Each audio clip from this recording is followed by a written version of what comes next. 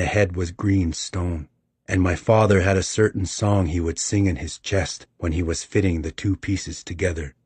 And that's the best way I remember him, humming that song I never knew the words to and being careful with his pipe, because it was from his father, who had gotten it from his father, who had never seen a horse or a gun or anything made from iron.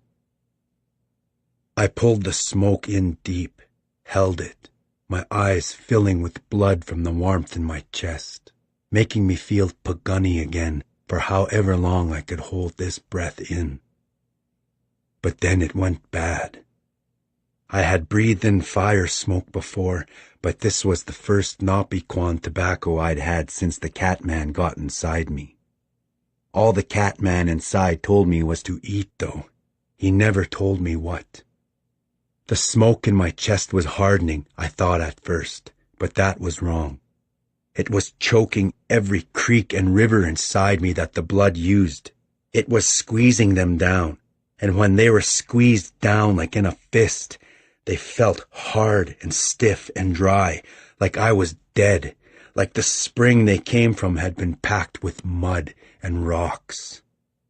I pushed back and stood up, waving my arms around, and my father's pipe fell from my hand, and the green stone broke open on the only rock in the ground, probably the only rock for 20 paces in every direction. I kept falling back into the lodge.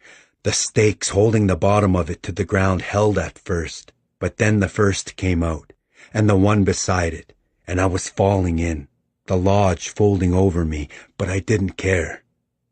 I couldn't breathe. The tobacco was choking me inside, not just where the blood goes, but it was taking my air, too. I slung the side of the lodge away, fought out, and looked down at my arm. It was so cold because there were black lines tracing through it like probably happened to your toes before they had to get cut off. My father had pushed back the other direction. I don't even know if he knew yet about the broken pipe. There was just me, his son, dying years before he was supposed to die, years after he had already died. I screamed loud enough that people from the camp might come over, and I fell to my knees, jerking and drawing in like this, like a dead man in the snow. My whole body was cold now, and I still wasn't breathing. All of Yellow on Top Woman's blood was coming up in drops through my skin, dressing me in red. I shook my head no, that this wasn't supposed to happen, not from something as simple and pugunny as smoking my father's pipe. And then, because the pain was making me back into a boy again, I looked up to my father, held my hands out to him for help. He was the only one. The last thing I saw was him reaching down for me, his face scared but also mad. And the next time I could see anything, it was him leaning over me, cutting into my chest with the broken stem of the pipe, digging with its sharp end into my skin, and then pushing my ribs apart. It didn't hurt my chest. It hurt deeper, because now he had to know his pipe was broken after all these years. The cut he was making was big and ugly like the hole you kick in the ground for your own dung when you're raiding. But my father finally got deep enough into my chest I could breathe, sort of. Through the pipe he'd stood up in me. It was like your chimney over there. I gasped in deep, but not deep enough. Just deep enough to be alive. I shook my head no because this wasn't going to work. And then my father stood, looked over to the camp. Camp had heard me. People were coming. No, no, my father said and kept saying, and everything went black for me. When I could see again, it was in pieces, and it was all stars rushing past, leaving their lights smeared behind, stars and my father's gray hair. He was running with me in his arms, to keep me away from the people, to keep my teeth away from them, my hunger. We ran all night, his legs as old as mine are now, but always know that a Pagani can keep going all night when they're going toward the backbone. Yellow on Top woman could have stood from her death lodge and done it too, if she'd heard Tall Dog calling her from over there. Some of the kids the soldiers killed that morning they killed Heavy Runner could have also, if they hadn't had their faces crushed in with the butts of guns. Someday, when Chief Mountain crumbles into itself, all the Pagani will run like my father did that night. By the time Sun Chief was making the sky light, there were trees above us. I don't know where my father was taking me, but it didn't matter, because I was already home, with him holding me to his chest. But then he stopped, and I could feel his voice even if I didn't understand it. He was talking your French language, the few words he knew. He was talking it to the trapper, and the trapper was saying it back but faster, until it became words I should have been able to understand, but now they were too far away and quiet. My father handed me across to him when the talking was done, and I could see past the trapper's thick arm. I could see behind me to my father, watching me leave with this funny old Napi Kwan trapper, and I tried to lift my hand to him, to point to the white lines scratching into the sky, opening it up like the night I was born. But I couldn't even move my hand. "What did you get yourself into down there, son?" the trapper who I didn't think was really a trapper said to me, breathing hard from going uphill, and I shook my head like this because I didn't know, but it hurt. The stem of my father's broken pipe was hitting on the side of the man's face with each of his steps, and it made the other end dig deeper into the hollow part of me in my chest. When I got too weak to draw air through it any more, the trapper turned to the side, breathed his own hot breath into it, waking me up again and again as we climbed higher and higher. My chest was full with the breath he gave me, but it was emptying fast, too fast, like you can hear me breathing now. But I won't cry in front of you, 3 persons. Not you. My pipe is empty now.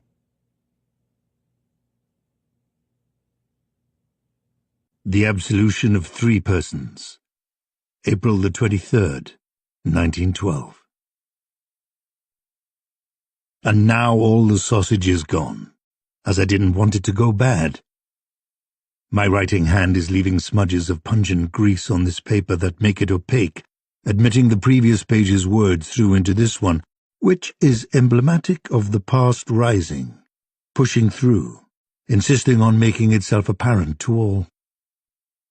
As for why I saved the sausage by eating it so, it's due to Frieda Zimmermann, wife of Heinrich Zimmermann, both of whom only bothered to learn enough of the American tongue to get along in town. Frieda Zimmermann, who but recently concluded her weekly visit, if I can call it that. In actuality, I couldn't convince her to step over the threshold into this chapel she's been in every Sunday for the last 2 years. To accommodate her obvious hesitation, I held my arm out to the whole afternoon awaiting us, and made suggestions that I had been about to step out anyway, to close my eyes and feel Sun Chief on my face, and let creation warm my soul. "Excuse?" Frieda said, kindly as ever, but her eyes betrayed the inner turmoil my falling unwittingly onto pagan terms had caused her. "The sun, the glorious sun," I corrected, tilting my face up to it as if luxuriating in its ineluctable warmth. "My life is a charade beneath even the lowliest mummer. Yes." "I don't," she said, looking this way and that for passers-by who could witness the farce we were engaged in. "We're still in God's house," I assured her in my most consoling manner, even blinking my eyes overmuch. Frieda Zimmermann gathered herself again, and finally said, "That sausage Erna left for you?" I nodded sagely, or attempted to affect that mien, after which Frieda Zimmermann relayed that it was her who implored Erna Schmidt to dress her sausage with those eggs. The eggs, being raw to my shaking, had indeed struck me as odd, but of course I've never one to turn down future repasts. "Do you still have them?" Frida asked. They were as yet on a cloth in the parsonage, awaiting cooking. Frida Zimmerman quietly requested I retrieve them, which caused me to insist she come inside and rest her legs, please. She couldn't be convinced to, however.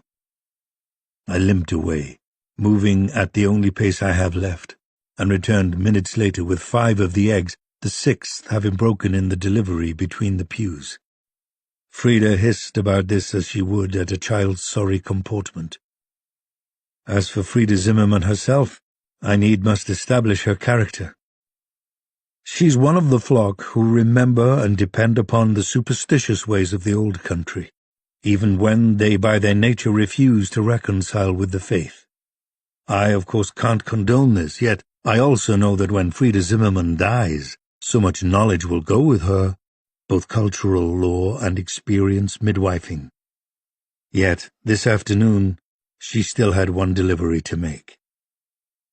She held the eggs in the cloth I had delivered them in and looked both ways down the street again, as if for anyone attempting to hear what she was about to tell me.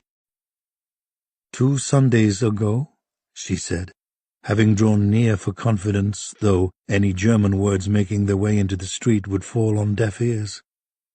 I suppose you saw Heinrich drinking from his flask during service? I stepped back as if aghast at this revelation, but of course I have been fully aware of her husband's tendency to sip from his poorly hidden flask. I assumed it was to keep his hands from trembling, which I can very much look past, suffering from the same cure myself. But evidently this pastor wasn't being charitable enough. "It's not what you think," Frida hissed, hitting me with the handkerchief she was using to cover her lips when she spoke, reminding me with that simple gesture that, though a pastor, I'm still but a man. "His stomach has been bad for years, and as he refuses the Chinese cure," her euphemism for laudanum, "he carries the morning's milk with him to take sips from when the need arises." "Would that he had not to suffer," I said, holding both my hands around one of hers and gazing imploringly into her face, like I would take her husband's stomach malady onto myself, if but I could. Frida shook my condolences off as there was something more pressing. "What, Frida?" I said, using her given name, which, for a woman of her era, is either an overstep or an invitation to honesty. "It had turned," she said, her whole torso hitching to say it, as if desperate to be rid of this. "Turned?" I asked softly.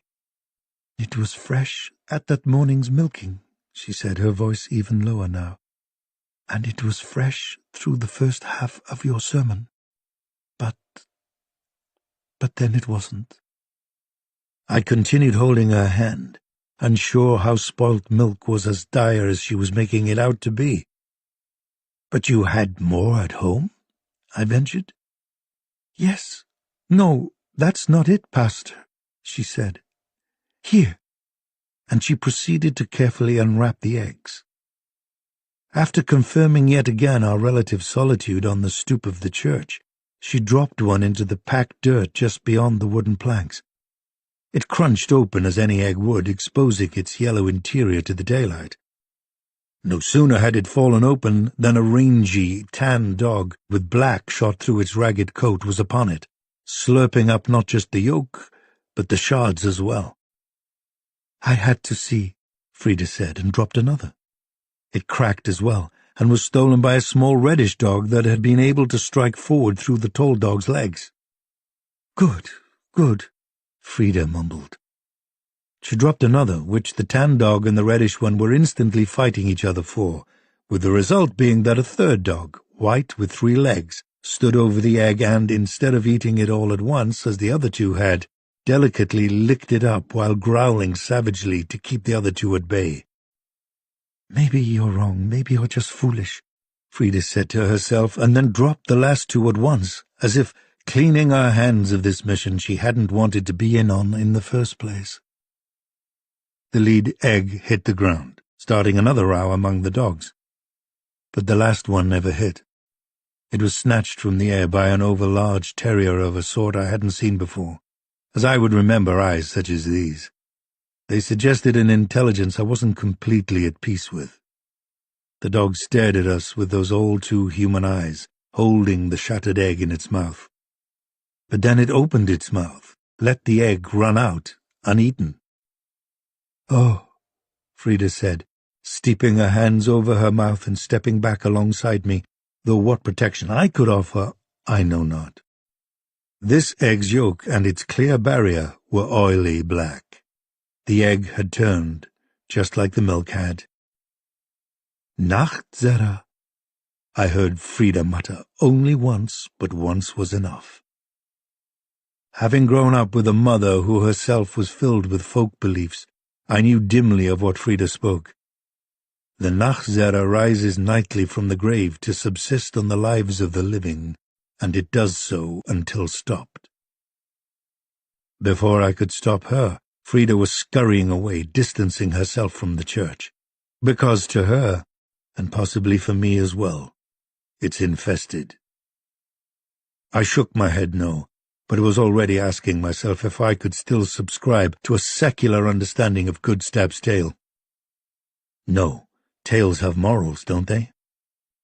What he would lay at my feet instead is a dark gospel. Instead of writing more this night, I will instead be moving backwards through this log, to retitle all the portions of the savage's story, and while I'm at it, I'll also scratch my own name off the front and inscribe deeply what this account is actually becoming, page by page, visit by unholy visit. Behind me now, Cordelia is mewing long and plaintively, and I know she's asking for another fresh egg, like was dropped between the pews but previously, which I've been trying not to hear her lick up bit by bit while I write this, her tongue a metronome of meat, steady in its hunger, implacable in its need. There are no fresh eggs any more, dearest Cordelia. I most humbly apologize. All we have left here is rot and decay.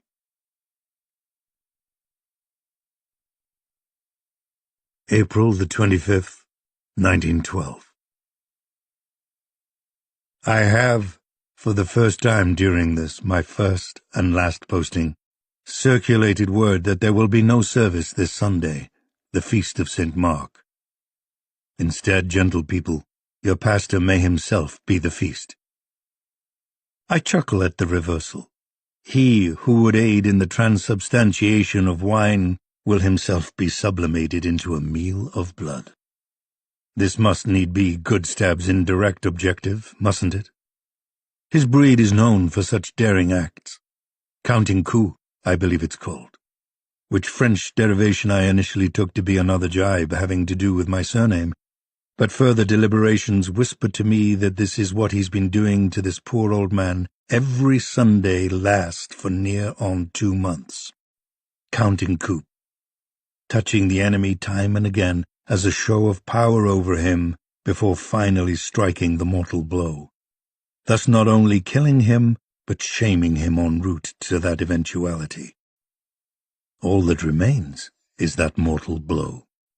Unless I can convince Sheriff Doyle of the threat in his constabulary that's already dispatched our postmaster, a Pinkerton man, and the better part of a family out of San Francisco.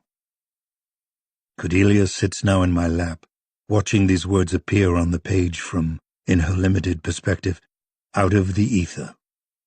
Never mind the color, dear cat. This isn't ink I write in. These are my tears on the page. And I apologize beforehand for the tight and darkened confines of the closet I'd take you to again but shortly. I would leave you a candle, but I fear returning to my church ablaze. I fear, that I would look up at those flames, not considering their heat, but nodding about their familiarity, and then, this being the proper home for one such as I, step up, duck in, and pull the tall door shut behind me with finality. April the 26th, 1912. My efforts to convince Sheriff Doyle have resulted only in isolating me more. I check the rafters continually for good stab, but if he's up there, then these old eyes can't detect him. I would trust Cordelia's better sight, but the moment I opened the door of the closet upon my return, to grievously announce my not surprising failure as regards Doyle, she screeched past me with such desperation that I had to return with a candle to inspect the limited environs of the closet. It was empty, as is the chapel, the various storage spaces, the rafters again, and, presumably, though I am not of steely enough nerve to brave the walk as of yet, the parsonage. Yet I feel distinctly observed, and, as Cordelia has made her temporary escape, I can't trap her in my lap to serve as my better ears. And so I sit here alone, uncaptured, yet captive. Was this afternoon's sally my last walk about town? I think perhaps yes. As finding Doyle is a continual matter of chance, his patrol having no set path, Custer County being large and wide, I, of course, went first to his office. Though unlocked, it was absent of any lawman who could direct me. The porch of the lodging-house was my next gamble, as the denizens there would have hallooed the good sheriff had he passed there. I never made it to the lodging-house, however. Instead, over the back of a cart whose driver wasn't at the reins as he was inspecting the forehoof of his horse, I saw a neat bowler I recognized with a start, and no small degree of both hope and trepidation. I had set out to find the local law, but was there now another Pinkerton man in town to find the one now missing, just as the one missing had been curious about the 6 lost decades before? I worked my way around the stalled cart to call this man down, but saw he was already ducking into the second of our local saloons, where I had acquired the bottle I traded to Saul Bertram and his cohorts. Mose the taverner nodded to me, limping in from the daylight, but I was already fixated on the bowler hat that was ducking through the back door.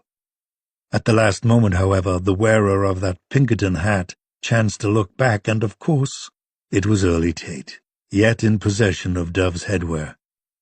He tipped it to me, flashed his smile of rotting teeth, and slipped away, I think to the Jakes immediately behind the saloon.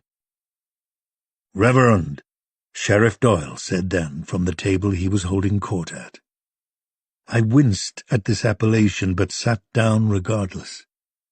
The 2 business owners he'd been deliberating with rose, made their excuses, and stepped back to their establishments, the discussion evidently having been not meant for the ears of a man of the cloth.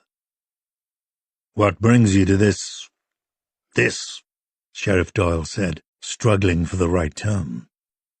"Den of conviviality," I supplied with forced lightsomeness, as Mose was surely within hearing, and you always want to be in the good graces of the Ost, as a certain group of travellers call the Tapestier.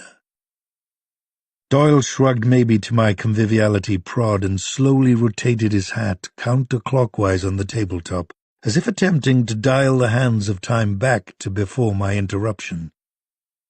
"He came back," I led off with, having no time to set the plate out for what I intended to feed him. "This Indian," he said, using, I believe, the same paternal tone that judges the breathless testimony of a child, frightened after dark.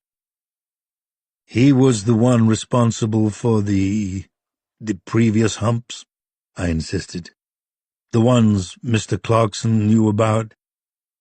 "You know this how?" he asked back.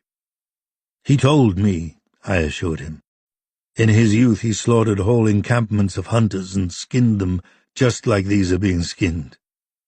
"Just one man?" Doyle asked. "He claims to be more than that," I told him, not blind to how that must sound. Doyle absorbed this, his eyes moving across the empty saloon.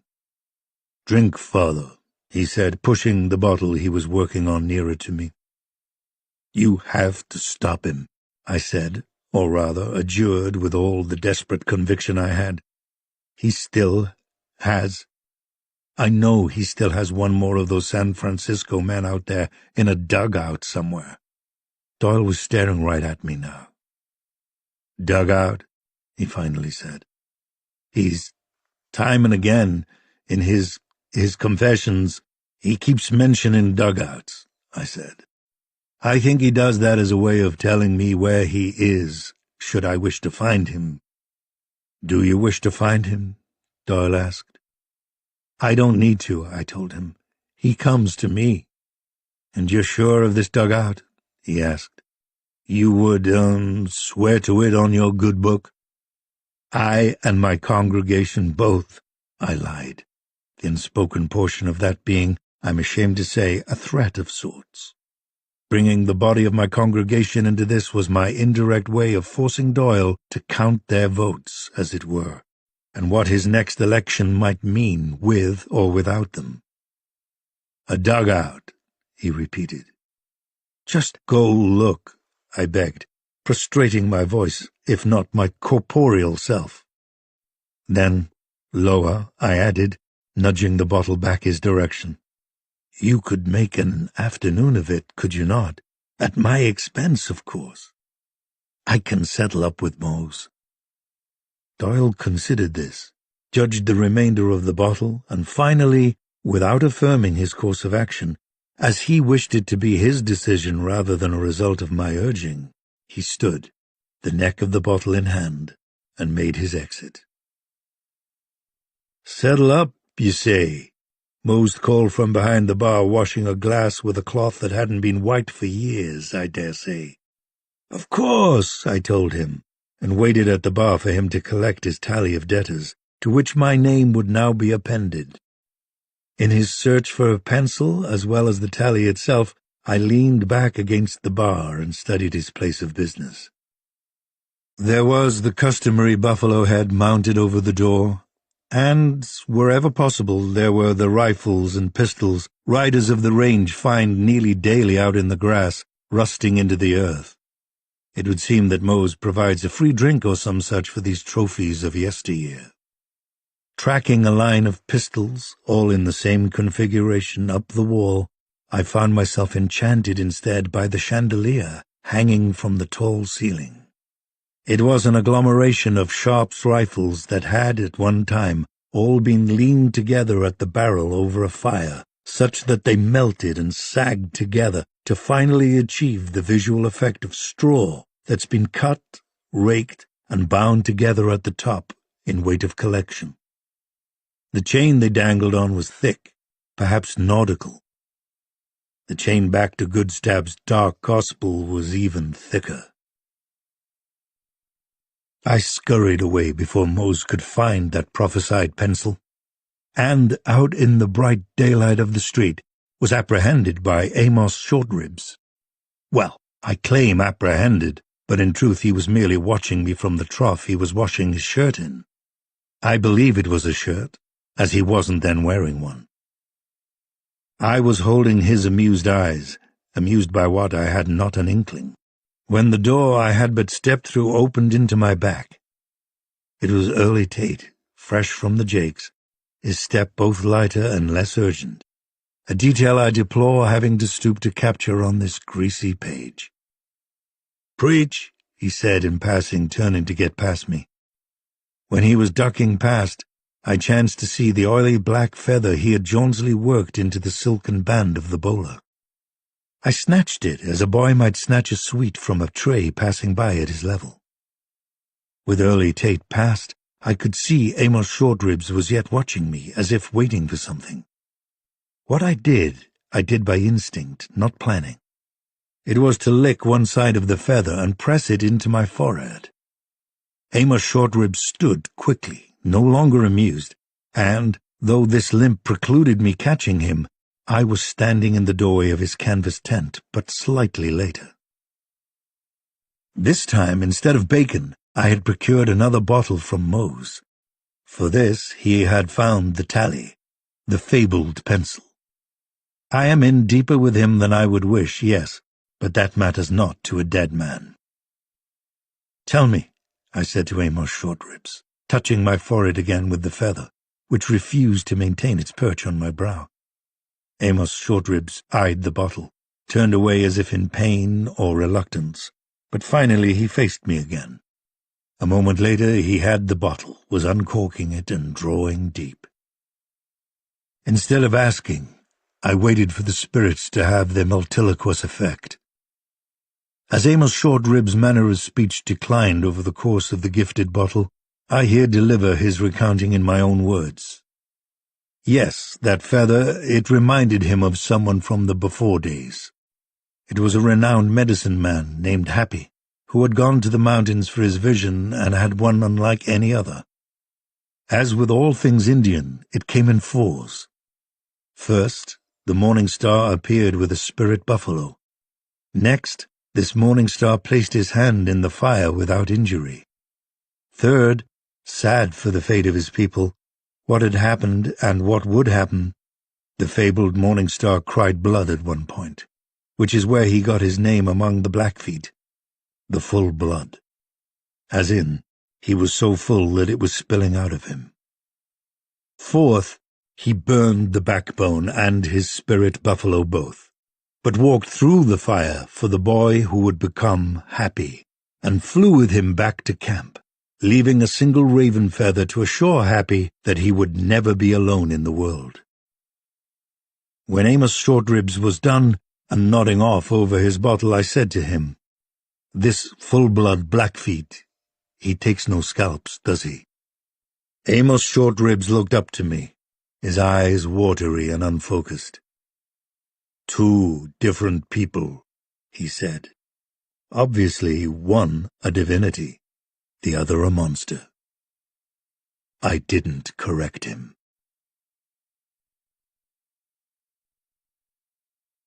April the 28th, 1912. Good stab is gone again, and I remain whole and intact. Possibly because, in addition to the bottle I delivered to Amos Shortribs, I also got onto Moses' tally for the pack of Chesterfields he had in his chest pocket, not including the one he had tucked behind his ear. I haven't smoked since the day of the Quirly and the cheroot, when tobacco perforce replaced meals for long and painful trudges through the gathering snow. But my lungs remembered what Poitevins' thinking self had forgotten. Any Frenchman I must hide under their nom de plumes, and I relaxed into myself for the first time in days. In addition to the instantly felt medicinal benefits, this Chesterfield, being mass-produced, was easier to draw through, and the straightness of its shaft was comforting, in that its regularity suggested a modern world where order reigned supreme, each cigarette like the previous one, in a line extended back and back, soldiers in a column, advancing steadily and implacably forward to bring civilization to the savage wilds. Better yet, there were 18 more in the troop after this one, and their inhalation wouldn't be stymied by tapping leaf out and rolling it with unsure hands, then licking it shut with a tongue long gone dry. Whatever was now due Mose for this, it was worth it. To say nothing of the fact that its vituperative tinge in my blood, cogito, has to be the sole factor that kept Goodstab's teeth from my neck. I know not why mere tobacco, inert as it is, would deal so violently with the otherwise resistant constitution he claims, but I do know that any effort to tempt him to smoke with me, thus incapacitating himself, would only hasten my inevitable end. But I can use these Chesterfields as ward, I warrant, against his teeth solely, I mean, not to forfend his corrupt and corrupting presence, as illustrated by, well, smoking that first Chesterfield and thereby joining arms with the contemporary world for a moment, I wasn't as alone in the chapel as I assumed I was. Peering through the smoke I was exhaling, I finally, as must happen when sitting in a pew, looked higher, to that which I no longer see, due to his constant presence. I speak, of course, of Jesus on his cross, looking down on us all, his pain and suffering graven in wood, his skin not pale and sunless like mine, but leathery and brown from his long walks across the deserts of his world. As I watched, he spasmed forward and coughed from my exhaled smoke. I turned to run, and of course fell with the first step, my bad foot betraying me as ever, so I didn't see Goodstab extract himself from his cruciform perch, leap all that distance down, and retrieve the robe he must have secreted in the pulpit. Neither did I hear him, which made his descent even more ominous.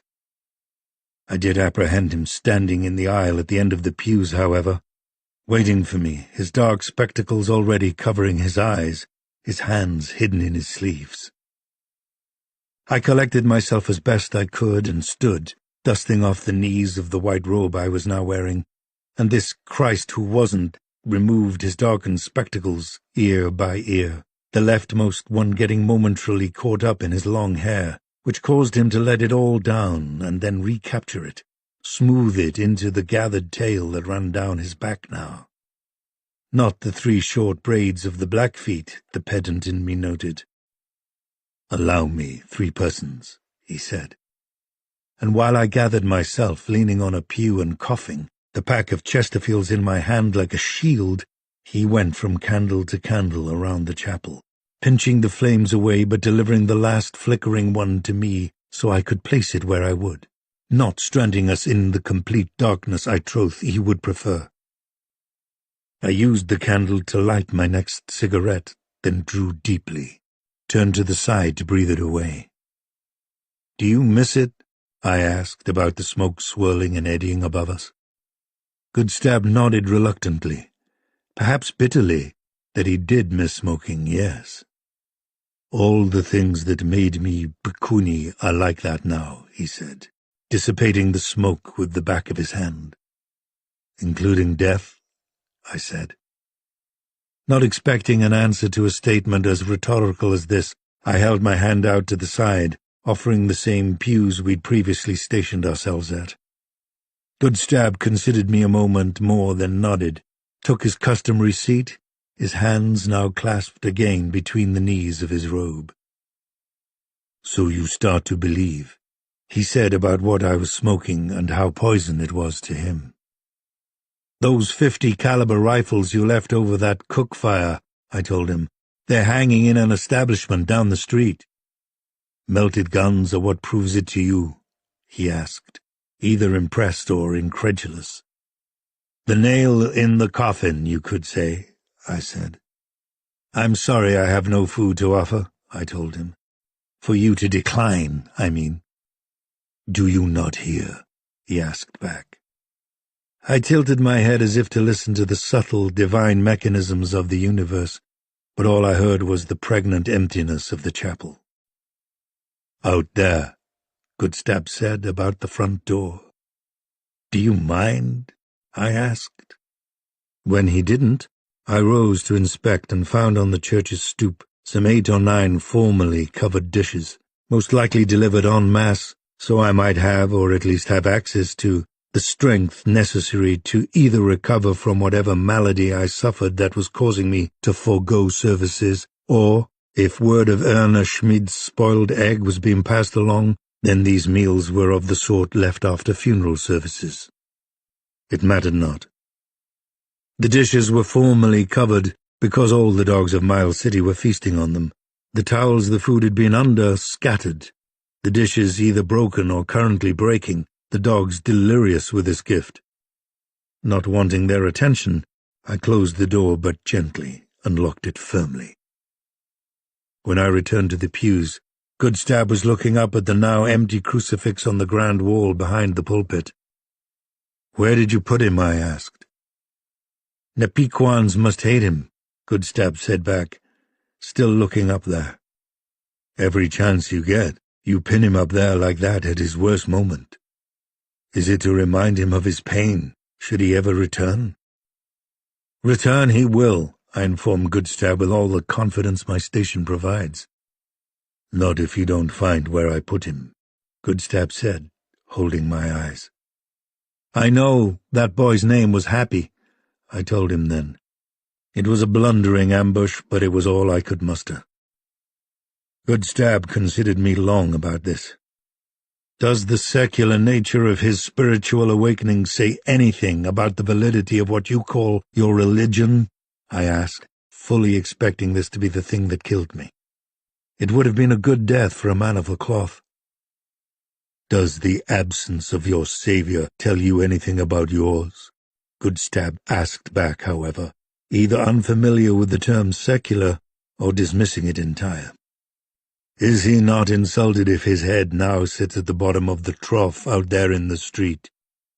Like Lavinius Clarkson's flag, I added, dourly. Was it only his? Goodstab asked back. I thought it was a blanket for all you Americans to hide under. One you would rip away, I muttered, swallowing to be so bold. It flew above the bear the day they killed Heavy Runner, Goodstab said back without pause. It flies above every camp of dead Indians. I will always pull them down. You put your reminders of pain on the wall and pray to them. We still hurt, so we don't need that reminder. Why are you here? I asked then. Why me? Can you do me that dignity at least? Do you deserve my attention, three persons? Goodstab said more than asked, if I'm to be honest. Do you really wish to be absolved? I said back with the same intonation, or lack thereof. Do you? He said to me. I said, you say you've killed some 50... But he interrupted me with, I'll give you the count when the count is done. The meaning I take from that, and that I took in the moment as well, is that I'll be among that number. But know that it will be more than the number of toes you lost in the snow, he added. You've killed more than 3 in the last 2 weeks alone, I told him. 1, he corrected, holding his finger up to show he meant a single week. But thank you for sending your sheriff out into the grasslands. Does he still have his skin? I asked. Goodstab just stared at me, but then he finally said, 2 of the dogs at your door are pregnant, both by the same father.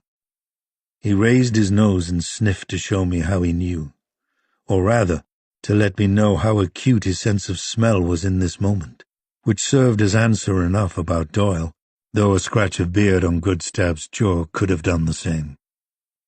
It takes a while for such characteristics to present themselves, I know, and I presume he knows as well, better than I. To the contrary, however, a single cigarette had already quelled the trembling in my fingers, its effect felt immediately. Of course, more Chesterfields will be required by midday tomorrow, I expect. And yes, I do indeed feel the guilt of having directed Doyle out to some imaginary dugout where, isolated, Goodstab could do violence to him. However, corollary to this is the necessity that, while I was considering the first of my Chesterfields, Goodstab, but recently returned from his fatal errand out on the prairie, had to have been moving like a spider across the ceiling above me, and maybe more than once, as he would also have to remove the statue, behead it, and deposit that head in the trough.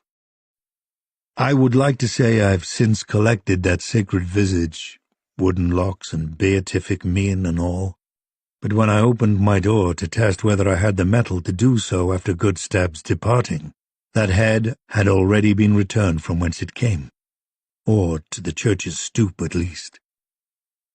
I trust this was boys in the street who didn't want to be accused of having done anything wrong or sacrilegious, yet knew that if they were seen with such a holy artifact, dripping a mix of water and horse mucus and the leavings of Amos Shortrib's ablutions, they would taste the switch and possibly the strap. Oh, to be so young and easily punished again, if only for one eternal afternoon. Sitting with Goodstab earlier, however, I was as yet unaware of any such return. I was still being forced then to picture Doyle skinned out in the prairie, and my unwitting complicity in such an abhorrent act. Just take me in their stead, I finally said. They've done you no injury, no insult.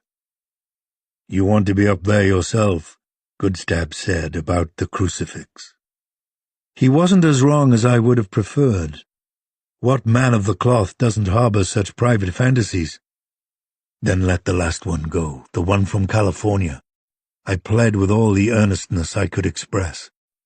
As a favor to me. If there is another, Goodstab said with a devious grin, you don't even know him. Any life is precious, I muttered, my quiet objection meant to be more compelling the less loudly I delivered it. This caused Goodstab to actually laugh, such that he had to turn away, cover his mouth. When he came back to me, his eyes were rimmed red. I had to suck air through my teeth. Goodstab understood what I was seeing, what he was showing, and blinked that redness away, drinking it back in, I have to believe. Your Catman was able to die, I said then. Why are you so different than him? Am I? Goodstab said, then shrugged, added, I still had the hide hunters to make cry. The men who were shooting the herds, I said. He didn't have to affirm this, but I did note how the fingers of his hands clenched together in response. In memory, perhaps. So you kept doing that? I asked. They're the ones who kept doing it, he said, looking directly at me for a moment. But the buffalo were all gone by the 80s, I said to him. And so were many of these hide hunters, he said with a lecherous grin. They were just making a living, I countered. The chuckle this elicited from him was no longer an expression of mirth, but something more violent and dangerous. Let me ask you something else, then, I began. You say horses are skittish around you because of what you are, because they can sense your true nature, yet these buffalo you raised from calves became accustomed to your presence. Are you now accustomed to your missing toes? He asked back.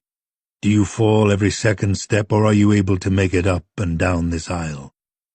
The answer to this was beneath giving voice to.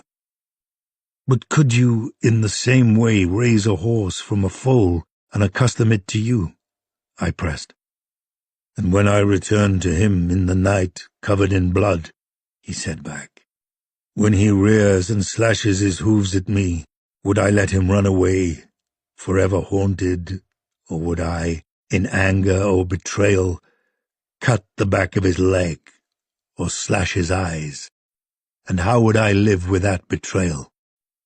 How do you live with having drunk that old woman?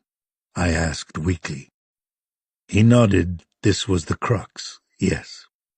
She's not the only one, he said, as if punishing himself with the confession. Not the only old Blackfeet? I asked. If you ask why I hate myself, he said, I'll tell you it's because by taking the lives of the elders, I'm stealing wisdom from the Pukuni. They're the only ones who remember the old days and the old ways. Them and you, I said. The people might listen to the full blood, he said, were he ever to walk down from the backbone. But they would never listen to ticks no scalps. What about Goodstab? I asked. Would they listen to him? They don't remember him, Goodstab said. I wouldn't either. His life was thrown away. He didn't matter at all to anyone. He couldn't even protect his wives and children. It's good that Beaver Chief made him cry. Cry red, I added. On the inside, Goodstab said. My tears, they're like yours, 3 persons. How do you know I cry? I asked. He looked up to me in a way that told me how weak this question was. I can hear your stomach making its hungry noise, he said. The dogs are eating my dinner, I said back with obviousness, and made sure he observed the next deep inhalation of smoke I took, so he could clock how long I made myself hold it, hopefully suffusing my very essence with the dread tobacco. Do I need to put this out? I said with false imploringness. Goodstab shook his head, no, but slowly watching me the while. I would like to see your missing toes for myself, he finally said. It made them cold in my boot, their ghosts curled in, trying to hide. So you can draw blood through them as you did the boy's missing fingers? I dared to say back. It should have been the thing that killed me, I know. Again and again I was asking him to reach across with the nails he claimed were sharp and hard, draw them quickly but surely across my throat, letting flow the blood I judged he was here for, so this could finally all be over. "You think I've done something to your little hunter," he said back about Cordelia, nodding to himself. "I haven't, and I won't." "Kindred spirits?" I asked. "Cats eat doves," he said back. It was peculiar enough that I, as surely intended, unpacked it exactly as he meant me to. I disallow him a sophisticated vocabulary, yes, but his acumen I can't question, except insofar as it seems to be tempered by a certain playfulness. In a poet or other writer this would be an admirable trait, a defining characteristic. In a savage with nefarious intent, I have to take it as merely another weapon to wield against an old man. "Why are you here?" I finally had no choice but to ask, in hopes I could at least assign a purpose to my coming death. However, in my phrasing I detected the undercurrent I would never intend, but which good Stab had now made me sensitive to. My God, why hast thou forsaken me? To which good Stab might in keeping but reply, "I thirst." Good Stab was right, however. My stomach does speak to me about its hunger now, these hours later, which have passed like the merest of minutes. And the dogs, the last time I checked, have stationed themselves on my stoop, as this is the place where food once appeared. It may yet again. The only time they slunk off, tails between their legs, ears flattened to their skulls, eyes averted, was when Good Stab walked out the front door, parting them. As to his answer to my question about his purpose for seeking my company, he considered the question for a long moment, then finally looked to the side, said, "Because you remember too, though you pretend it never happened." I swallowed, the sound roaring in my ears. "I'm here to remind you," he said. His fingers were ringing each other again. "Then please do," I said to him, waiting for his eyes to find mine again. When they did, I placed my right hand over my chest, said, "You listen with a good heart?" Good Stab interrupted with a sharp, cornered grin, the likes of which I would only ascribe to the pit. "I listen with the only one I have," I told him.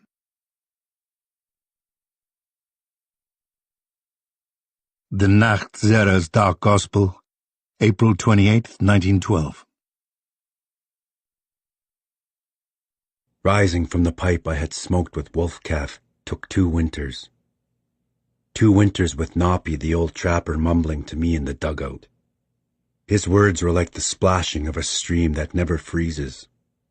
The stories he told and kept telling were from before he made the world, about how the stump left behind when a beaver chews a tree down looks like a little Pagani lodge.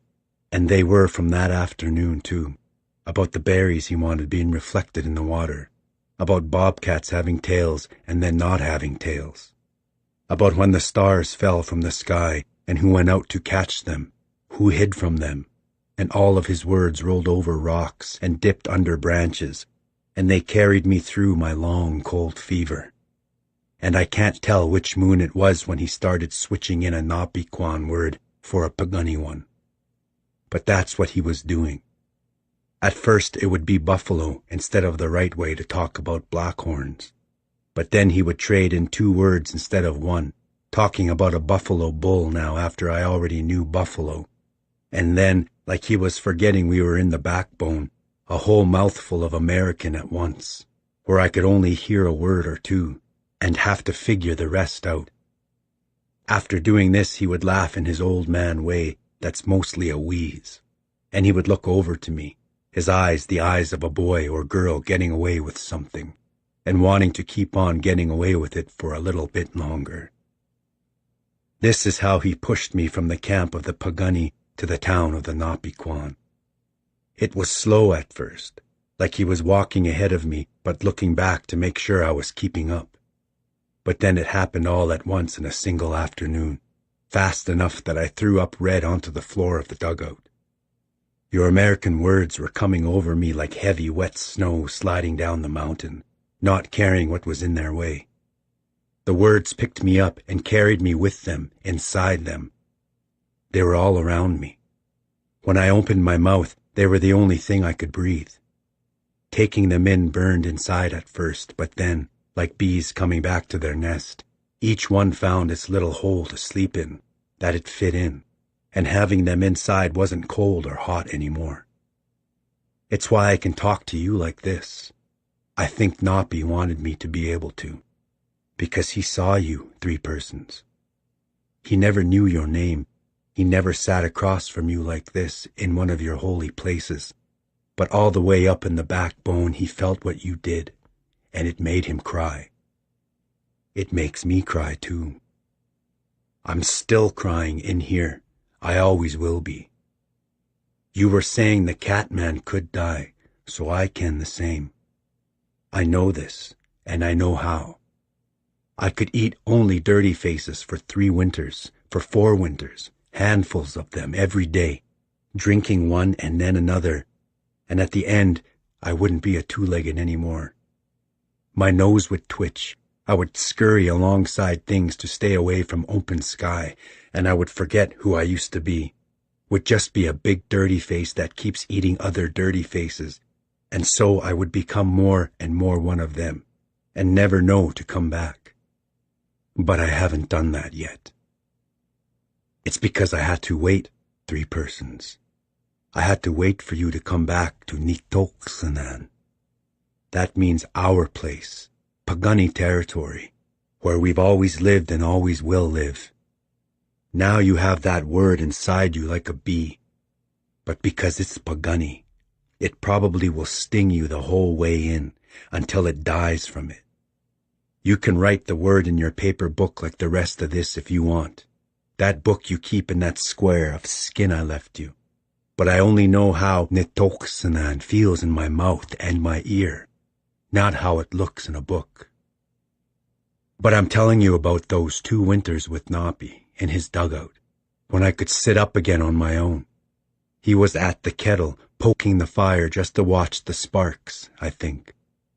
I never figured out where the smoke from his fires went, but 2 days' walk from the backbone I've seen springs that bubble like a cooking pot, and I think that under them are Noppy's cook fires, because he has dugouts all over. It's how he keeps from being bothered. It's how he hid where we were, those 2 winters, and all the moons between them. "Ho, welcome back," he said without turning around. "What happened?" I asked, touching my lips like scared of them, because it was your Noppy-Quan words coming out of them. At first I thought I'd eaten enough hide hunters that all their tongues were swimming in me now, but then I remembered Noppy's steady voice talking for so long. "That tobacco squeezed you inside for 2 winters, Noppy said with a shrug. "It didn't want to let go." "2?" I asked back, this time in Pagani, to be sure I still could, to be sure that I hadn't lost that, along with everything else Pagani that was already gone. Noppy turned around, said in your American, "It would have been 3 if my old friend Wolfcalf hadn't brought you to me." This is when I remembered my father, running with me. I had to look away from Noppy, but still a red tear fell down my face. I touched it with my finger and put it back on my tongue. And the taste, it wasn't white clay people. It wasn't Pagani. It wasn't Noppy-Quan. It was long legs, and real bears, and black horns, and wags his tails, and big mouths, and little big mouths, and long tails, and quaking leaf trees, and everything that lives in the backbone. No, that's not the way to say it. It was everything the backbone is shaped from. When I turned back to Noppy, he was watching me figure this taste out.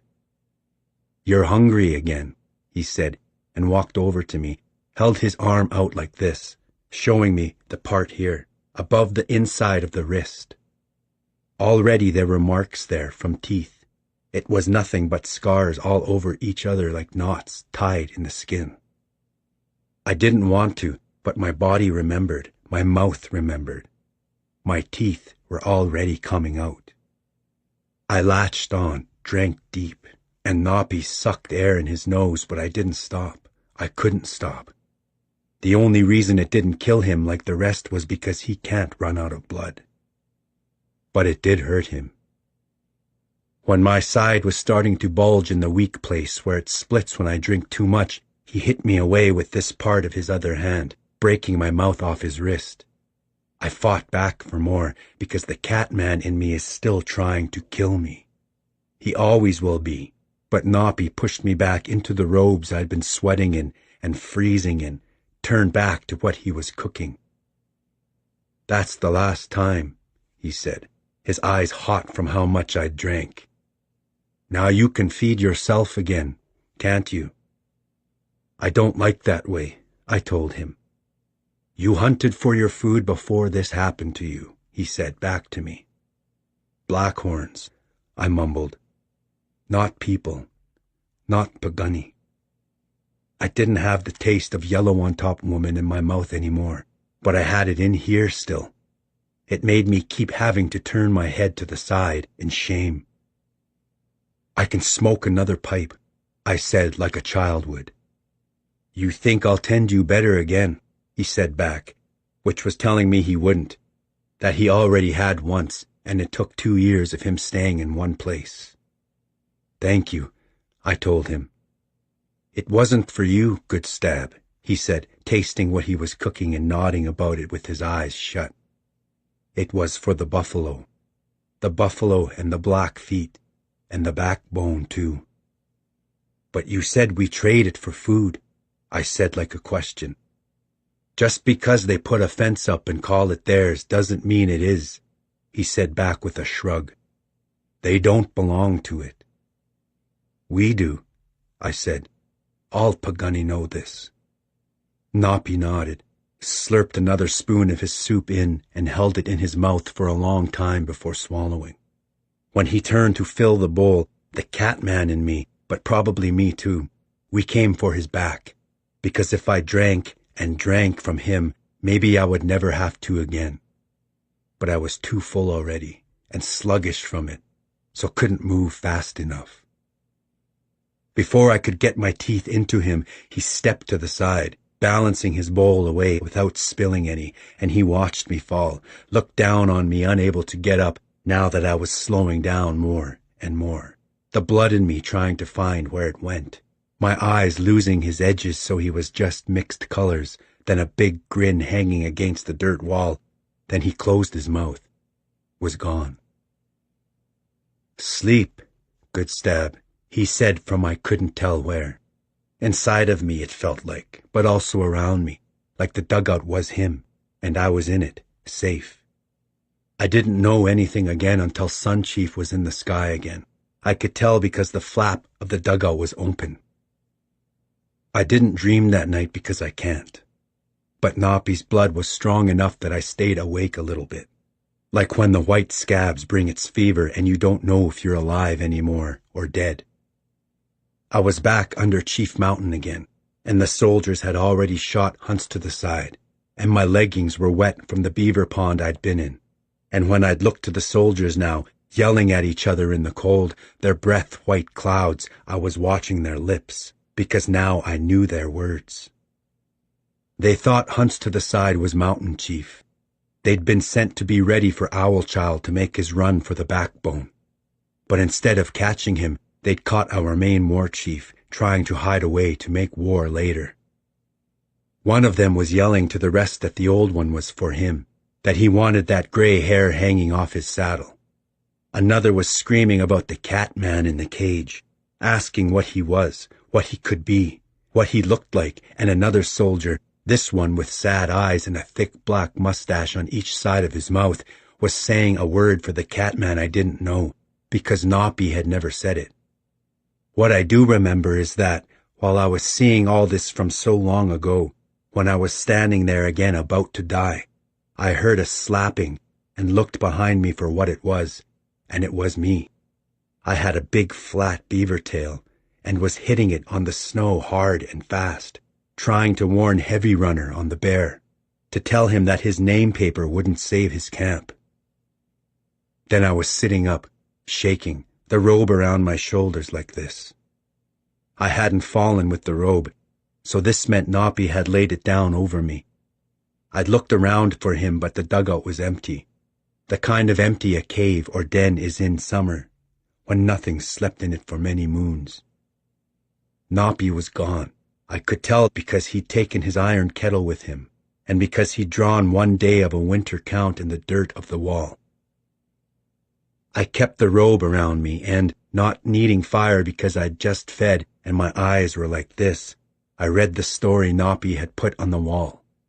It was a river with a long hill, and then another hill by it, and in the water and in the grass were Noppy soldiers, all of them dying or already dead. At first I thought it was the bear, that this was Heavy Runner like that boy had told me about, but the hills he had drawn aren't on the bear. Where Heavy Runner's camp was shot, there's a tall crumbling bluff, like this, straight up and down.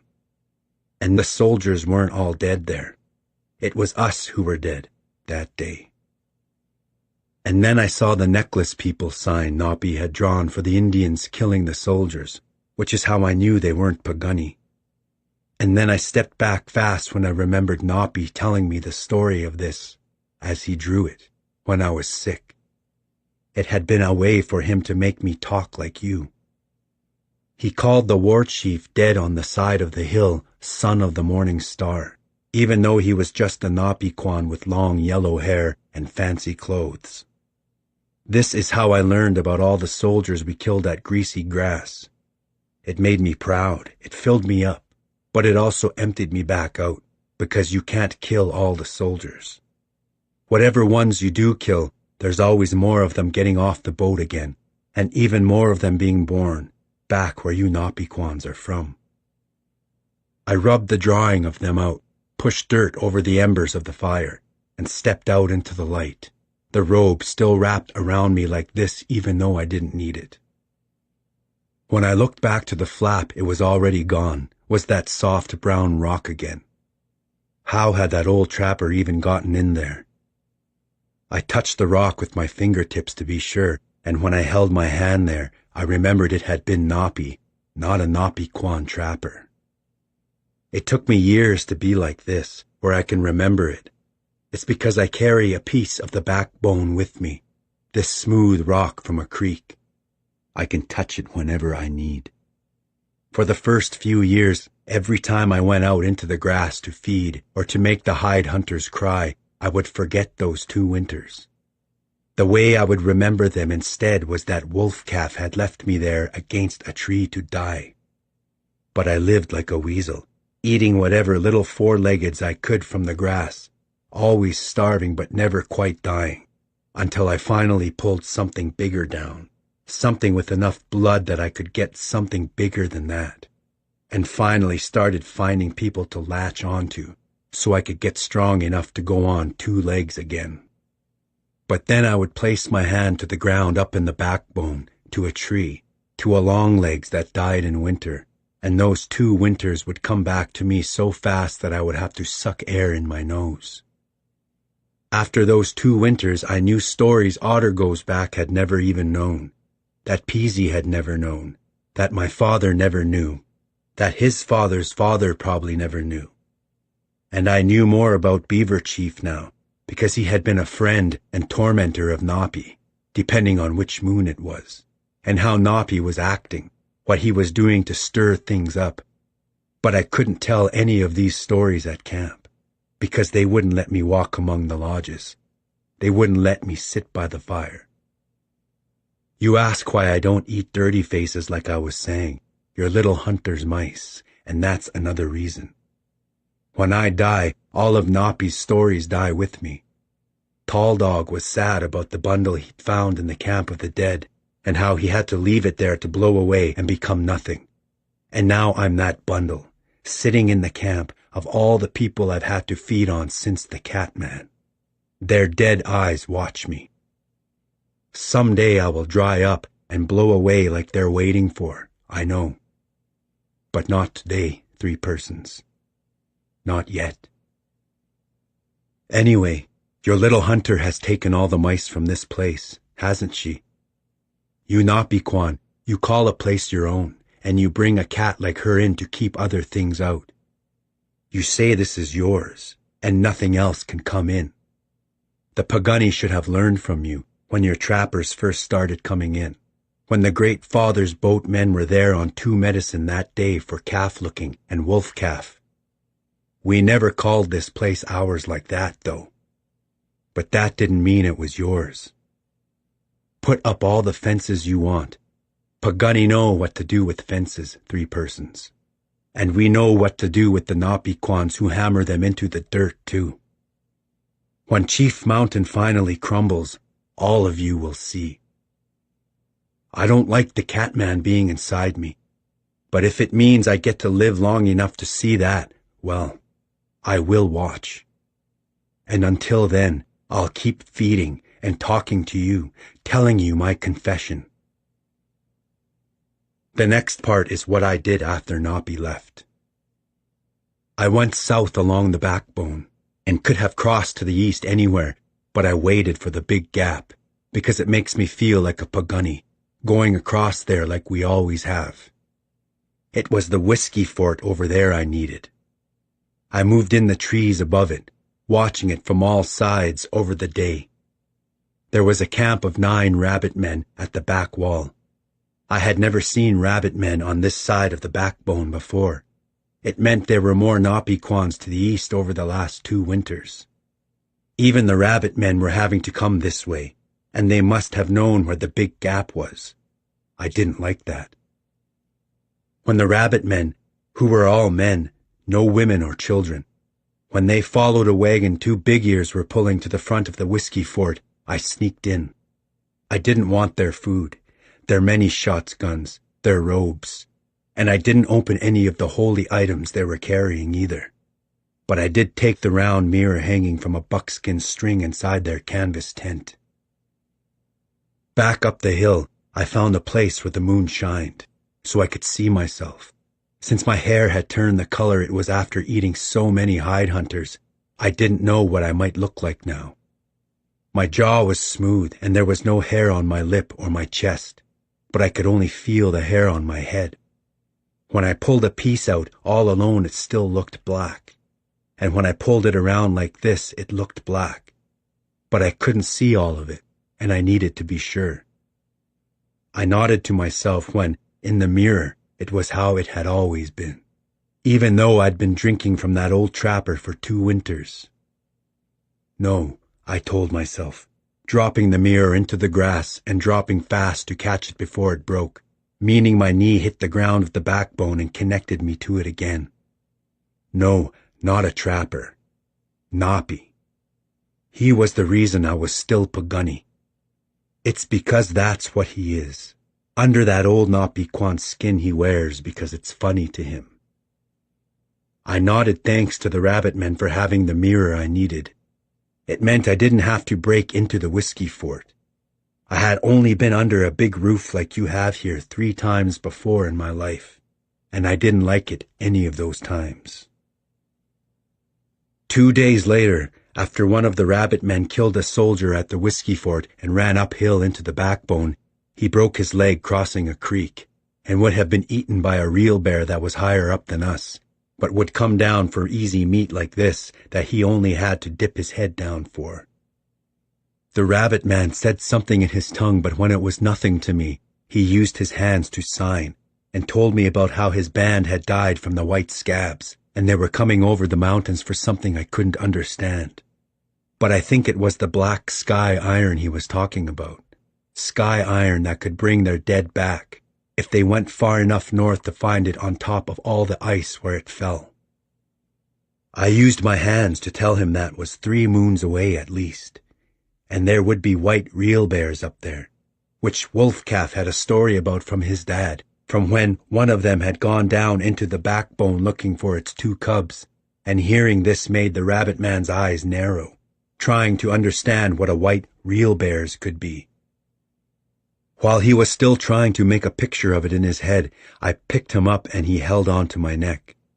But instead of carrying him back to his camp, I buried my teeth in his throat, drank him dry. He should have been dead already, I told myself while sucking him in. It didn't matter if it was a broken leg or a real bear that killed him finally. It could be me, too. Dead is dead. And 8 rabbit men could find their sky iron the same as 9 could. But I didn't think it would bring their dead back. If it could, our many faces men would have told us this long ago, so we could stop crying. I would bring my wives and children back, and Tall Dog, and Heavy Runner's Camp, and so many more. I laid the rabbit man along a cut bank, painted his cheeks under his eyes with 2 fingers of mud on each side, and pulled dirt over him. I didn't need to eat so soon after Napi, whose blood lasts longer, but I needed to prove to myself that I still could feed the normal way to me. I couldn't only take rabbit men, though. Even mixing them with snakes and white clay people and the rest wouldn't be good enough. I would look Pagunny, but inside I wouldn't be anymore. The only people I can drink and stay Pagunny are Sikthakates. Make that one look on your paper the same as you did when I said it to the boy with the raven.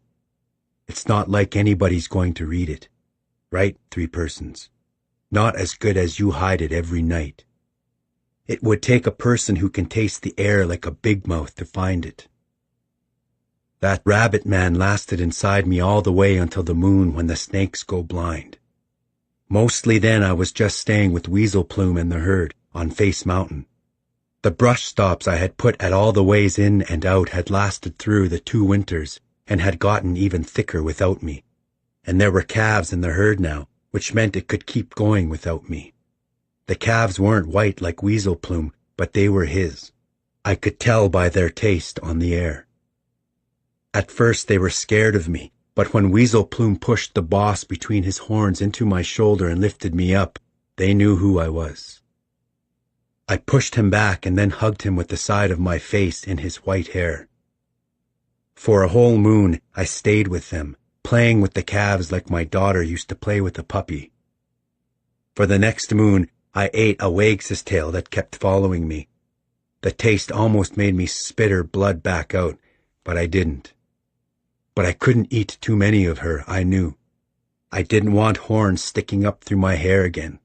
I didn't want my eyes to have to get big and round like that. It was already the moon when the jackrabbits whistle at night. The moon the Pagunnies starve getting through. The snow in the backbone was deep and tall, and I had been sleeping down on the dirt and the old needles under the trees, with their branches up there holding all the snow from falling down any farther. I told Weasel Plume that I would be back, and when I told him, his hump was only as high as my waist, because the frozen snow won't hold a blackhorn. Just me and the birds, and the swift runner with big feet that don't fall through. I had been going down to carry armfuls of grass up for Weasel Plume and the herd to eat, and it was spread on the snow like the world was upside down. From 50 paces off, all I could see of him in the white was his black horns and his eyes and his nose. He was watching me. I told him again that I would be back. How I knew where I was going was that I followed a raven downhill. It wasn't my swift runner, it was the boy's helper, but it wanted me to go behind it, so I did. It led me to the fat melters again. It flew in and perched on a meat rack, and I had to sit far away. If anyone saw me without a shirt, with just the new leggings and moccasins I had made from that Wags's tail, they would know I was dead already, because the dead don't care about the cold, since they're already cold inside. But nobody saw me. They were all in their lodges by their fires. I remembered. It almost made me warm like them. That night a noise by the creek drew me in. It was a night rider probably 14 winters old. Not the Raven's boy and not White Teeth, but he looked like both of them. He was chopping at a big leaf tree with an iron axe, and his horse was tied a few paces away, digging in the snow for grass. When the boy finally fell to his knees, the axe still in the tree, I stepped in so he couldn't see my face and finished the tree down for him. It fell along the creek, so it didn't block it, and that was good. This was when the boy saw my face. When I tried to step through the snow to be like him, it was hard for me to do, and the boy saw this too. I shook my head no, he didn't need to run back to camp about me. Before knowing if he would stay or leave, I started peeling bark off the big leaf tree. In the winter, horses can eat that if there's nothing else for them. I don't know if you Napiquans know that. After a few pulls of bark, the boy started on the other side of the trunk. I threw a long piece over to his horse, and the boy watched the horse smell of it and open its lips around it but not eat it yet. It takes them a while to figure it out, I said, at first in Napiquan, which made the boy's eyes big, but then I said it the Sixaketsapi way. We kept pulling the bark. Doing this with the boy was the most pagani I felt since I died from the soldiers in the backbone. You can chew on it if your tooth ever hurts, I said to the boy about the bark. I know, he said back, insulted. I grinned into my chest. My son would have been like him, I knew. Does it help with anything else? He asked then. I pulled a long strip slowly away from the tree. From the way the boy had stopped pulling bark on his side, I could tell this answer was important to him. Why? I asked, not looking up. He shook his head no, that it didn't matter. You're Gana, Sixaka, he asked. These are the other two Sixaketstapi. Because we had the same words, but he didn't know me, he thought I had to be from above the medicine line. I told him I was Pagani like this, like I showed you before. Small robe, I added, about who I was, or had used to be. Why are you here? He asked then. To help you, I told him, and stood with all my bark. He stood with his too. You're not cold, he said about me. In here I am, I said, trying to touch my chest to show what I meant, but my hands were too full. We can tie it on there, the boy said about the old cavalry saddle he had on his horse. He led off, but I didn't follow. If I did, the horse would rear up, slash with its hooves. I'll carry it, I told him. He looked at me about this but didn't say anything, just tied his bundle of bark on and took his horse by the reins. I followed behind, being sure to walk in the horse's hoof prints so I didn't have to push down through the crust of the snow. The herd was over the hill, maybe 200 of them. There, the boy said, like I might not understand. When he walked out into the middle of them and they all smelled what he had, started moving to him, I watched him doing this, and it hurt as bad as when the big-mouth hunter stabbed me in the leg. I set my bark down, was gone the next time the boy looked back to me. I was already running east on top of the snow, leaving no tracks. Hours later, the closest hide hunter's fire was tall, like they wanted me to kill them. But then I thought they made the fire like that because they knew about my eyes, and that I would be blind if I came close. I was standing in another field of skinned blackhorns. It wasn't a trap, but somehow they knew about me enough to have hunters hiding in wallows they'd scraped out under the staked robes. I should have smelled them, but the air was thick with the dead blackhorns, with the powder for their guns, with the tongues they were cooking, and with their bitter piss splashed over everything. The first of them stood up from under his hide and it stayed over him, and the front part raised like a flap when his long shooter gun came up. I dove to the side right when he shot and felt the greased shooter pull through the air by my shoulder. Before that hunter could get another shot ready, I was to him, running past without stopping, my hand like this, to open his belly to the night. 20 steps later, the taste of that blood in the air stopped me, made me look back. I pulled my hand to my nose to be sure. It was Pagani blood. The hunter behind me was on his knees, trying to catch everything that was spilling out of him. It was steaming in the cold. Another greased shooter hit the ground between my feet. I looked down to it, then up to a Pagani warrior with a war club. He was flying through the air, had pushed off from the side of a dead blackhorn to jump high, come down on me. I stepped to the side, watched him hit, and then roll to his knees, ready with his club. These were hide hunters, but they weren't Napiquan. I never would have believed Pagani would do this to the blackhorns, because it was doing to themselves. I shook my head no. I must be tasting that blood wrong, and slipped away just when two more greased shooters hit the dead blackhorn that was behind me. Instead of running away, I dove into the wallow the first of them had been hiding in. His war bag was in there, and his short pipe, and his tobacco. I pushed away from the tobacco, didn't know yet that it was only breathing it in straight from the pipe that hurt me, not just touching it or breathing someone else's smoke. When Sun Chief broke into the sky, these Pagani were gone. I had shot more blackhorns than I could eat, too, when my wives had been alive. But that was to trade robes for iron pots and round ball guns. But when we did that, we took the meat, the horns, all of it, like we always have. These Pagani weren't doing that, but they were probably doing it for pots and guns. And I can't say that if I didn't have the cat man in my blood, I wouldn't have been with them. I found the man I'd cut open lying behind a dead blackhorn. He'd been left behind. "Takes no scalps," he said when he saw me standing above him, Sun Chief to my back because it hurt too much to look at him. "Sixacates, Tapi, don't do this," I told him. "They don't do what you do either," he said back, grunting from how he was dying. We were both right. "We don't leave the white dirt on them," he said, jerking from his pain. One of the backs of his feet had kicked a long scrape in the ground. He'd been there all night. "I won't take your scalp either," I said to him, and I didn't. But his blood kept me from having to find another Pagani until the end of Tricky Moon. It was the longest I'd stayed away from the backbone since the soldiers killed me. I followed the Pagani hide hunters.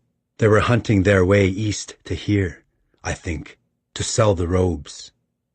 The night they camped upwind of a small herd, I went ahead into the blackhorns and got them running like to a blood fence, to go falling off the edge of a cliff. But I was just driving them away, north to the blood-clot hills that we call the Sweetgrass Hills now. So you can know where I mean. The Big Mouth hunters' camp was under the snow now, almost flat again, along with the hunters. I would have made water on them, but I only have to do that every few days now, and it's just the clear part of blood, after my body's taken all the red out. It doesn't smell bad. It's like the water when you break into a four-legged spine, so it's hardly an insult. And if you're wondering if I could have another wife up in the backbone, to grow old while I didn't and finally get scared of me and try to stab me in my sleep, she would leave me before it even got to that. The only way I can have children now is like the cat man made me his child, with his teeth. But I'll never do that. But biting and drinking, it feels as good as the other used to feel. Better, even. When the blood is gulping down my throat so thick I have to breathe through my nose and my eyes roll back to look inside. I'm not hot and I'm not cold. I'm hanging in water that's like thin mud from a lake bottom. But it's clear, and it's the same hot and cold I am, so I can't tell where it stops and my skin begins. It's like being big and small at the same time, like being alive and dead together, and I hate that it feels so good. I hate it because it means I can't ever stop. I left those 4 Big Mouth hunters buried in the snow, but I took their knives and their iron pots and kettles.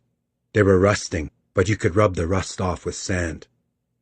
I left them all by the night rider boy's horse while he was making his normal water in the grass. When he saw them, he melted up onto his horse as fast as any Pagani ever had. He pulled the horse around and, instead of riding into camp, he ran for the far side of the herd. Horse raiders, the first thing they do some nights is leave something for the night rider to carry back into camp, so everyone will see how important he is.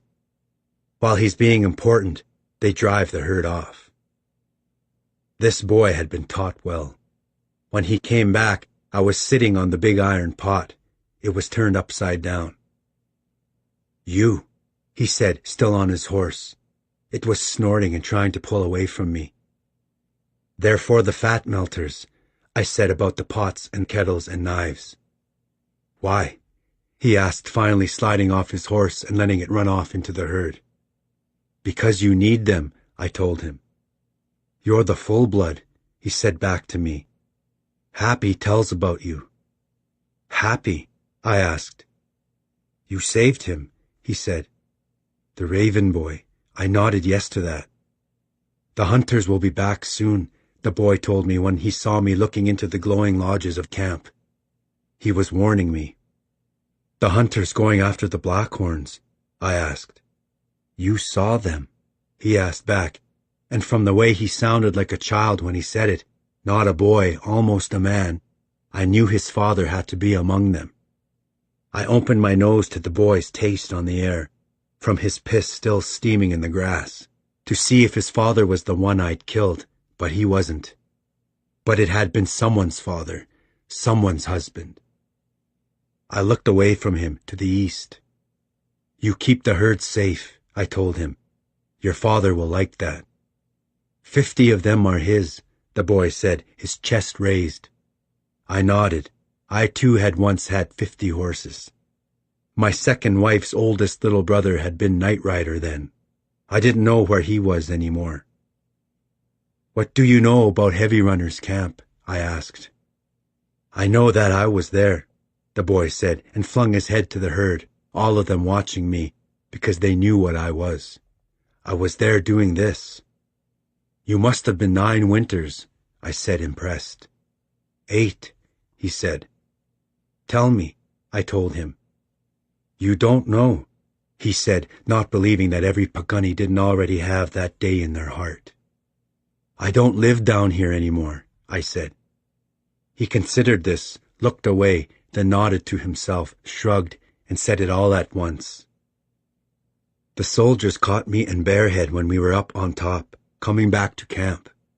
There were so many horses that we had to split them into 2 herds.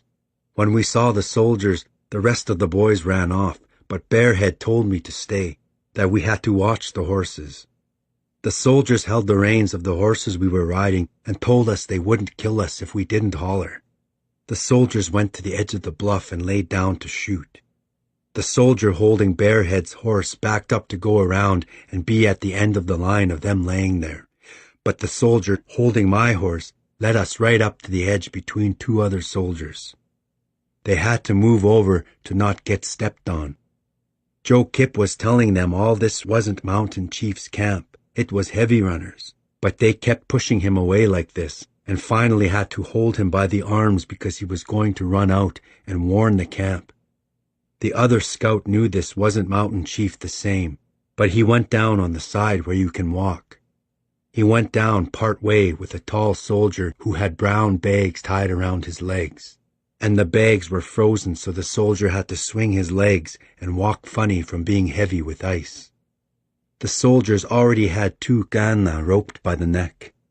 I don't know what they were doing below the line.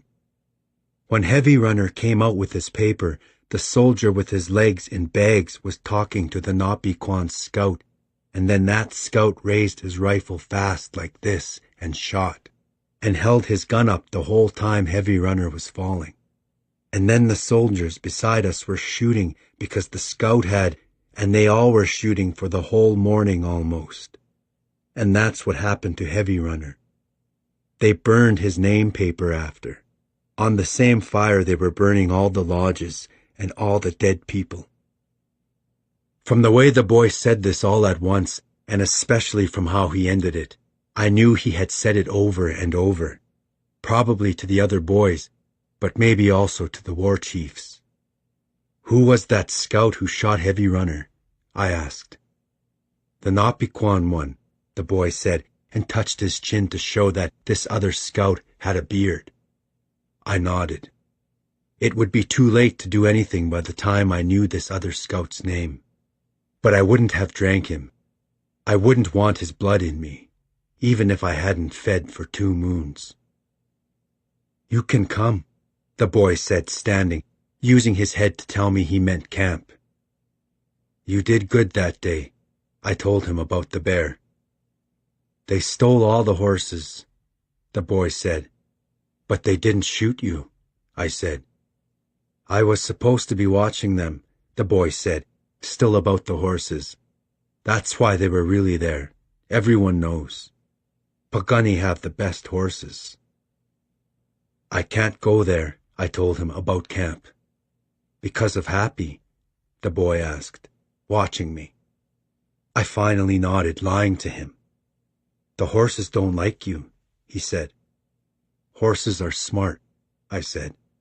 The boy grinned about this, huffed air out his nose like how horses talk to each other, then said, Are you hungry? I nodded that yes, I was hungry. I'll bring you back food, he said, and trotted off. I wanted to collect his horse, tie it down for him, but if I went into the herd, the boy would get blamed for letting it scatter. Instead, I watched the lodge he went to. When he came back, I wasn't there. He left the cold white-horn meat he'd brought anyway, balanced on the big leaf tree we'd pulled the bark from. I took it so he'd know, and that night when I went into camp, I tore it into pieces and fed it to the dogs that rushed me, trying to bluff me away. When they smelled what I was, they whimpered and ran off. The 2 brave ones taking the meat with them and chewing it with their mouths like this, because my smell was still on it. The boy was out with the herd already, and would be until Sun Chief came up. I stood by the lodge he'd gone into and pushed the flap in just with my hand. When no one inside said anything, I pushed again to be sure. I could hear them breathing in their sleep in there, and their breathing didn't change. I looked around, saw one dog watching me. I told it to be quiet, and ducked into the lodge, saw why the boy had asked about what else the bark could do. A young girl whose blood smelled like him was lying with her eyes open by the fire. Her forehead right here was still shaped like a horse's hoof. She'd either been stepped on or kicked. Her eyes were open, but she would never see anything again, or say anything, or know anything. I could have taken her then, and nobody would know. But this was my first time back in a lodge since Yellow on Top Woman. But that had been a death lodge. This was a family all around me. It was warm, and it smelled like them. The boy's sleeping robe was piled against the north wall, and his mother was sleeping with her back to the fire. His father's other wife was sleeping on her back with her mouth open. I sat by the fire almost until Sun Chief was starting to come up, and stirred the dying fire, and my face was red from crying. And finally did it like I knew I had to. I leaned down over the girl and bit into her throat right here, over the air and the voice. I didn't think she could scream anymore, but I didn't want her mother to have to see this. I drank her fast. There wasn't much blood, but I could tell already that it would last longer, probably 2 or 3 moons. I didn't have to breathe as much to keep it alive, and I didn't have to sleep after her, because I wasn't the same kind of full. When I broke away, she was dead, and I saw that my hand had been holding hers. I stood too fast, into something they had hanging from the poles. It fell to the pile of robes loud enough that I had to fall out the flap, run with my chin and mouth red through camp. It was just starting to wake up. I ran the opposite way from the herd and made myself stare into the heat of Sun Chief until I was blind. This was when the rabbit men found me. They weren't looking for their sky iron anymore, to bring their dead back. They were looking for me, for killing one of them. The first one's lance ran through my back and came out here, and I looked down to it, because it should have hurt worse than it did. Then a tomahawk went into the side of my head here, cutting my ear in half and making my jaw open like this. I fell over, and they stood back to watch me die. I coughed and jerked and then went still with my eyes open. My eyes were easy because I was blind, and I had the girl's blood in me, so didn't have to breathe as much. And I felt dead already from what I had just done in that lodge. So that part was easy too. They pulled their lances out, turned me over onto my stomach, and started cutting here to take my hair. It was because at the whiskey fort they could trade my scalp in. I let them have it. They cut my back with their knives, rode their horses back and forth over me, and left me there, broken like a doll left behind after camp's already moved on. When the girl's blood I still had enough of finally brought my eyes back, and I could open and close my mouth again, the raven was sitting on a rock, watching me. I rubbed my ear that was still cut in half and stared back at the raven, the bones in my chest trying to fix together, my head trying to pull skin over the bones right here on top from where I'd been scalped. I had never healed this fast, but I'd never drank someone so young either. Then a skinny leg stepped in front of the raven. It was the boy they called Happy. He was a man now. He was wrapped in a red and black blanket with thunder signs on it, and his breath was white from the cold. He was different than he had been. I could tell. He was a many-faces man. "I knew you would come back," he said.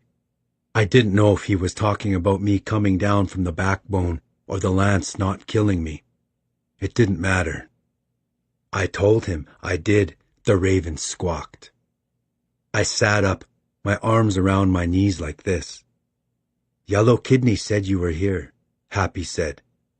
I nodded, said, "You tell them I'm the full blood." "You are," Happy said, and opened his hand to the grass and dirt stained black with my blood. "Except for all this blood not filling you up anymore." That's how many-faces men are. The world is funny to them. Or it's funny how it all fits together, and it's funny when it doesn't. I shrugged.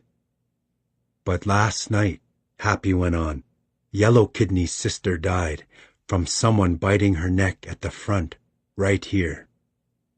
"She was already dead," I said, because that's what I'd had to tell myself to kill her. "You are the full blood," Happy said. "And he takes no scalps, no scalps," the raven added, hopping from foot to foot. I ran my hand over my head. I could feel that bare bone under my palm. "They went deep," I said. "They couldn't have killed you if they took all day," Happy told me. "They could feed me dirty faces," I said, because I'd already figured that out. "You eat the mice?" Happy asked, looking at me in a different way now. "Why did you find me?" I asked. "I found you, the raven said in its bird way. "He says you used to be a small robe," Happy said, either about the raven or the night rider Yellow Kidney. I wasn't sure. Either way, I nodded that this was true. "I found you because Wolfcalf told us to," Happy said. "He's still alive then," I said. "He's the oldest Pagunny left," Happy told me. "He saw the Great Father's boatmen when they first came," I told him back. "I know," Happy said. "I won't be back for 2 moons at least," I said. "What do I tell Wolfcalf?" Happy asked. I stood. The air was new on the bone of my head. "Tell him his son is dead," I told him, and walked away. The raven fluttered up like it was going to follow me, keep saying things, but Happy called it back. The whole way through the grass, I could feel both of them watching me. That night I slept at the edge of a beaver pond in the low hills of the backbone, but they kept talking about me being there, so I finally had to leave. I didn't come back to the fat melters until the next winter. The girl had lasted me 3 moons, even with the rabbit men splashing so much of her blood out. Her blood made other blood taste bad compared to it, but I made myself drink it anyway. A trapper who might make me grow a beard, a snake who had been banished by his band. I could tell from how he wore his clothes turned around backwards. He could be my mother's nephew. I wanted to ask him about her, but I drank him fast instead, and told myself it was for him, not me, so he wouldn't be scared without his people. I watched 3 wagon trains pass, and followed them for almost a moon, and this is when I went down to one of them to look at the little cards of paper, but didn't drink any of these Napiquans. One of the women had yellow hair, and I thought she might be Yellow on Top Woman, dead and sneaking into the Napiquan towns to cut their throats while they slept. None of these Napiquans died, not when I was following. Weasel Plume still ran to me when I came back to Face Mountain. There were 3 new calves and 1 dead one, born that way. I left it on top of Chief Mountain, facing north. When it was the moon after the first snowfall again, I found a real bear just going to sleep in its den. It was fat from berries and deer, and it had eaten a Pagani boy a week or 2 ago. I could tell from when I bit softly into its back fat after it was asleep. For the first time since I died, I dreamed Pagani dreams, boy dreams, sleeping all winter with that real bear. I was going to grow up like my father and make my enemies cry. I was going to have a herd so big it filled the valley in winter, and I was going to have 3 wives, but my 2 friends would live with me too, and our lodge would be so big it would take 6 horses side by side to pull it. It made me shake in my sleep like I was dying. It hurt so much to dream something that pure and clean. When the real bear woke many moons later, it rolled over onto me all at once, breaking the bone in my chest and pushing my mouth in because I was still latched on. I laid there trying to die from that broken bone pushing through my heart, but it finally healed after I ate a longlegs with a Pagani arrow in its haunch. I watched another boy fasting in the backbone, but didn't let myself get close to him. Instead, I crossed the line, drank an old Siksika who was tied up in the back of some hide hunter's wagon. They were going to kill him anyway, when they needed room for their robes. Before they could shoot any more blackhorns, I went into their camp while they were sleeping and pushed the rod from one of their many shots guns into each of their ears. I skinned them like the rest, painted their faces, dusted them white, cut their tongues out and left them there, all their supplies burning, their guns in that fire melting like the ones you saw the other day. Maybe these are the ones you saw, I don't know. I did it over and over like that, more than I can remember, because the more long-shooter guns I left, the more blackhorns could die by them. After that, I came back to Nitoksanan, down here by the Yellowstone, and killed 2 more parties of hide hunters. The second one was men and women both together. It was the first time I'd seen that. I drank one of the women just to see what it would be like, and then found another mirror to see if my hair turned orange like hers. It hadn't. My eyes weren't blue either, even though I think I would have liked that. I would have big mouth eyes then to match my hunger. Over the summer I fed on a Pagani woman I found out by herself. She had a short gun, was trying to make it shoot into her head, but the powder was wet. She was trying to shoot herself because of what a Napiquan trader had done to her. I waited until she was sleeping, and she never woke up. I built a scaffold for her and found feathers to hang from it, and sang her songs for 10 sleeps. I no longer thought the dead could lead me to the sand hills. Next, starving in the moon when the leaves turned color, I drank a Pagani hunter who wasn't dying, who didn't want to die. I painted myself like a crow and fought him like a crow, not like a person-eater or a cat-man, so he could know he was dying the best way a Pagani can, fighting his enemy. Twice I saw a raven high in the sky, following me, but I couldn't do anything about it. But then one night after Sun Chief went down, the raven was waiting for me on a rock. It didn't say anything, just flew ahead of me, leading me again. On the way, behind it, I ran down a prairie runner and dressed it, carried it over my shoulders like this, because a Pagani always brings gifts. I didn't have to use that crow trick to bring it down, either. I knew we were going to the camp of the fat melters by then. Like the small robes and the hard top knots, they staked their lodges down in the same rings they'd been using for years already. It was almost time for Sun Chief to come up when we got there, so I sneaked in, left the antelope by Yellow Kidney's lodge, then watched. When his mother came out, her hair was chopped short.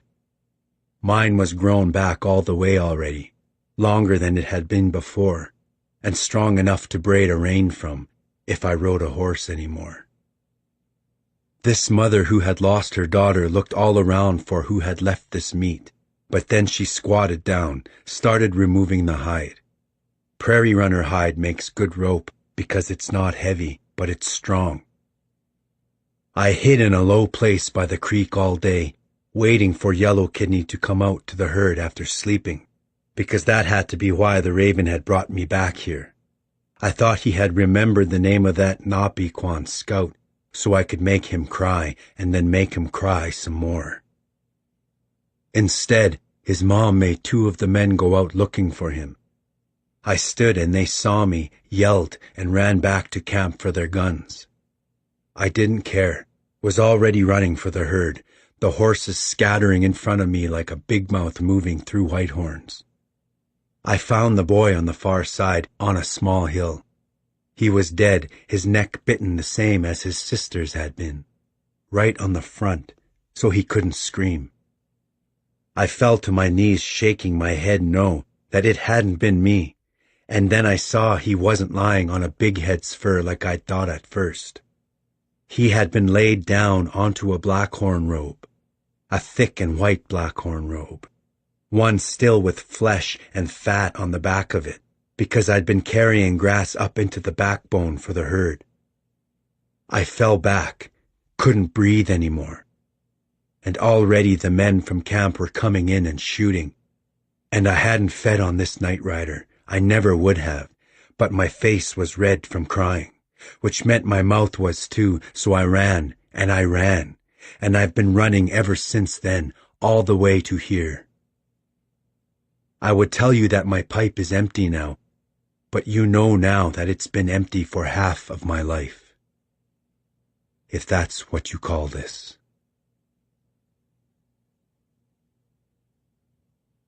The Absolution of 3 Persons. May the 1st, 1912.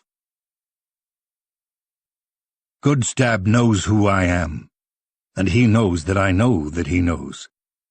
Never mind that there can be no proof. The guilty letter is long gone from the kindling, probably burned weeks ago in a sherry-induced haze of clumsy inattention. And yet the farce of this confession continues apace. Until this day, when I can take no more. I leave this log now, secreted away, where even his nose can't find it. I will coat the buckskin pouch he left me with sacramental wafers and what holy wine is left, such that even the wolf he claims to have the senses of would be unaware of its hiding place. He said I would believe him about what he is, and I fear now that, absent any tangible proof other than his attestation, I begin to, even though the creature he claims to have become is against the natural order, against God himself. I begin to dimly hypothesize that Goodstab's visits will persist until he elicits from me the confession he desires. What he doesn't understand is that it was a different man who did what I adjudge he thinks I'm responsible for. A different man in a different life, and in a different time to boot, with necessities so remote from the contemporary mind as to be practically unretrievable. I am now but a poor Lutheran pastor, old in age and weak of mind, good stab. Who you claimed to see inside me is long dead, is a citizen of another age entire. I am sorry for your white buffalo, though. Weasel Plume was the best of us all, was he not? But of course the horse-guard Yellow Kidney must matter more, as does his mother, now bereft of 2 children. I believe I, too, had I done that to her, whether with teeth or with a more mundane blade, would spin a yarn such as you do, good stab, to cover the events with a sheen of the impossible, such that my acts could be attributed to a monster dwelling in my blood, rather than my own nature, or, worse, volition. Yet I saw you drink the blood of that mole without flinching. I've seen blood rim your eyes. I know you can leap down from a crucifix without sound. I know light hurts your eyes, and I have to believe that your nose is as sensitive as you say. But what does that accumulate towards? Truth, or a convincing charade? You could prove yourself with a single step. In the moment before you latched onto this old throat, I would see the briefest glimpse of your sharp teeth, and though I would be dying with certainty, which is something I can't even give to my parishioners, who must accept on faith that a better world awaits. Well, you could do that if I were to remain here, but remain here I won't. I humbly leave this posting for the next pastor. I hope you drag no sordid past with you to this posting, good man, inheritor of my duties. Would that you were born 22 or 24 years ago, and so never had to know the world that birthed this one. And would that you have lived your life in safety in one of the cities of the East, and have never committed any acts you have lived to regret, such that regret finally stands up on 2 legs, walks down across the Yellowstone, and tells you bleak tales that cause your hand to quake, your chest to tremble, your eyes to fill. I am sorry, good stab. I know now you won't read this, that you can't decipher these scratchings on these pages, but maybe my absence will be enough sign of my guilt to appease you, such that you can leave Mile City be, not make it pay for my trespasses. We need a new sheriff, yes. The previous one has yet to be found, but we all know he's never to return. The children in the street probably whisper among themselves that the horse of Chance Aubrey's he shot into so many times has risen to seek justice for its mistreatment. It's a chapter that would slot well into Good Stab's narrative. As for this chapter of my log, it now draws to a close. I elect not to include the direction of my retreat, but I trust that my bones will bleach in the sun over the coming years, as I'm too old for a journey such as I intend, that returns me to the side of the greatest among my many sins. I have no food to bring, only the most meager of supplies, and, of course, I will be walking afoot, not plodding along on a horse or bouncing in a buckboard, and there is no train where I need to go. But God never said it would be easy, did he? If it were easy, then everyone would receive the grace of absolution. That's the only repast I hope to gorge myself on now. Let this be the end of it. Please.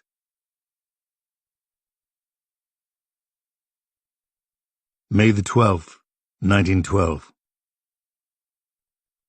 My flock beats on the door of this, my jail cell, but I can't yet face them, though they bloody their knuckles and implore unceasingly whether or not there might be a service. Is it even Pentecost yet? If not, then it's still Easter, and either last week or the coming one is the Sunday we would honor Friedrich der Weisse for protecting Lutheranism's namesake. Would that I had a similarly benevolent protector. But neither should I bemoan my situation. Rather, I should be thankful to those who would entreat me back to decent society, leaving their plates and pots on the stoop like offerings at an altar. Hesitant to open the door and have one of them see past me to the chapel, I've yet to attempt to retrieve one of those dishes, leaving them for what dogs are now left. It's only just now that I can rise to the page again after the previous week's ordeal. My jaw is whiskered and my eyes weak, my throat raw from confessing, my wrists and ankles and ribs yet black with bruise, and my robes drape over my emaciated frame like unto a death shroud, which, I would argue, is both here and there. All the pews that are yet unencumbered behind me as I write this have been propped against the door, and the windows are now sacrilegiously blacked with a paste made from the wetted pages of all the Bibles and hymnals in what used to be my church, but is now a charnel house most foul. I've only been to the parsonage once, to reclaim this thin volume. Without it, I have no one to converse with, as God has no reason to hear me any more. Even Cordelia has abandoned me now, and rightfully so. She can smell what has transpired here. I can as well, Cordelia. And no, I'm not blind to the fact that what I've sat down to record happened on the 7th day after my previous entry, a Wednesday. In spite of that day's pagan derivation, the 7th day is meant for rest, is it not? Rest, because a new world has been created, or rather, in my case, an old one has been dragged into the present. Being able to trust my memory less and less with each day that passes, I know not for certainty if Goodstab is what he claims to be, but I can now attest that he is indeed monstrous. His mind and heart spawned from the most sinful part of the pit. Perhaps it's such for all of his kind. If so, then what trespass have I really committed? Or as Lot said to Zoar, it was but a little sin, and my soul shall live. So I troth shall mine. But first, this, and this, and this, and this, as I have no reverend, nor preacher, nor kindly priest to relay it to in confidence, thus unburdening my soul. But if I capture its nuance and texture in these pages, then I can close this black cover over what I was forced to endure, and lock it away, undoing Goodstab's effort to foul the disposition and authority of my flock's shepherd, and thus undo years of God's work. I record it for them, then, not for myself, who hardly matters. My blood is not lamb's blood to wash away sin, but ink to trace that sin out letter by letter, and so leave it farther and farther behind this nib. I freely submit in evidence that but 11 days ago, under cover of a starless night, I scurried from the church for what I had confidence was to be the last time. I carried a valise with me, but it was only slightly filled, as I knew it would only grow heavier with each step, and a man of the cloth's worldly possessions must always be meagre. Even this very log was then buried deeply behind me, away from prying noses. As it was the warmest garment I had, I was still in these unlaundered robes.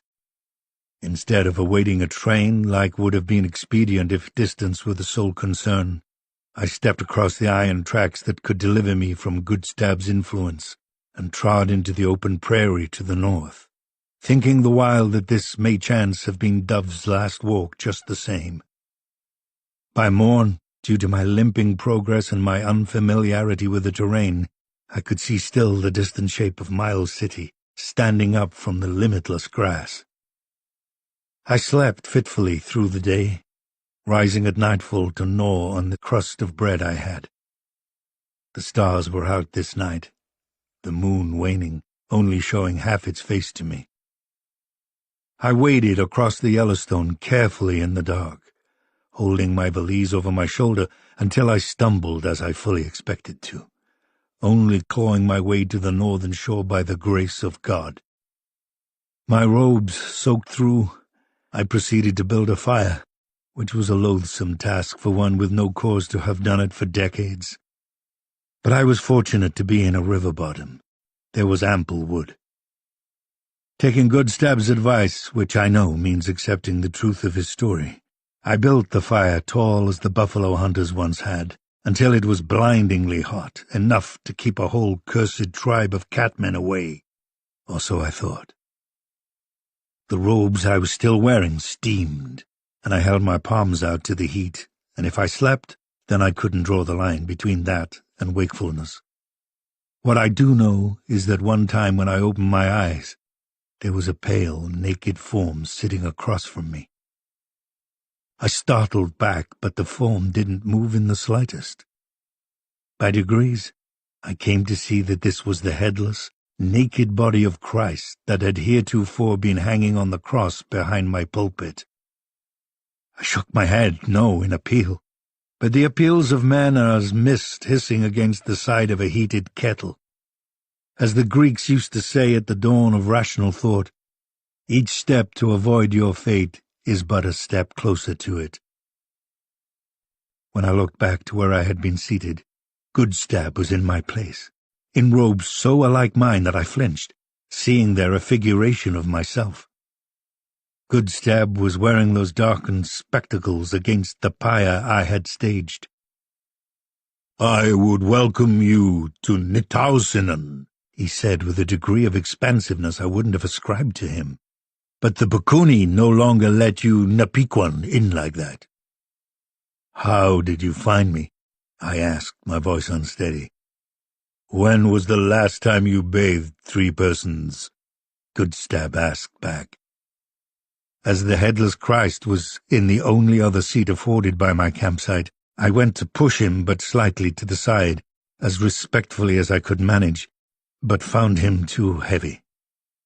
"Here," Goodstab said, suddenly alongside me. He pried Jesus from his place, and instead of laying him out of the way to the side, he tilted him forward into the fire. With an exhalation of sparks, the fire swallowed him, and I prayed that he wouldn't burn, that even these fires of hell couldn't touch him. But they could. They can. The pale paint on his skin bubbled and burst, and then the flames found the dry wood underneath, and roiled into his holy form so he was incandescent, more sparks gouting in a fountain from his neck, as it was slowly developing that this statuary was hollow, unlike the head, hollow and apparently filled with paper or rags or sawdust, which had never expected to escape.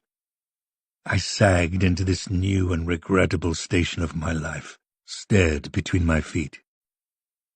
"When I was a boy, there was an old man in camp who was called Golden Calf," Goodstab led off with, speaking about the holy thing of wood gulping flames before us.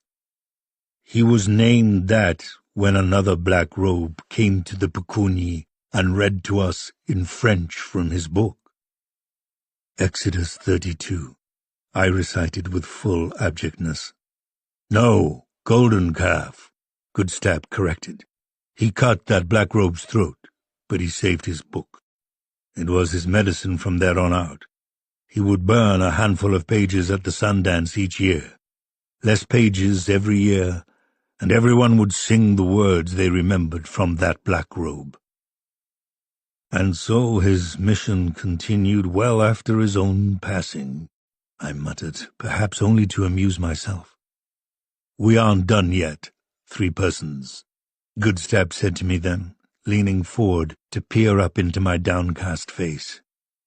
"You know that's not my name," I said back to him.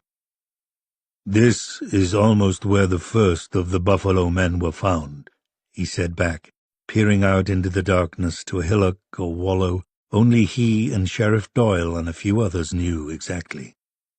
"We call them humps, not buffalo men," I mumbled. "You think I should have called them Blackhorn men?" Goodstab said with what I would call a leering grin. "They don't deserve a word like that, though. I know where they come from."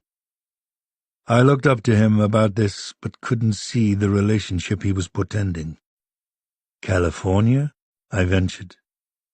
"They come from San Francisco, Goodstab. You brought them from there.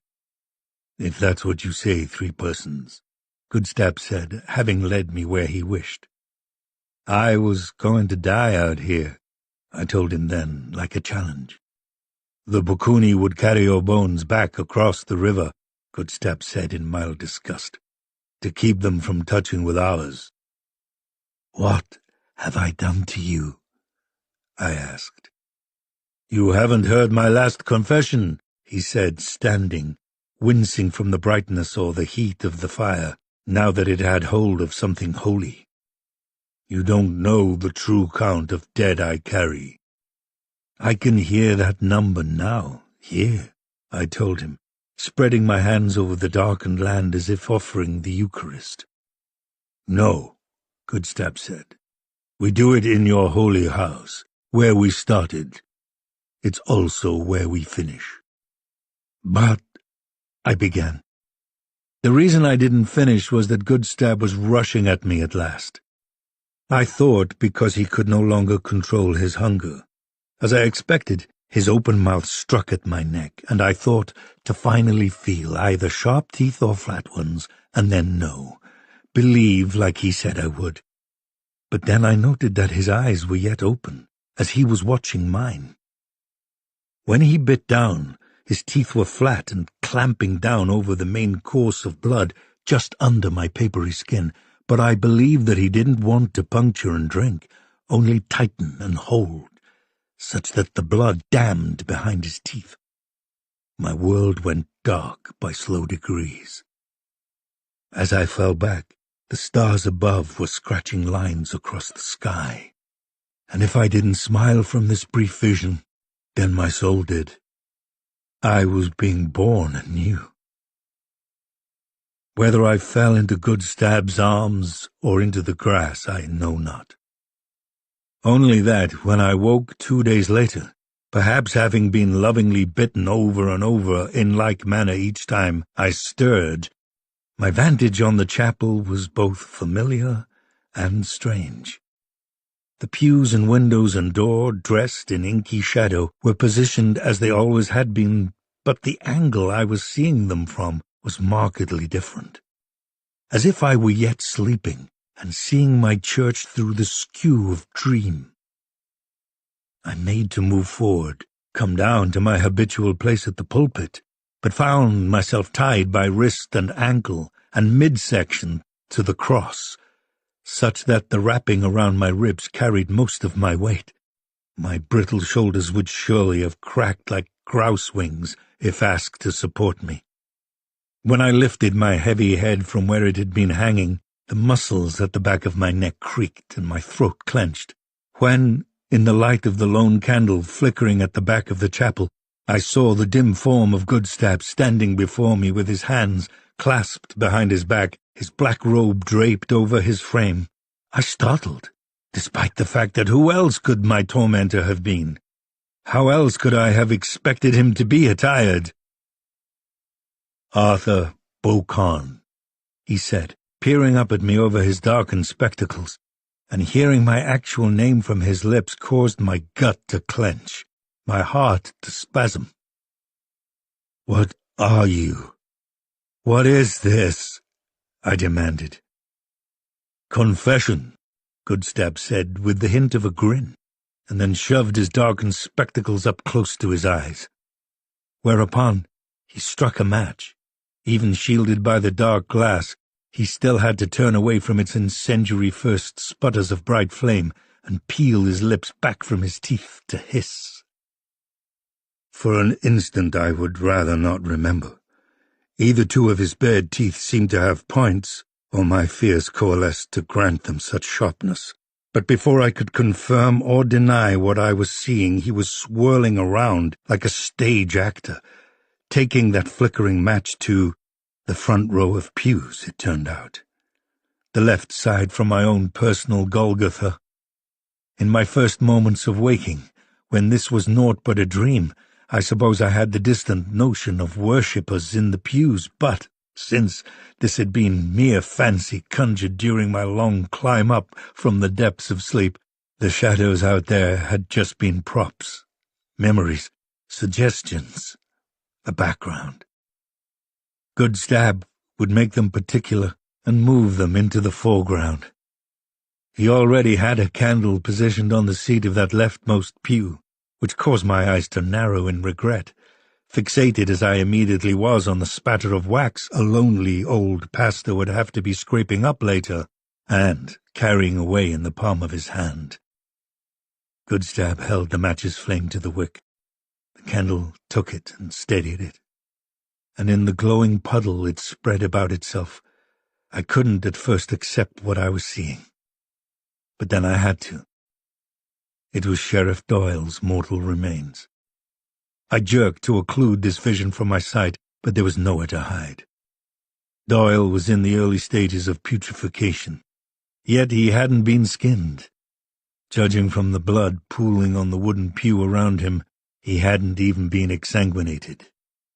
The sheriff's badge he had worn on his left breast was now pinned through his right eye, the star jauntily askew, the translucent jelly of his eye crying down his face, and long crusted over.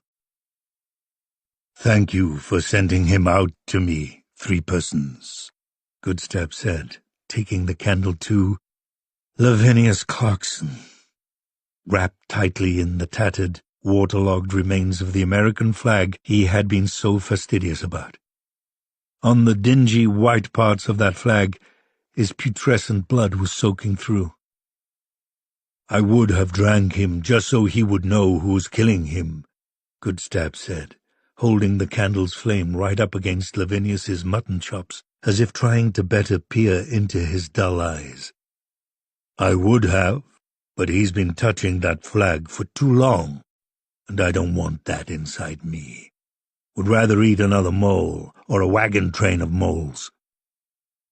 Lavinius's mutton chop on the right side smoked at first from the candle's sputtering proximity, the outmost hairs singeing and probably curling back on themselves in pain. I couldn't have seen it with that much detail were I sitting right there.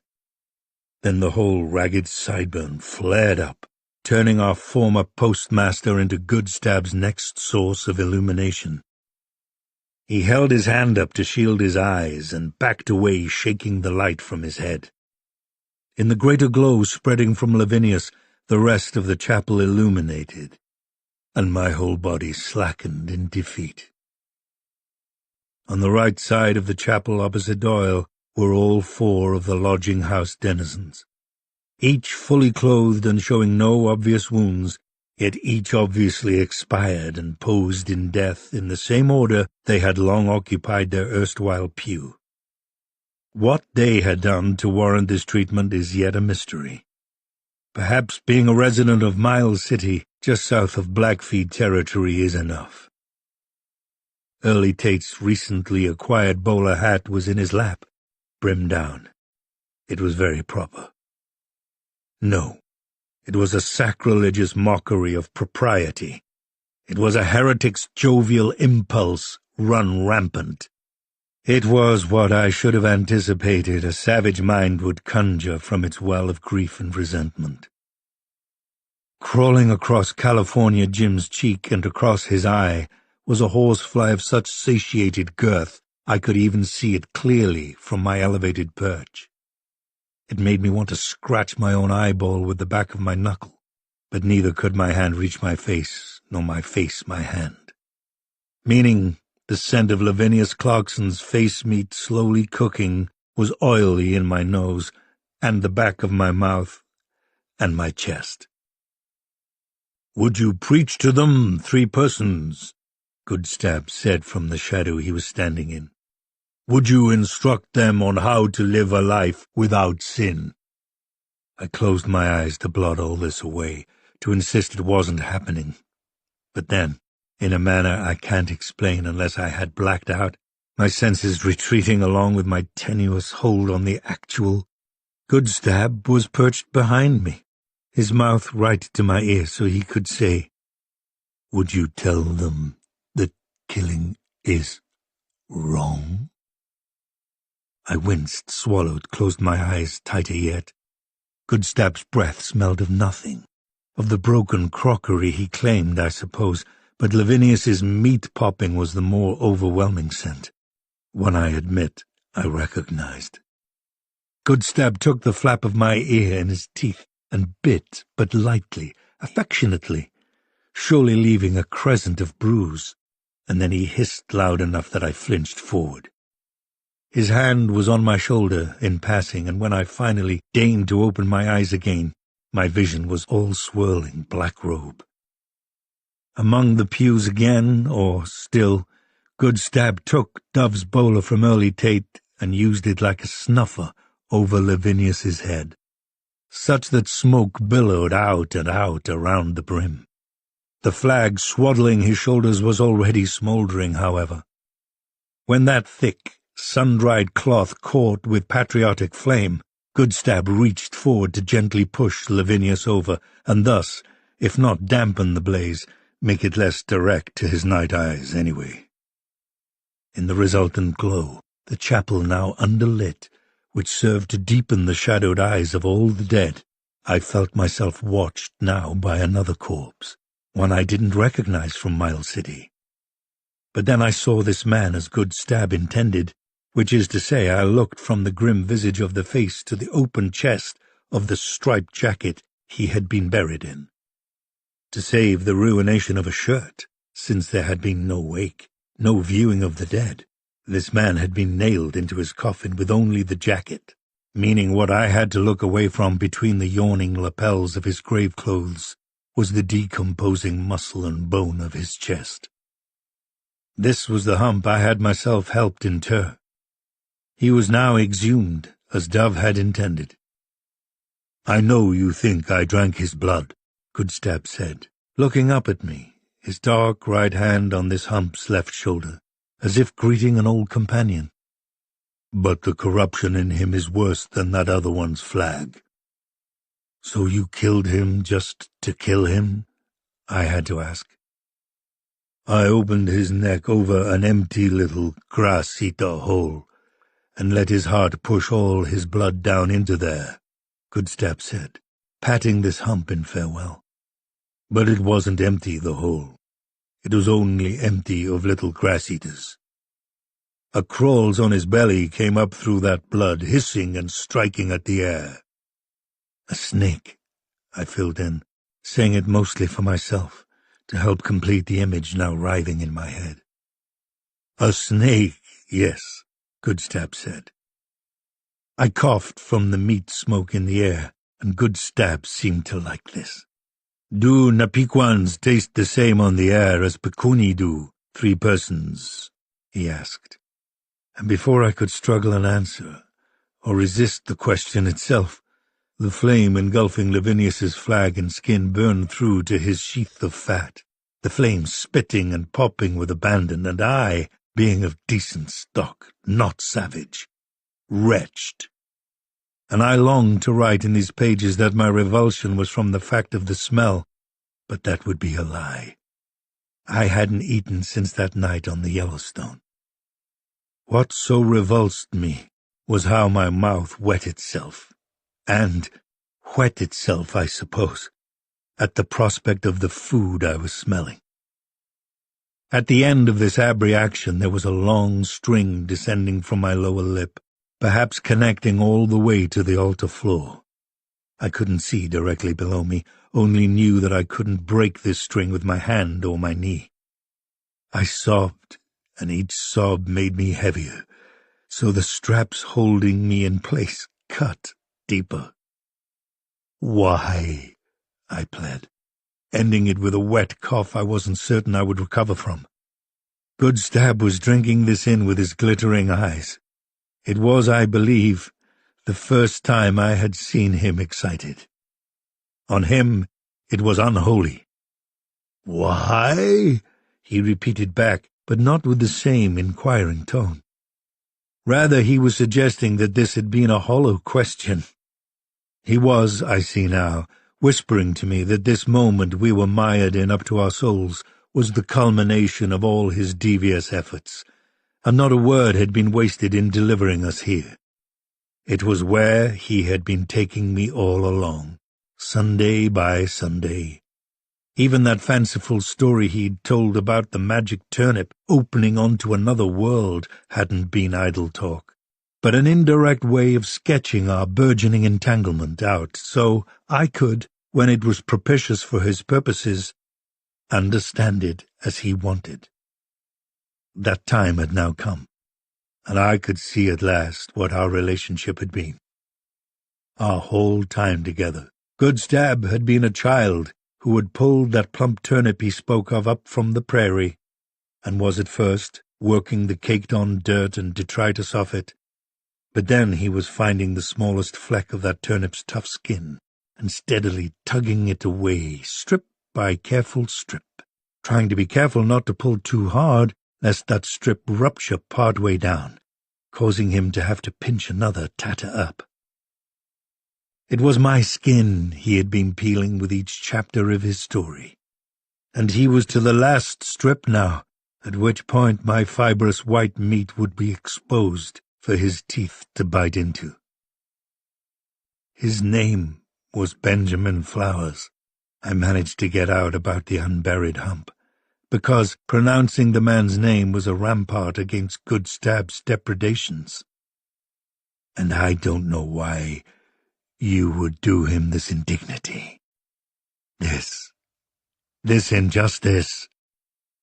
Injustice, Goodstab repeated, as if weighing this term, considering it. It made him grin. His face was cast down, but I could yet make out the sharp corners of his mouth. "You black-robes can have no children, can you?" he asked, peering up at me. "Monasticism isn't required," I informed him. "Our founder fought against that." "So you can take a wife?" Goodstab said back. "Clerical marriage is not forbidden," I muttered, unsure why we were discussing doctrine, or how else I could frame this for him in respectable terms. "Did you ever wish you had children?" he asked then, watching my eyes, I believe, for the lie my mouth might give. "My children are my parishioners," I recited for him. The creed and touchstone of we clergy who never found family life. "The children of our one Father are all brethren with each other. His seed is, it's unvergänglich. That means imperishable." "What does that mean, 3 persons?" Goodstab asked. "It never dies," I told him, pride of that rising in my voice. "Oh," Goodstab said, "they can die." And with that he angled his body to the side and held his hand out wide, presenting the next corpses.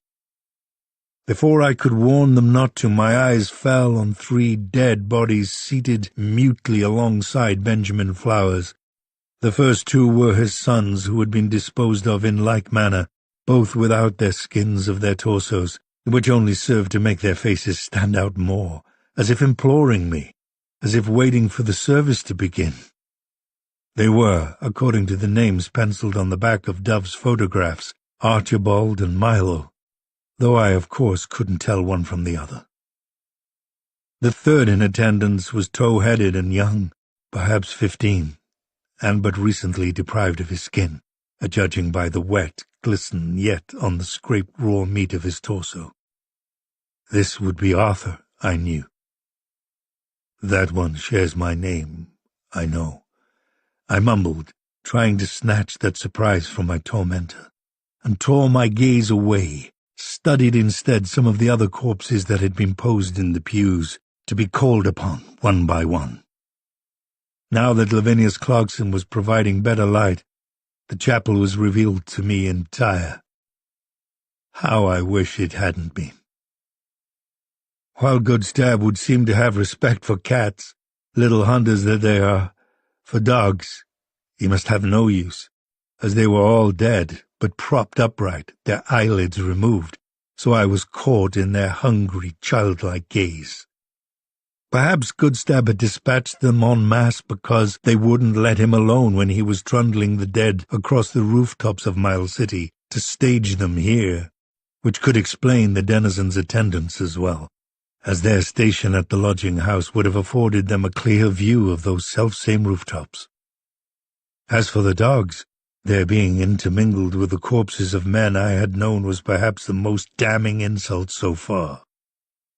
Goodstab was sitting out amongst all this travesty in his darkened spectacles, giving me time to apprehend this spectacle. "Was he named after you?" he asked about this child Arthur.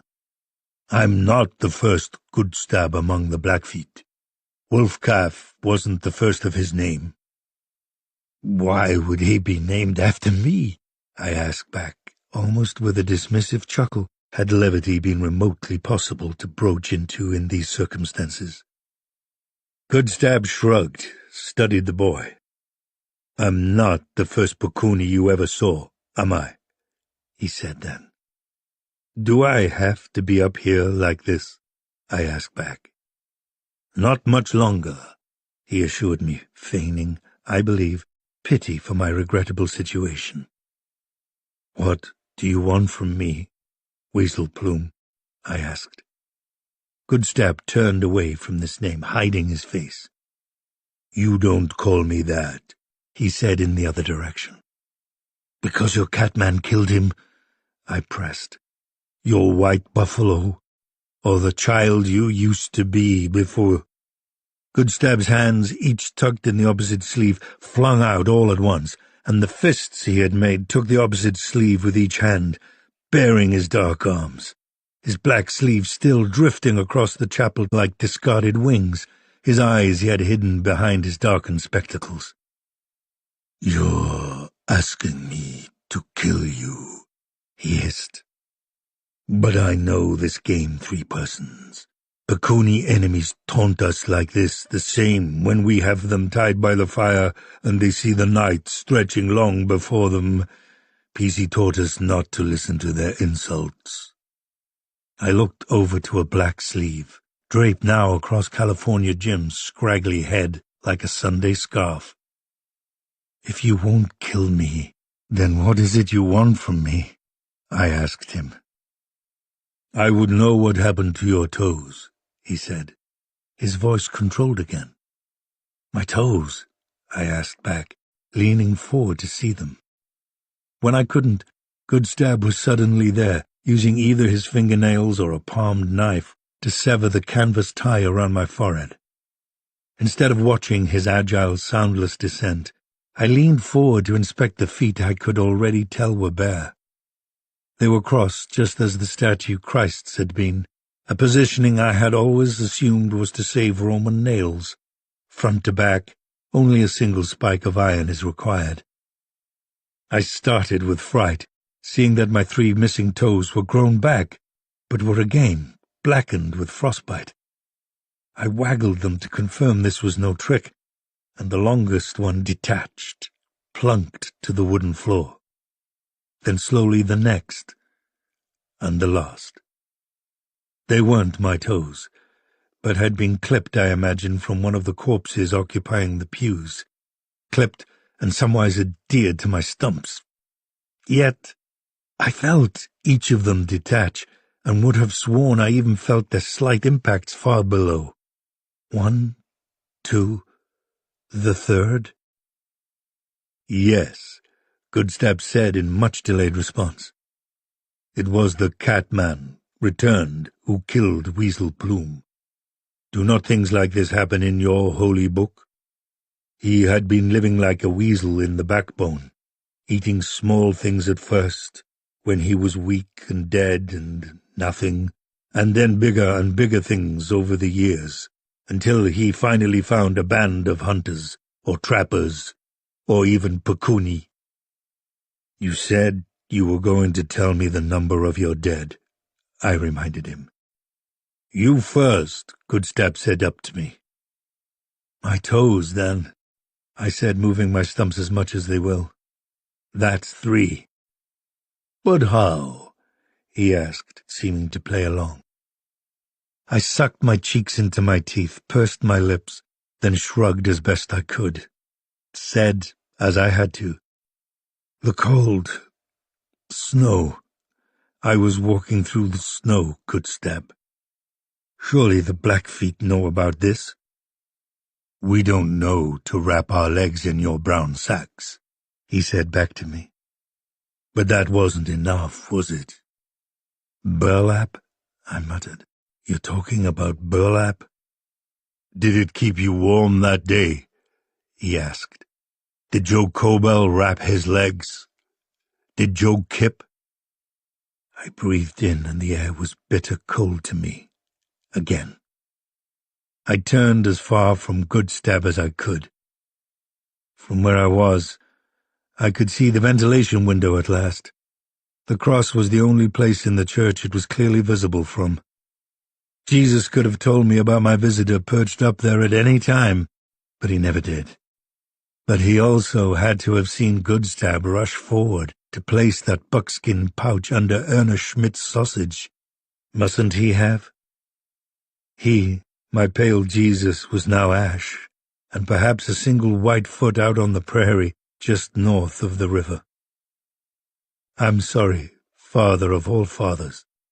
I thought the day Goodstab was bringing back was far enough in the past that it was forgotten, like it never happened.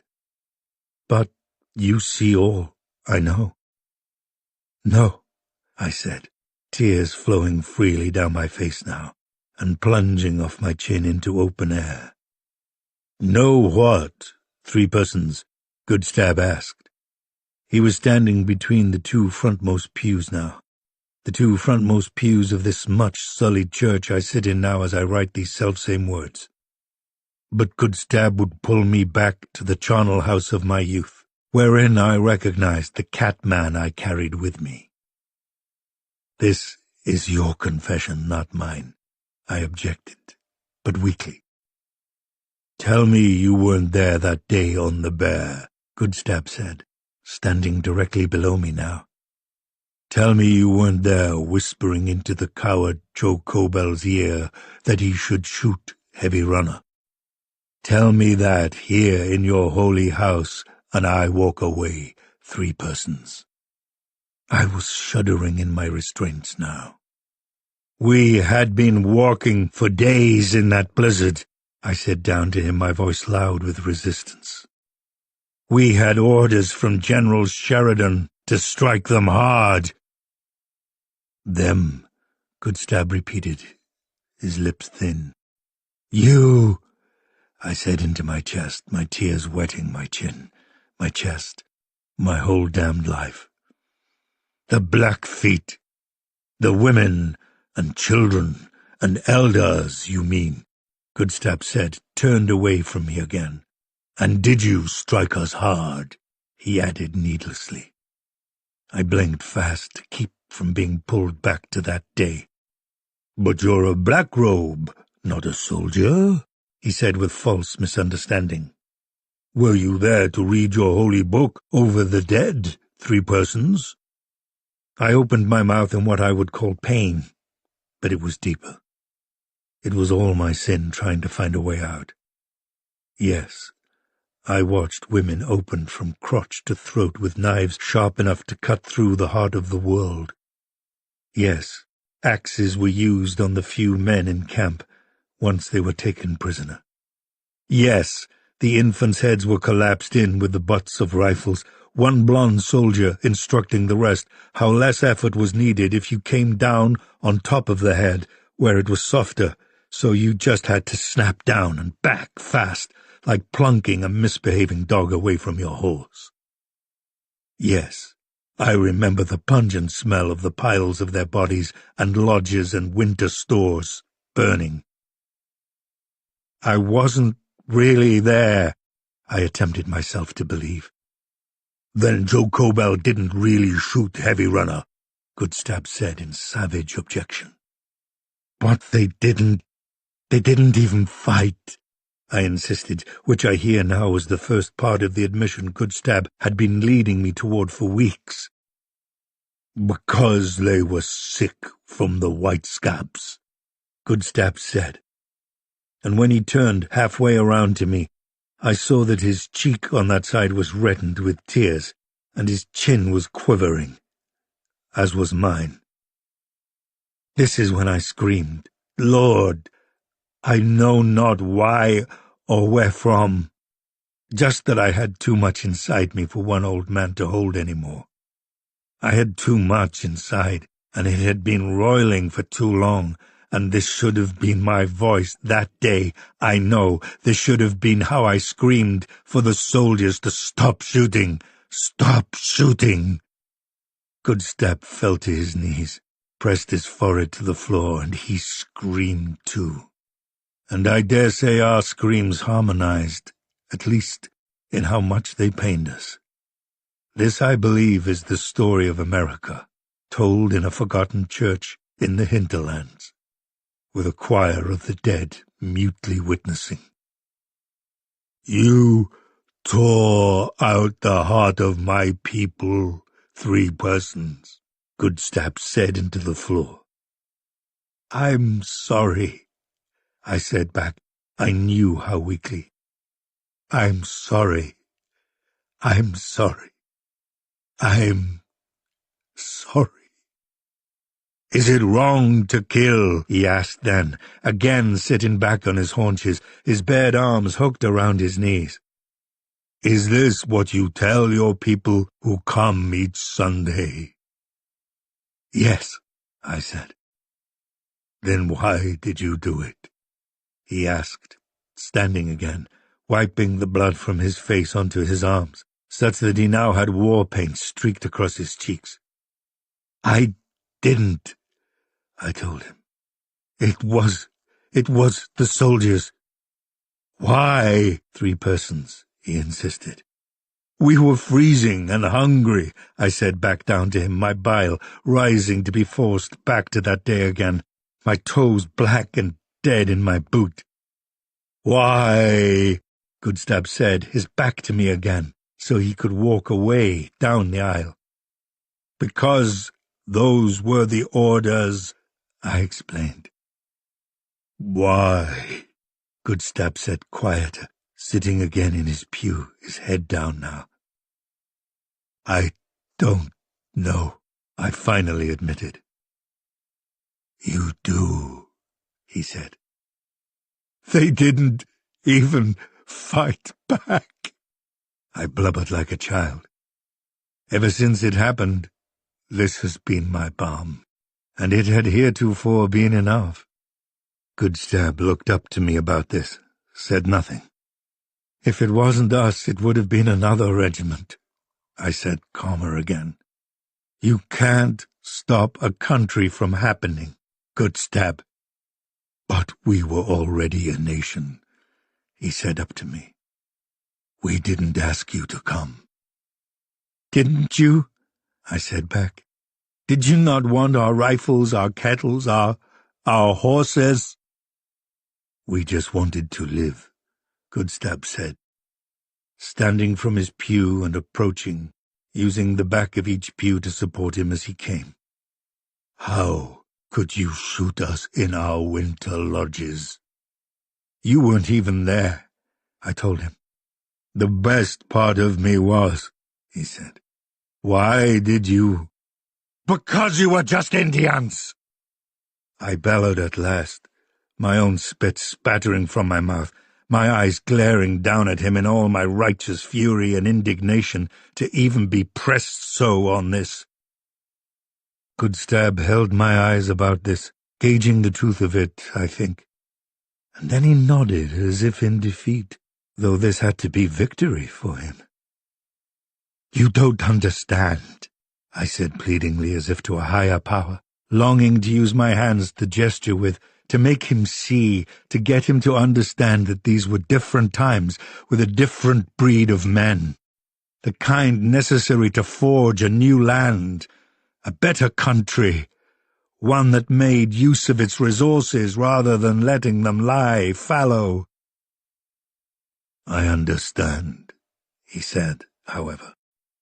You wanted to make us cry, and so you did. You wanted our land, so you took it. You wanted us out of the way, so you killed us in our lodges. Is there more to it, 3 persons? That's not my name, I mumbled uselessly, swallowing hard. Black Toes, Goodstab said then, suddenly chest to chest with me, his teeth brushing my throat. No. Black heart. Do it, I told him, pointing my chin up to tighten my loose skin for him. I wouldn't have the blood of the killer of so many Pekuni in me, Goodstab said directly into my ear, into my soul. It's why I drained that one's blood into a hole, and the father, and those two. He was pointing to the men of the Flowers family. It was just Napiquans, he whispered to me with what sounded like a grin, to be turning my own words against me. But to you, that's not what they are. Look at them closer, 3 persons. Look at them with different eyes. Taste their scent on the air, like I do. With that he dropped down, away, landing so softly I never heard it, staring at the jawline of Benjamin Flowers as I was so intently, and seeing finally not my aunt's inborn mischievousness in the eyes and the cast of the Flowers' sons, but my own mother's. A new and oppressive silence settled on the chapel, and all its inhabitants, all its denizens. The dogs waited with open mouths and dry eyes. The fly rose groggily from California Jim and buzzed heavily over to the fresher meat of Arthur Flowers. Your son's son, Goodstab said, making it real. What? I said, but weakly. My grandson?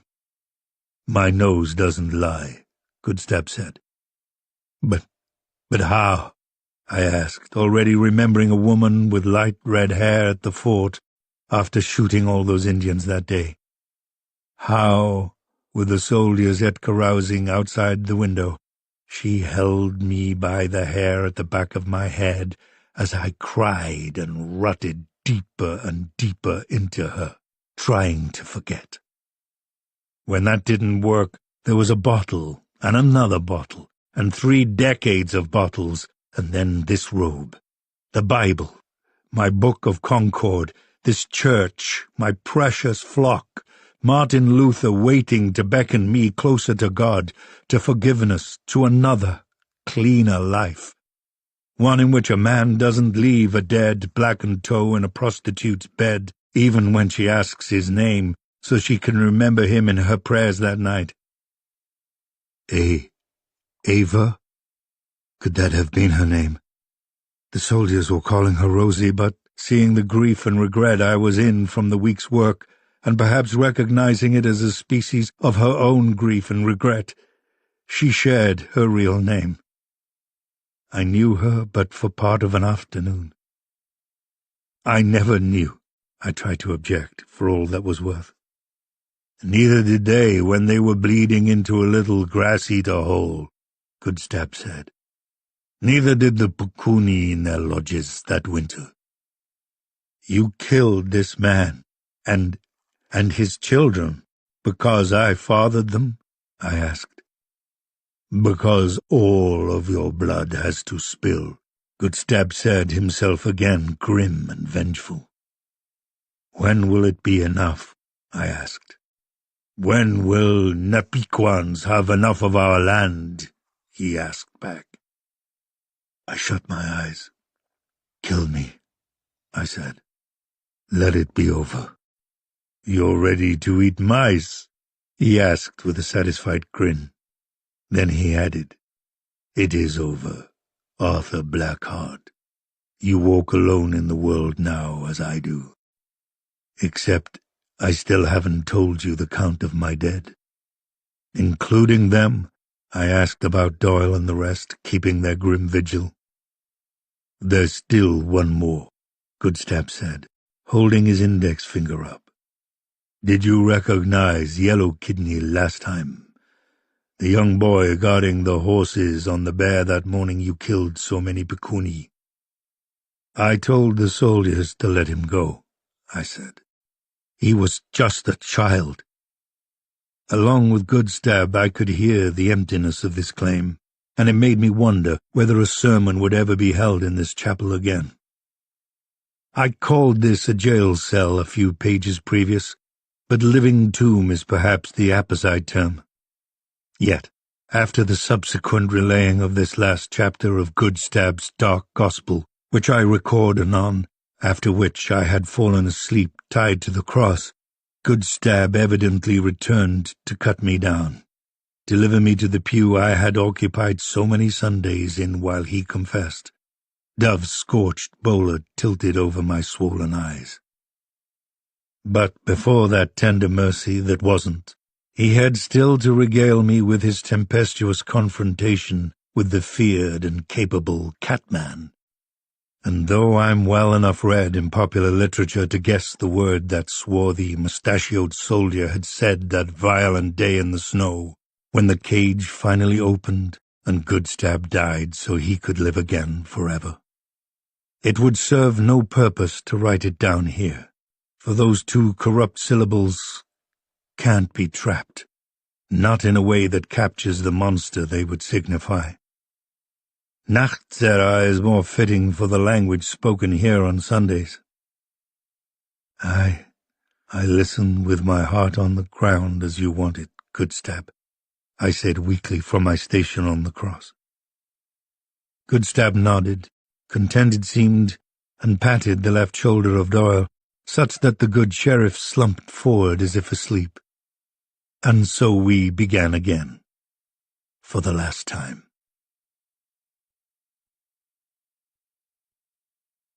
The Nachtzera's Dark Gospel, May the 5th, 1912. I was born the year the stars fell, and I grew up always knowing that there was nothing I could ever see that would be like that. I was wrong. I'd seen a bear feeding on one of two long legs that were locked together by their antlers, feeding while the other one, still alive, watched and snorted and tried to pull away. I'd seen a warrior named Calfrobe pull an arrow from his eye when it was almost as deep as the back of his head, and then walk away. I'd seen a horse born once with two legs between its front and back ones, two legs that it could stand on, and might have run on if Peasy hadn't told us to kill it. But I'd never seen anything like the Catman. I know I was one of his kind by then, maybe the only other one, but I never would have killed Yellow Kidney. Still, I had to run away from the Fat Melter's camp.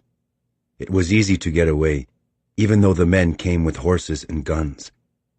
I didn't take Weasel Plume's robe, and I couldn't explain to them that it wasn't me. But I knew that now they and all the Pagani, all of Sixgaetstapi, would be at war with both of me, the full-blood, and also Takes No Scalps. And probably Goodstab, too, if Happy or his raven told them that name.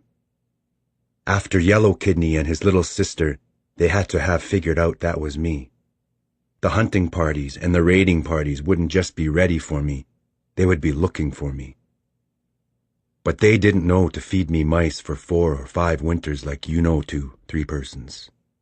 They didn't know that even if they filled me full of greased shooters and arrows, even if they rode horses across me and covered me in brush and burned me, that would only take my thinking away, leaving just the Catman, who would come for them and their blood, and then kill the ones he was too full to drink any more of. I was banished, like that snake with his clothes on backwards.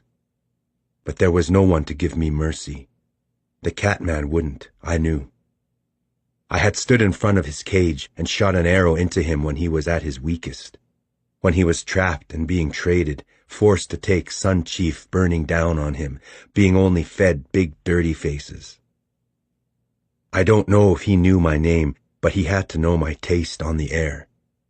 But it wasn't enough for him to be standing over me one night when I woke, so he could claw and bite into me, tear off my arms and legs and leave me burning up in Sun Chief's light for however many moons it would take for something to crawl across my mouth that I could bite into, drink.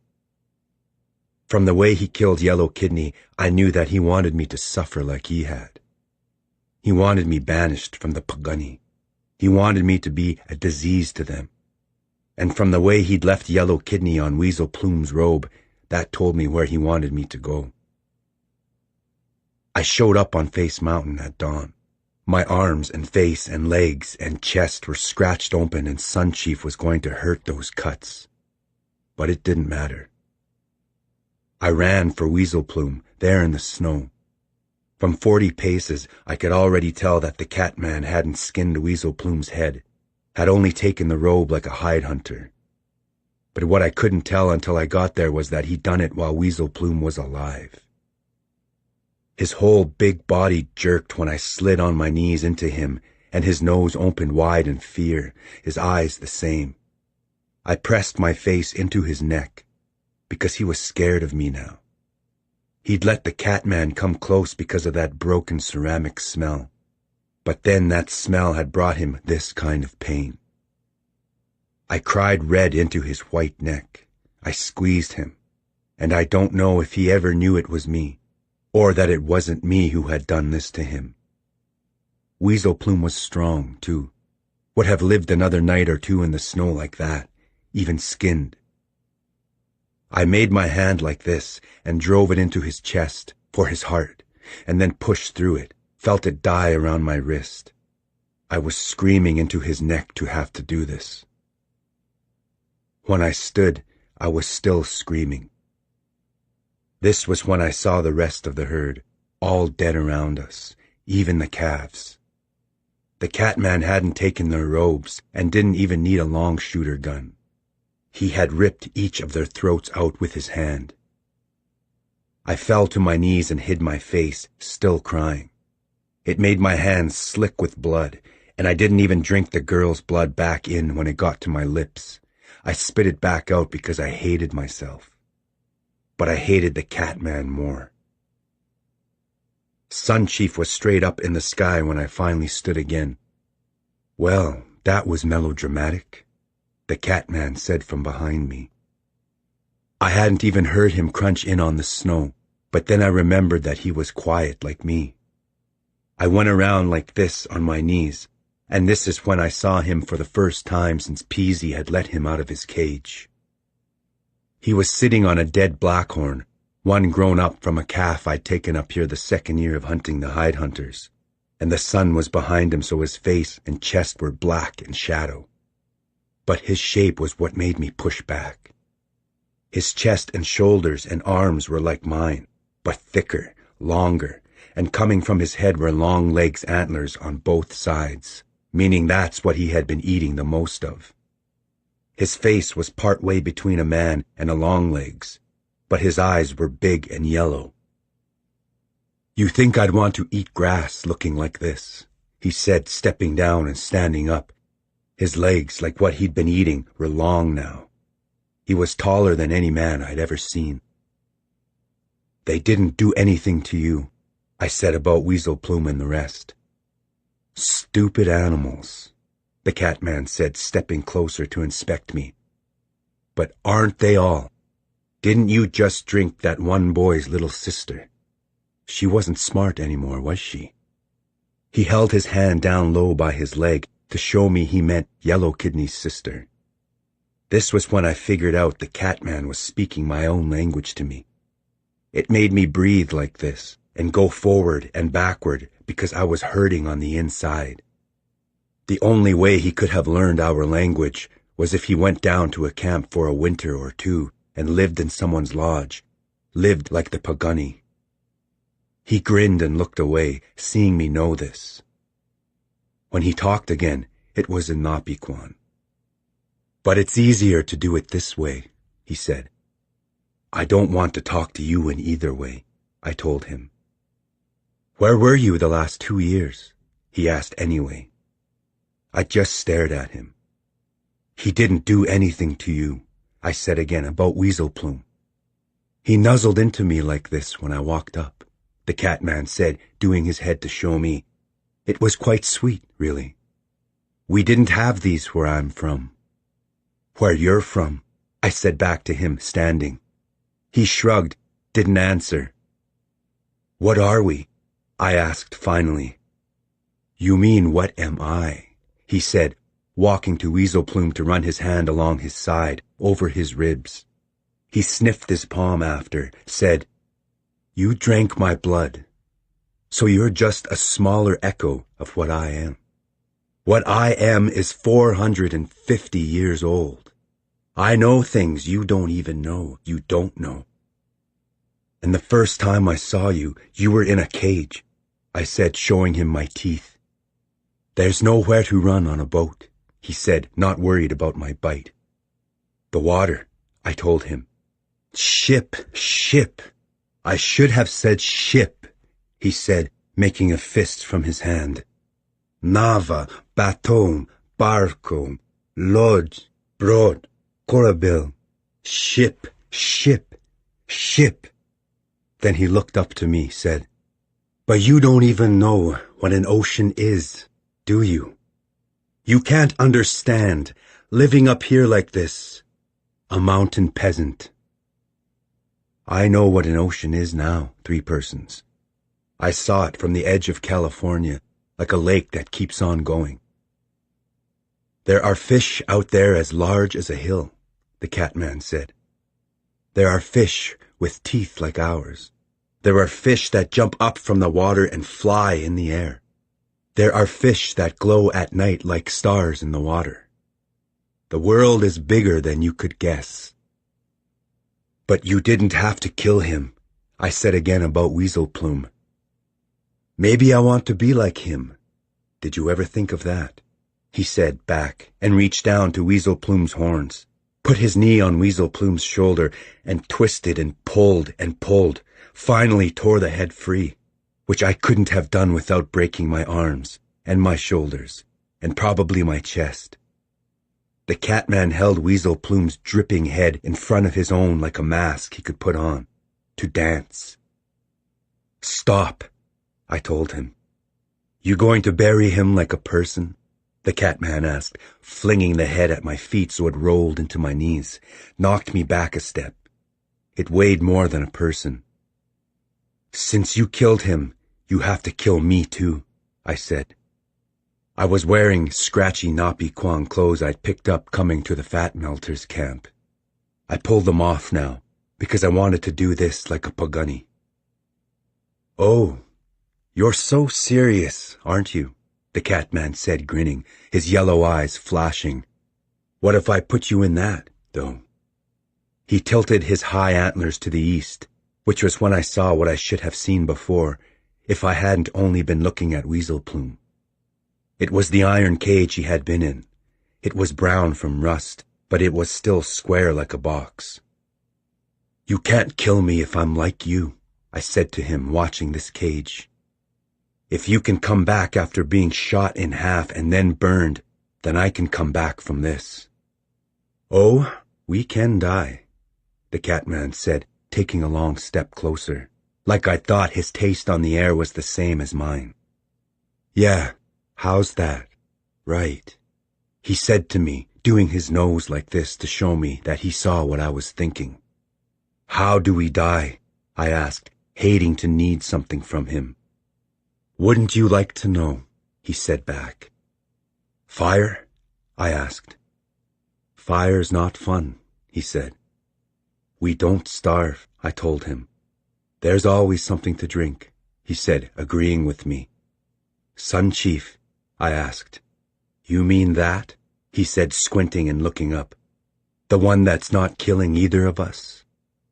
"The head," I said then. "Pull the head off like that." I touched Weasel Plume's horn with my knee to show what I meant. "It does make you wonder where life resides," the Catman said. "The heart, or up here?" He tapped his head right here on the side. "Or, if it's both, do we split into two different people?"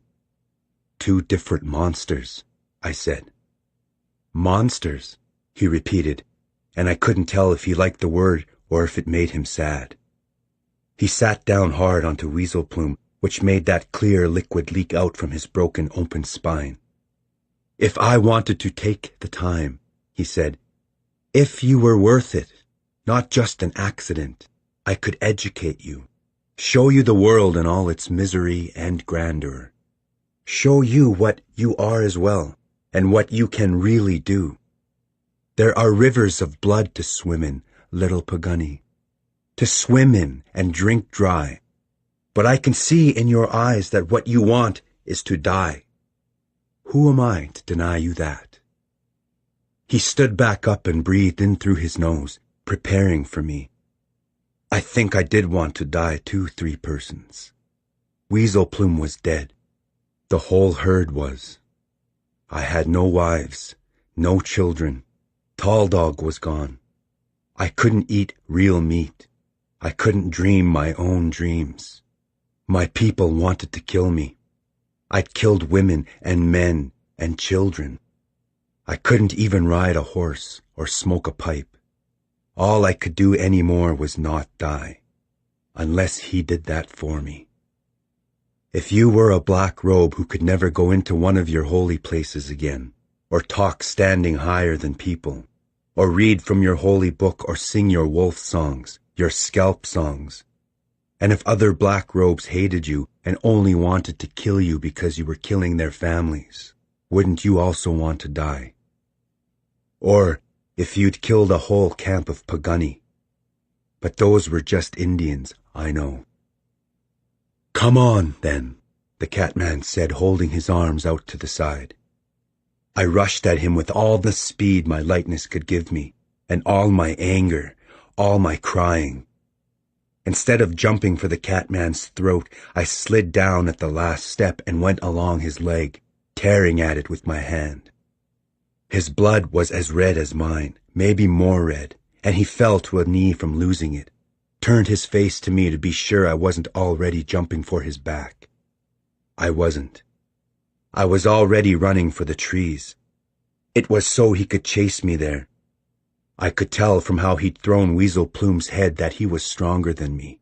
This meant I would have to bring him down with surprise, not fight out in the open. Once it was dark under all those limbs, I went up into a tree. I watched the Catman walk under me. From the top, he looked like a Longlegs. It meant I couldn't jump down on him, because his antlers would come up through me, and then it would be over. I tell you I wanted to die, but I wanted to bring him with me. I would pull him into the sand hills, and the Pagani would gather around me and help me pull him apart, carry his pieces to the 4 directions, so he could never heal back together. 5 breaths after he passed, I dropped down, quiet like you know I can. I couldn't track him by scent, but this was the backbone, and I was Pagani. The land would help me.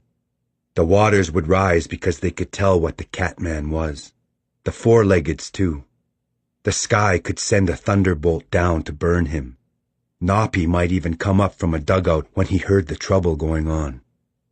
I couldn't track the Catman by his taste on the air, but I could hear him. He was ahead of me, by a cliff I'd like to sit under, and I was wrong about not being able to track him in the air. I didn't know this when I was in the tree, but on the ground with him now, I could taste the blood from his leg. It was from a real bear. I started to run for him, to jump on his back and pull his head to me, but I slowed, stopped. If he had been alive almost 500 winters, then he had had many battles.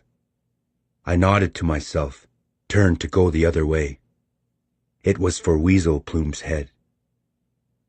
I stripped off the face skin, clawed away what meat I could, scraped the insides out to make it light enough for me. It was bloody, but I held it by one horn and dropped lower on the hill to come at the cliff from below. I didn't run this time but went slow, as low as the grass. This was how Hunts to the Side had gotten his name so many winters ago. The Catman was sitting on the rock under the cliff I liked to sit on. A few paces past him was the wallow I'd scraped out and made a sweat lodge over, to see if I could sweat the Catman out of me a few winters ago. All it had done was bring the blood up through my skin everywhere. The Catman was looking up to the cliff like that's where I was going to jump from. I sang my death song in my head because if I did it with my mouth, he would hear. The last 15 paces to him, I ran hard, and for the last 5, I jumped, both hands on one of Weasel Plume's horns, his skull above and behind me like this, touching my heels almost, so I could bring it down like the heaviest war club any Pagani had ever swung against an enemy. I landed just past the rock the Catman had been sitting on. "Thought they called you Good Stab," he said, standing over me. "That wasn't a good stab at all, was it? Or were you just, what do your people call it, trying to count coup? I can understand that. It's something like this, right?" He held up one of my braids that I hadn't felt him cut off with his sharp fingernails. He rubbed the braid apart and opened his fingers, let the hair lift away on the wind. I screamed then and turned around to swing Weasel Plume's skull harder, as hard as I could, and the Catman stepped back but not far enough. One of the horns opened his belly. He fell to a knee, his mouth open, eyes big. Swinging the skull that hard had spun me around, but I was still spinning, so I came all the way in a circle again, aiming for his eye this time, to finish him. This time he caught the skull by the lead horn, was already looking at me in a way that I knew we were a father and his young son wrestling. He had let that horn open his belly. He had let me cut his leg. "This is a good stab," he said, and pulled the skull from me with one hand. He was already holding the wrist of the arm I had been using to swing the skull. With it he lifted me up, held me there, and drove Weasel Plume's other horn up under my chest bone, into my heart. But grabbing the skull like he did, it cut him too, so some of his blood splashed onto my lip. I felt it right when it happened, and knew that if drinking Napi's blood had been good, if drinking that girl's blood had been good, then drinking the Catman's might be enough to let me kill him. I used my tongue to pull that drop in, and it made my whole body buck. Catmen aren't supposed to drink each other. Even if he hadn't stabbed me with that horn, I think that drop of blood would have done enough. He smiled, watching this happen to me. The sky behind him was going black like Sun Chief was gone, and for me he was. The last thing I saw were the Catman's teeth. They were white and sharp, and he was smiling. "See you. Probably not soon," he said to me after everything was black, and I felt like I was pressing my face into Weasel Plume's side again, and that became the robe I had slept in as a boy, when I would breathe like I was asleep so I could hear my father laughing with his first wife, the only one he had left. They would talk about other people in camp. He would tell her stories from the hunt that she knew were lies. But the more she listened, the more he lied. And I knew that someday I would have a wife like that someday I would have a boy and a girl faking sleep in their robes. And in this way the Pagani would never die. We would always be here. But all of that was gone for me now. I wasn't even in the sand hills. I didn't think. It was like a bear dream, but there were no berries. I was in a den of some kind. I was sleeping, I could tell that. When I woke, the world was blue again, like the shadow that had melted in around the Catman was being pulled away to show the sky again. But this was different. I jerked up because I was on my hands and knees, but when I did, my head hit a hard thing. A hard iron thing. I blinked, tasted the air, and it tasted like ice. I blinked again and saw the lines of brown in front of me. I was in the iron cage. But the iron cage wasn't on Face Mountain anymore. I know how the backbone tastes on the air, and this was the same, but different. It was deeper. It smelled like cold and, again, still, all around, ice. More than I'd ever tasted at once. Had that one drop of Catman's blood kept me sleeping until Cold Maker came again with a big snow. But it was too quiet. It was too quiet for how bright it was, and how blue. Blue and dark at the same time. It was the blue I didn't understand. I jerked up again to see better, but couldn't go very high. When I looked down, I could see why. My hands and knees had been set into water, and that water had frozen around them, locking me in. That same ice, it was all around me. I was breathing fast now, scared. The more the taste of this ice got in me, the more I remembered it. It was the slow, giant rivers of ice that are all over the backbone. I had walked across these frozen rivers before, but I had never been inside of one. That's where the Catman had taken me. He had made a cave bigger, carried the cage in, put me in it, then used a fire to melt enough ice that the cage sank into the water before it froze again. I screamed, but my voice came back to me over and over.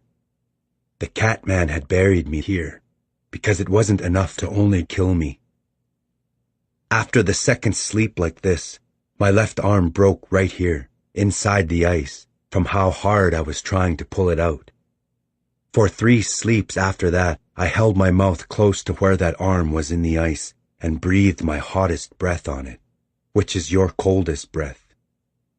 Over and over I kept waking up with my lips stuck to the ice on top I had melted. Pulling away from that tore the skin off my lips and left it there, and then my mouth was bleeding in a long red string. I dragged that red string onto where my broken arm went into the ice. Breathing on the ice hadn't worked, but the blood from my lips went down into the space between the ice and my arm. And when that blood ran out, I bit through my tongue, spit as much blood as I could down there. It made it slick enough that I could scream and scream more, and pull with my legs and other arms so that my broken arm finally came out. I pushed my mouth back to the hole I'd left, to try and drink that blood back up, but it was already freezing. I had one hand out now, but the arm was broken above it, so the fingers wouldn't grip, and they shook fast like this when I tried to move them. I tried not to cry, but did anyway, and then had to tilt my face up like this to balance the blood from my eyes back to my mouth. After another sleep, my lips got a little skin back. 4 sleeps after that, the hand on my broken arm could squeeze like a child squeezes. I broke the arm again, trying to use it to dig my good arm out. Finally, after so many sleeps like that, I don't know how many, I bit into my arm at the break that wouldn't heal anymore. I bit and chewed and pulled until the hand fell off. The blood that came out, I drank as much of it as I could to save it, but it was already getting used up and dead. I needed to feed. Because I'd pulled the front of my arm off right above where it was broken, there was a sharp bone right here now. I used it to chip at the ice holding my other arm. Every dig made my eyes stop, and my hearing go away. I cried and grunted and dug and dug and dug. At last, my good arm came out. I opened and closed the fingers, then made a fist and held it. The skin was puckered. It was burned from the ice, but the muscles still worked, and the skin wasn't that torn. Needing to bite something, anything, I turned to the side and chewed off my other braid as high as I could. I had been wearing 2 in my hair instead of 3 because when it's cold, my fingers can only do braids to the side, not behind my head. 2 braids right here made me look like the necklace people, but I was still Pagunny. Because it's not how many braids you have, or even if you have braids at all. It's about how bad you want to live. I wanted to live. It took 2 more sleeps to dig my legs out. I could tell it was day and night by how the ice glowed. I didn't know how deep I was in the frozen river, but if I couldn't even chip myself out fast from the ground, I knew there was no pushing up to the rest. But the Catman had to have gotten me into there somehow. When I stood to see where, I stood into the cage. He had melted it into the ice with the door under me. I kicked at a bar until it broke out, and then I pushed it back and forth like this until it broke off. Instead of using it to dig the cage out, which would have taken too long, I kicked the bars beside it out and broke them free the same, until I could crawl through. It was hard from only having one hand, but it was enough. It wasn't a cave I was in either. It was a tunnel, not tall enough to stand in. If the Catman had made it, then he must have built fire after fire to melt his way through. And if he'd been in here with the antlers he had now, then he must have walked on 4 legs, not 2. I hunched down a tunnel and didn't know east from west, north from south. It was the first time I'd ever been without directions. It felt like I was going to float away, even though the roof was touching my head. It was daylight, so every wall was blue, and the floor, and the roof. I had to squint, it was so bright. Squint and keep my face down looking at my feet. It took 14 sleeps to go down all the tunnels the Catman had been living in. I found the dried-up bodies of Indians and Napiquans he had brought down here to chase and drink. Some were frozen into the walls. Some were left on the floor. One was pressed into the top of the tunnel, looking down. Also there were 4-leggeds, all of them. The Catman had been living here for years. I told myself I would clamp onto his neck and drink him until my side burst open. But then I remembered what just 1 drop of his blood had done to me, how it had knocked me down long enough for him to put me here. After going into every tunnel and not finding an opening to the backbone, I came back to the cage to rub the end of the bar I had against the other bars until it was hot enough to melt the ice, so I could draw the lines of the Catman's home in the wall. But he didn't have any plan or shape when he was making them, if he even made them, if he didn't just find them. The Pagani never knew anything about the ice rivers. The 4-leggeds didn't even go there unless they were running from something. Otter Goes Back had a story about how they were so cold like that because they had used to come all the way from far north. But when they got cut off from where they started, they didn't have anywhere to go. So were like a worm when the rain pushes it up from the ground, just feeling around slow and without eyes. I don't know how long I was down there starving when one day a Pagani my age shook me awake. He was talking, but I couldn't understand him. Not because I couldn't speak my tongue anymore, but because I was so hungry. I drank him before even asking him where he'd come in. When my nose came back, I followed his taste in the air to a roof in a far tunnel with new ice shutting it closed. The Catman had started a fire up there, let it burn down through, and then pushed this man through and filled the hole with brush and grass. After that, he kept pouring water onto the brush and grass, so at first it froze right around the blades and sticks, and then it froze around what was already frozen. And now the hole was shut again, the ice there thicker than my leg is long. Inside the dark blue ice I could see the brush and grass like hair in water, not moving. I went back to the man who was empty now, dead. I could smell smoke on him, and real meat, and the broken ceramic smell from the Catman. It made me snarl. From this Pagani's blood, my hand started coming back. I tried holding my old one in place so the skin could grow together, but it wouldn't work.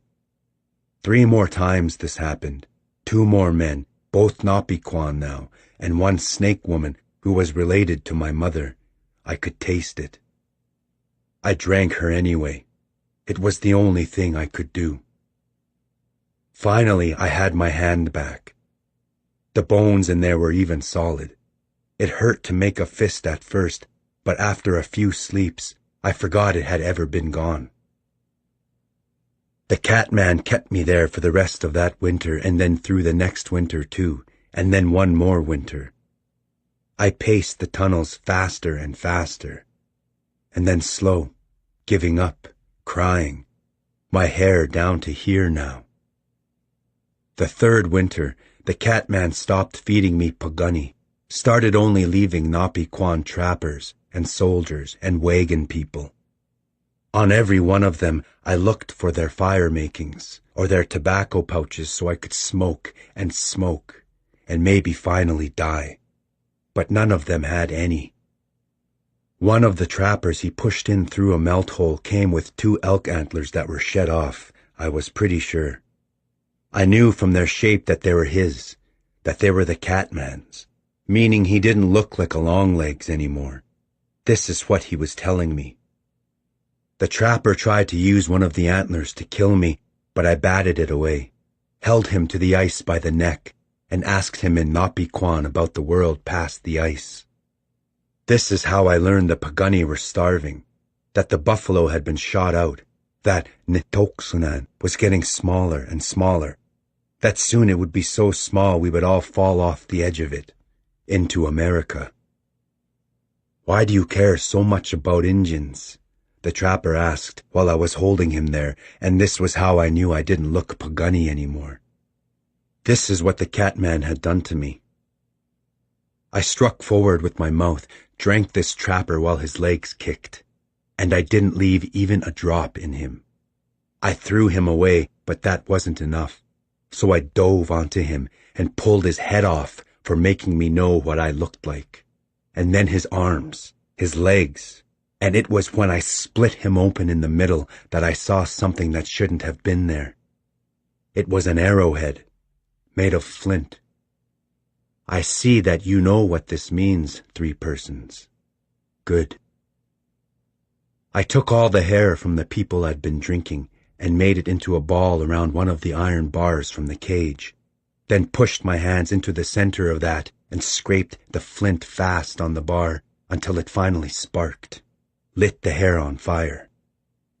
I looked like a Napiquan now, but I was still pagunny inside.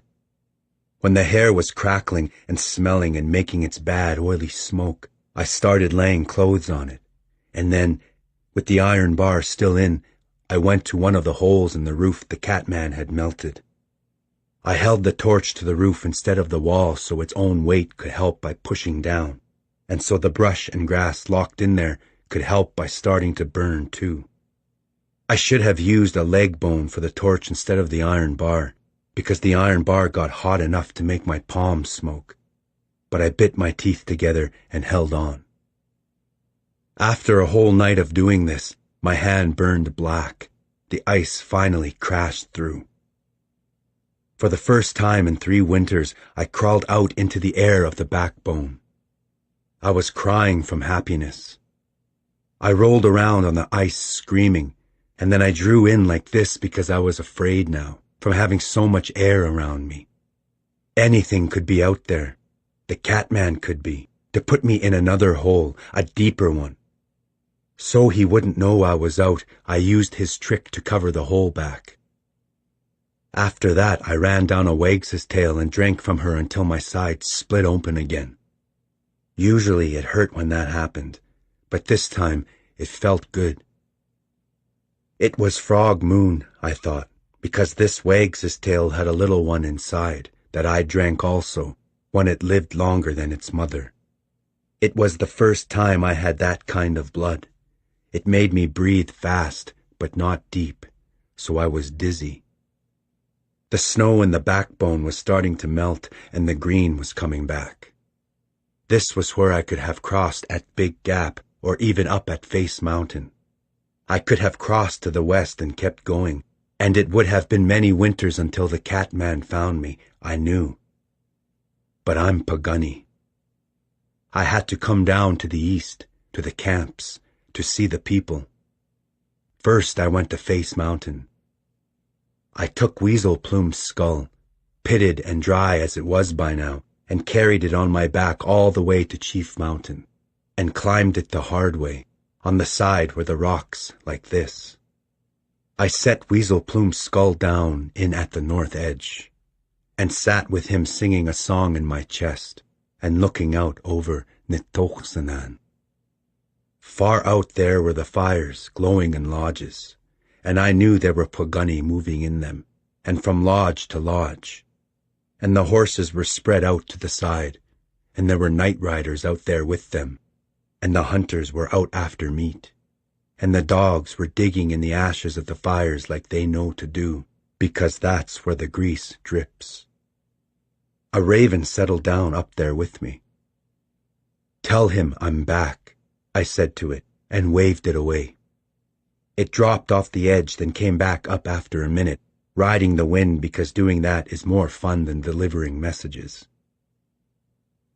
2 sleeps later, the first camp I came to and watched was the hard top knots.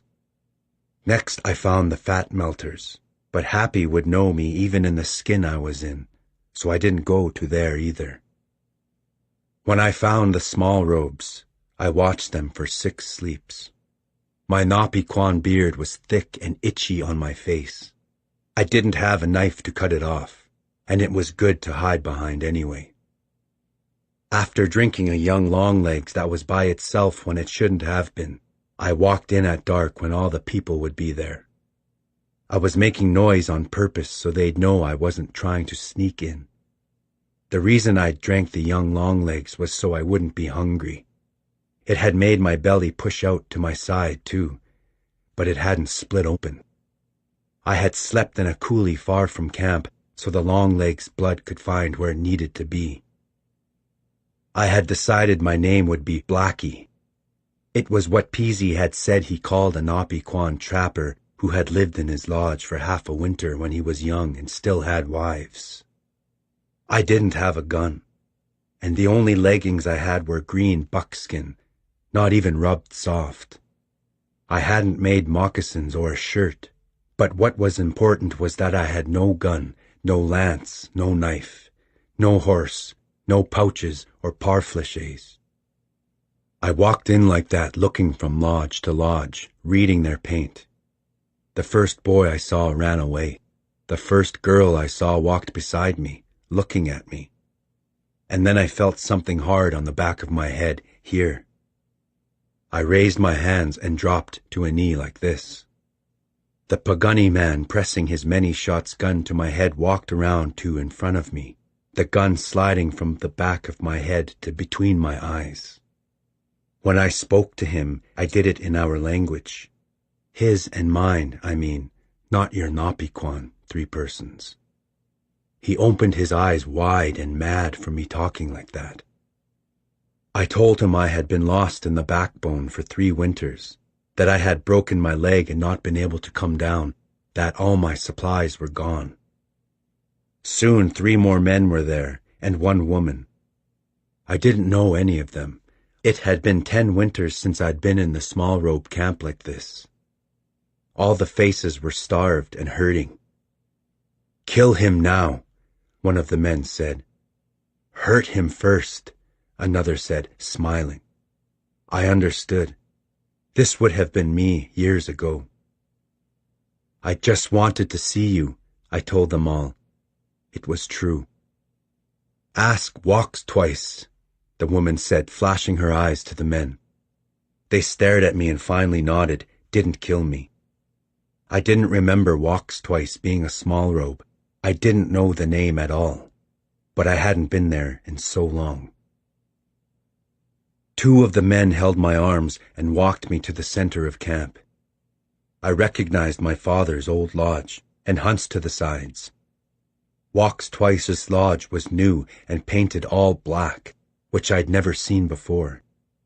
It must make it heavy, hard to pull. Above the doors, in white paint on top of the black, were 2 great long legs antlers, going up like this, almost to the ear flaps. They were pushing through the sky stripes, even.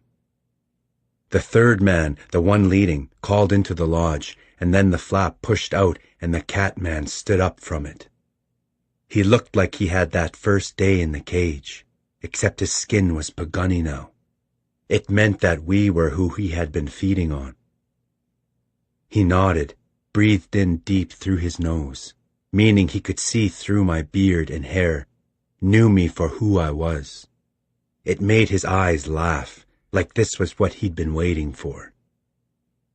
I jerked away to run, but the two men held me and shook me to be still. One of them hit me with his knee on the side of my leg here, and they had to catch me from falling. "Let him go if he wants to go," the Catman said. "One dirty Napi-Kwan can't do anything to us, can he?" Everyone laughed, and they threw me down at the Catman's feet. I looked up to him. He was still tall, even taller than the Pagani, but only tall like a man now, not like a Longlegs.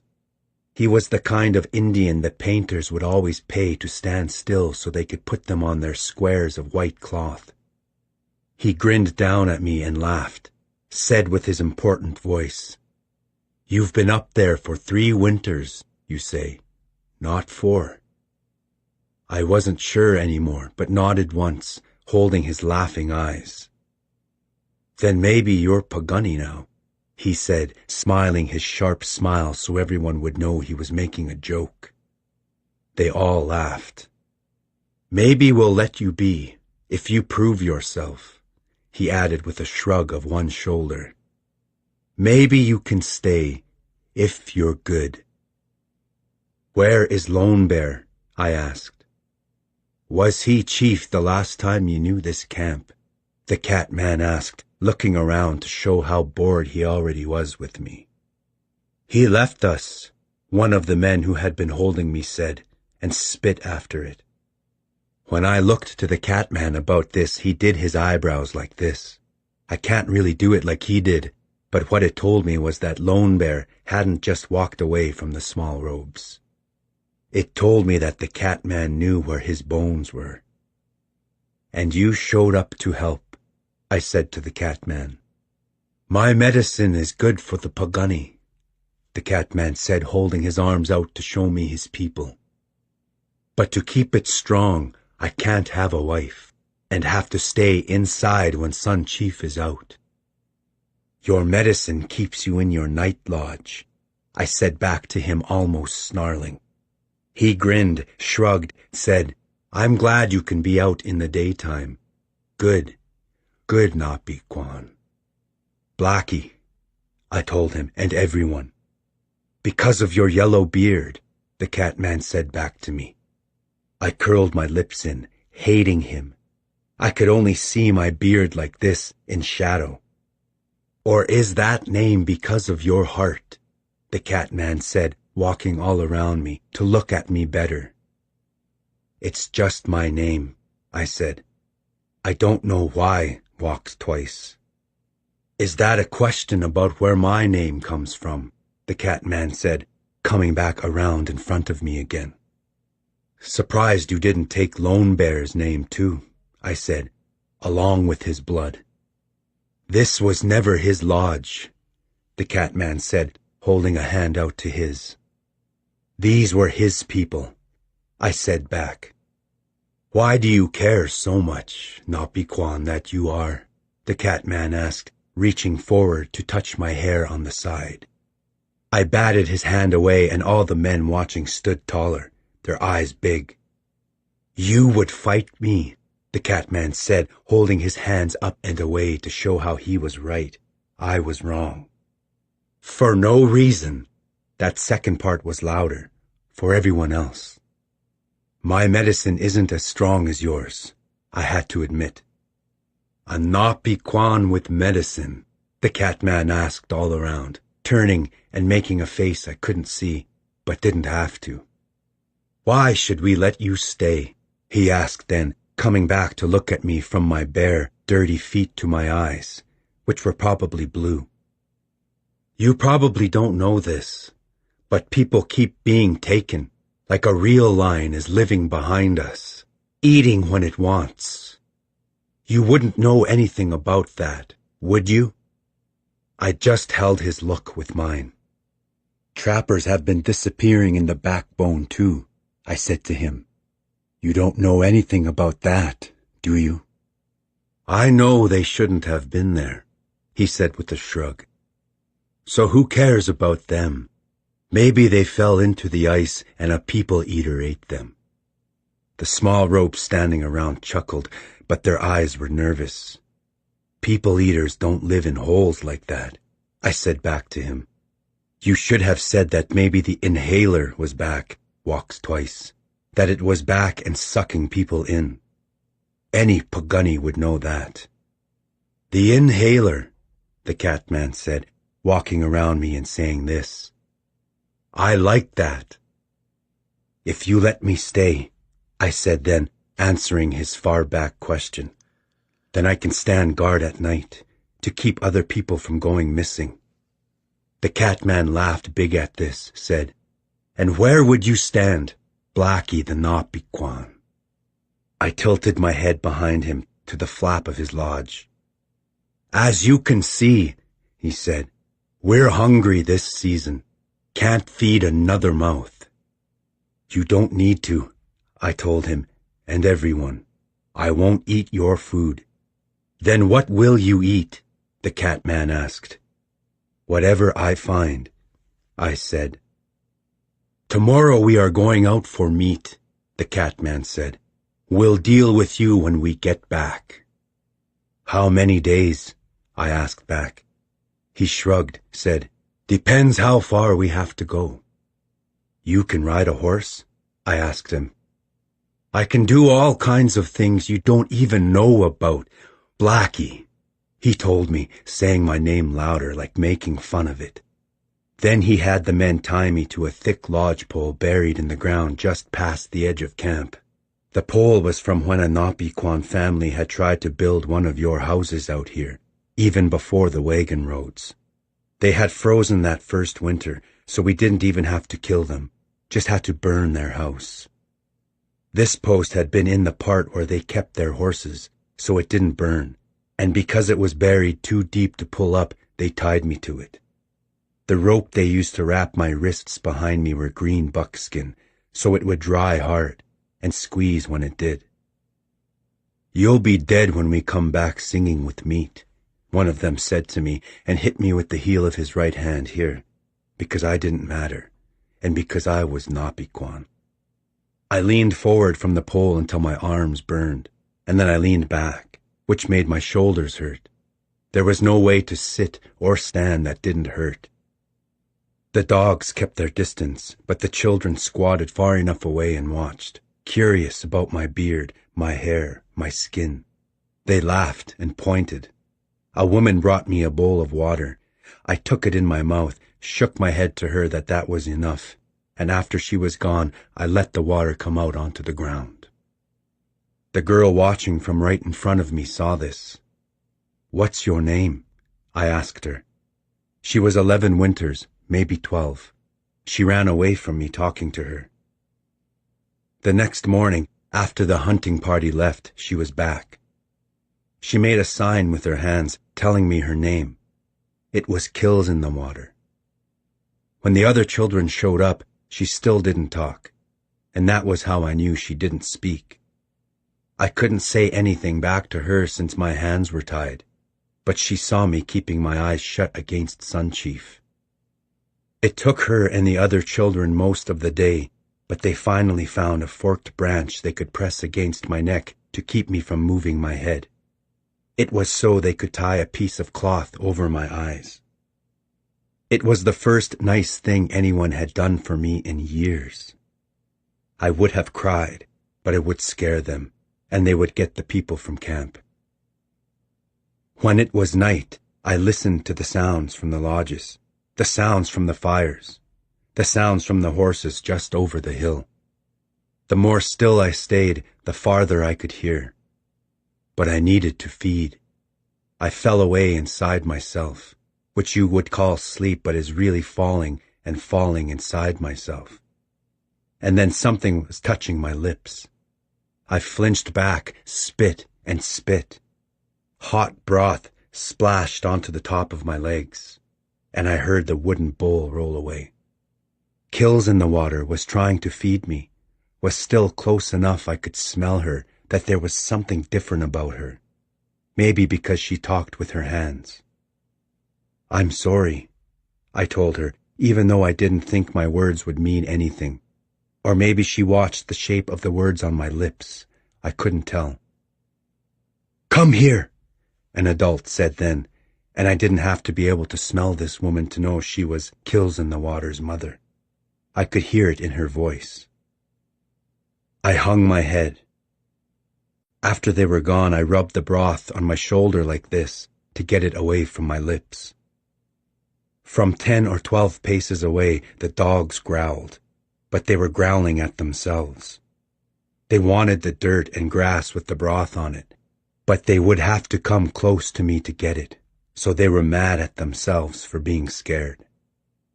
When one of them finally tried, crawling on its belly, I think, pulling forward with its front legs like dogs do, I turned myself into a rock and let it. After that, the other dogs came in, some of their tails even hitting into me. I listened hard for if anyone was standing there watching this. When I didn't think anyone was, I snapped my mouth forward all at once, bit into a dog's spine, and drank until it flopped away, crying, to die. It wasn't a meal, but it was better than starving. Like I told you our first holy day, the Pagani can eat dogs when we have to. 3 days later, after camp was asleep, I pulled hard enough at the dried buckskin around my wrists that it tore. I pulled the cloth off my eyes and moved to the side in case an arrow was already coming for me. Nobody saw me. I ran out into the darkness, and the first thing I saw from a long way off, because of the stars in its eyes, was a young prairie runner. I wanted to use that crow trick on it, but that only works in the daytime, so I had to sneak around and jump, then run and grab onto the back of its leg, dig for the big sinew in there. The prairie runner went down flopping, and I was already on its throat to keep it from screaming. The white tube in there is as big as a longlegs, even though they're small like the goats people here keep to eat. A prairie runner has only a little more blood than a big man, so my side didn't split from having too much in me. Its soft hooves dug into the ground slower and slower the whole time I was drinking.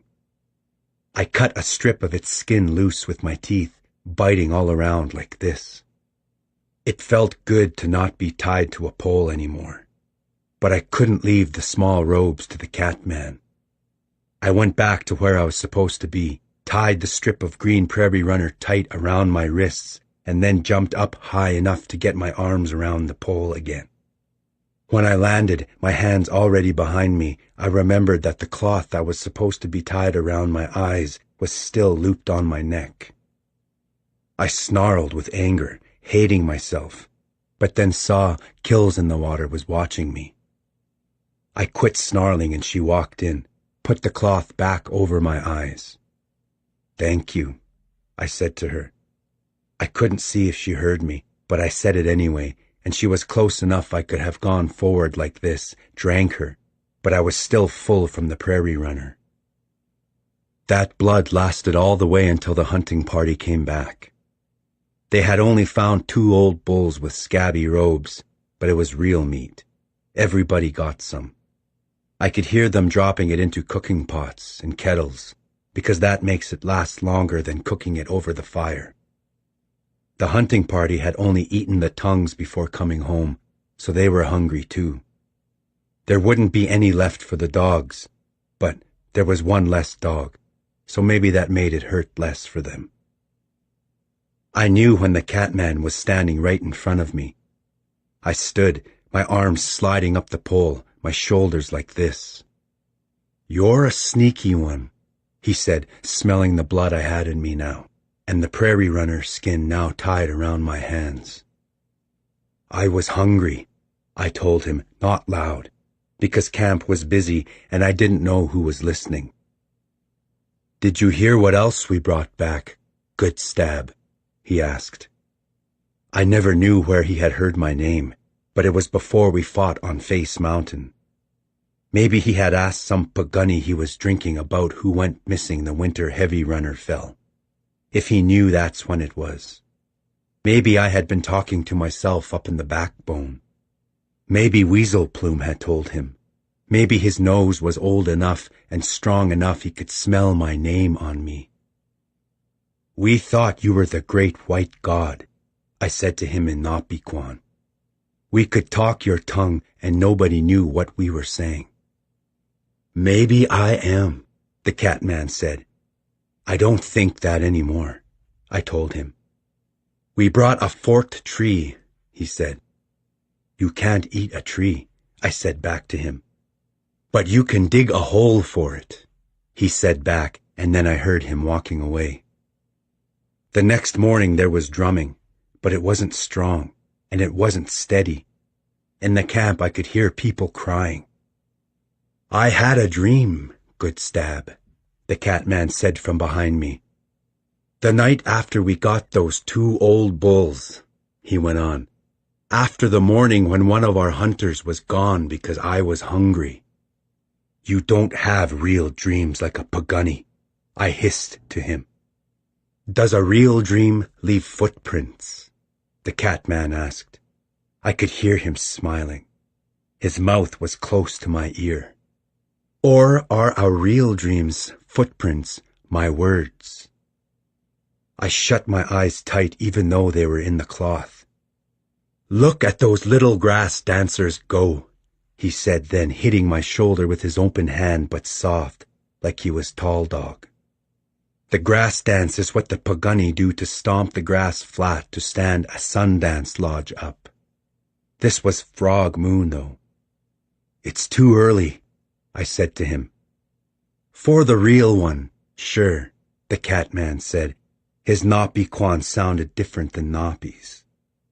It was sort of like yours, 3 persons, but different, like it had more edges, and different slopes to ride up and down.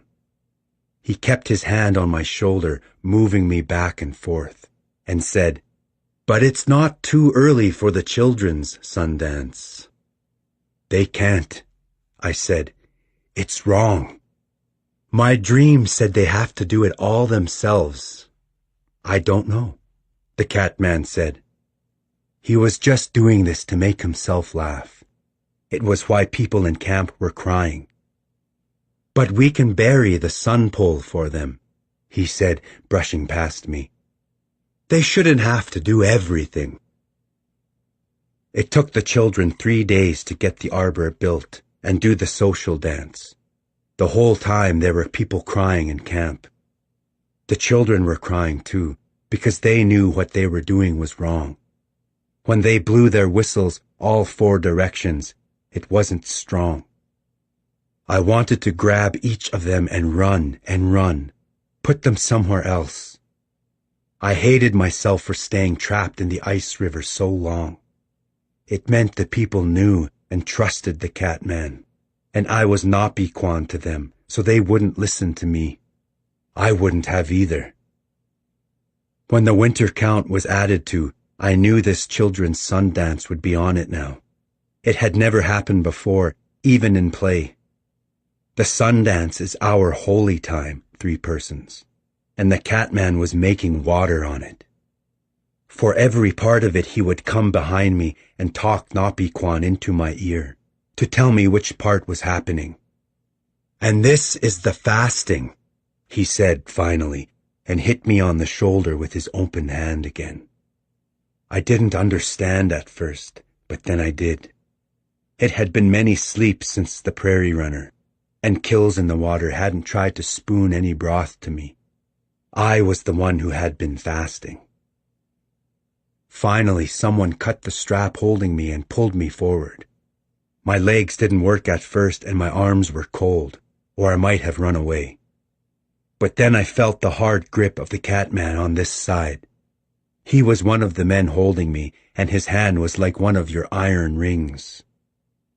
I was pushed ahead 60 paces. Then the Catman held my head down to get under the edge of the arbor, because it was short, for children. The drumming stopped and the Catman used his important voice to recount the dream he was lying about. It ended with a Napiquan with a yellow beard being made to dance. I shook my head no. but then they dragged me stumbling over my feet out to the pole. When the cloth was pulled away from my eyes, the sky was too bright and the people had soft edges. "Here, I'll do it. Kills in the water.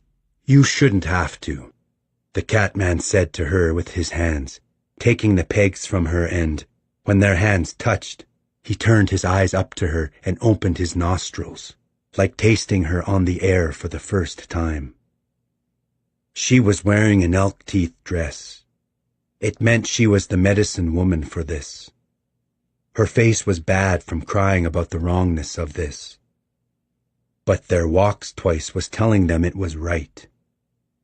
"Here," I said, pulling the Catman's nose away from her by breathing my chest big like this, to make the skin tight.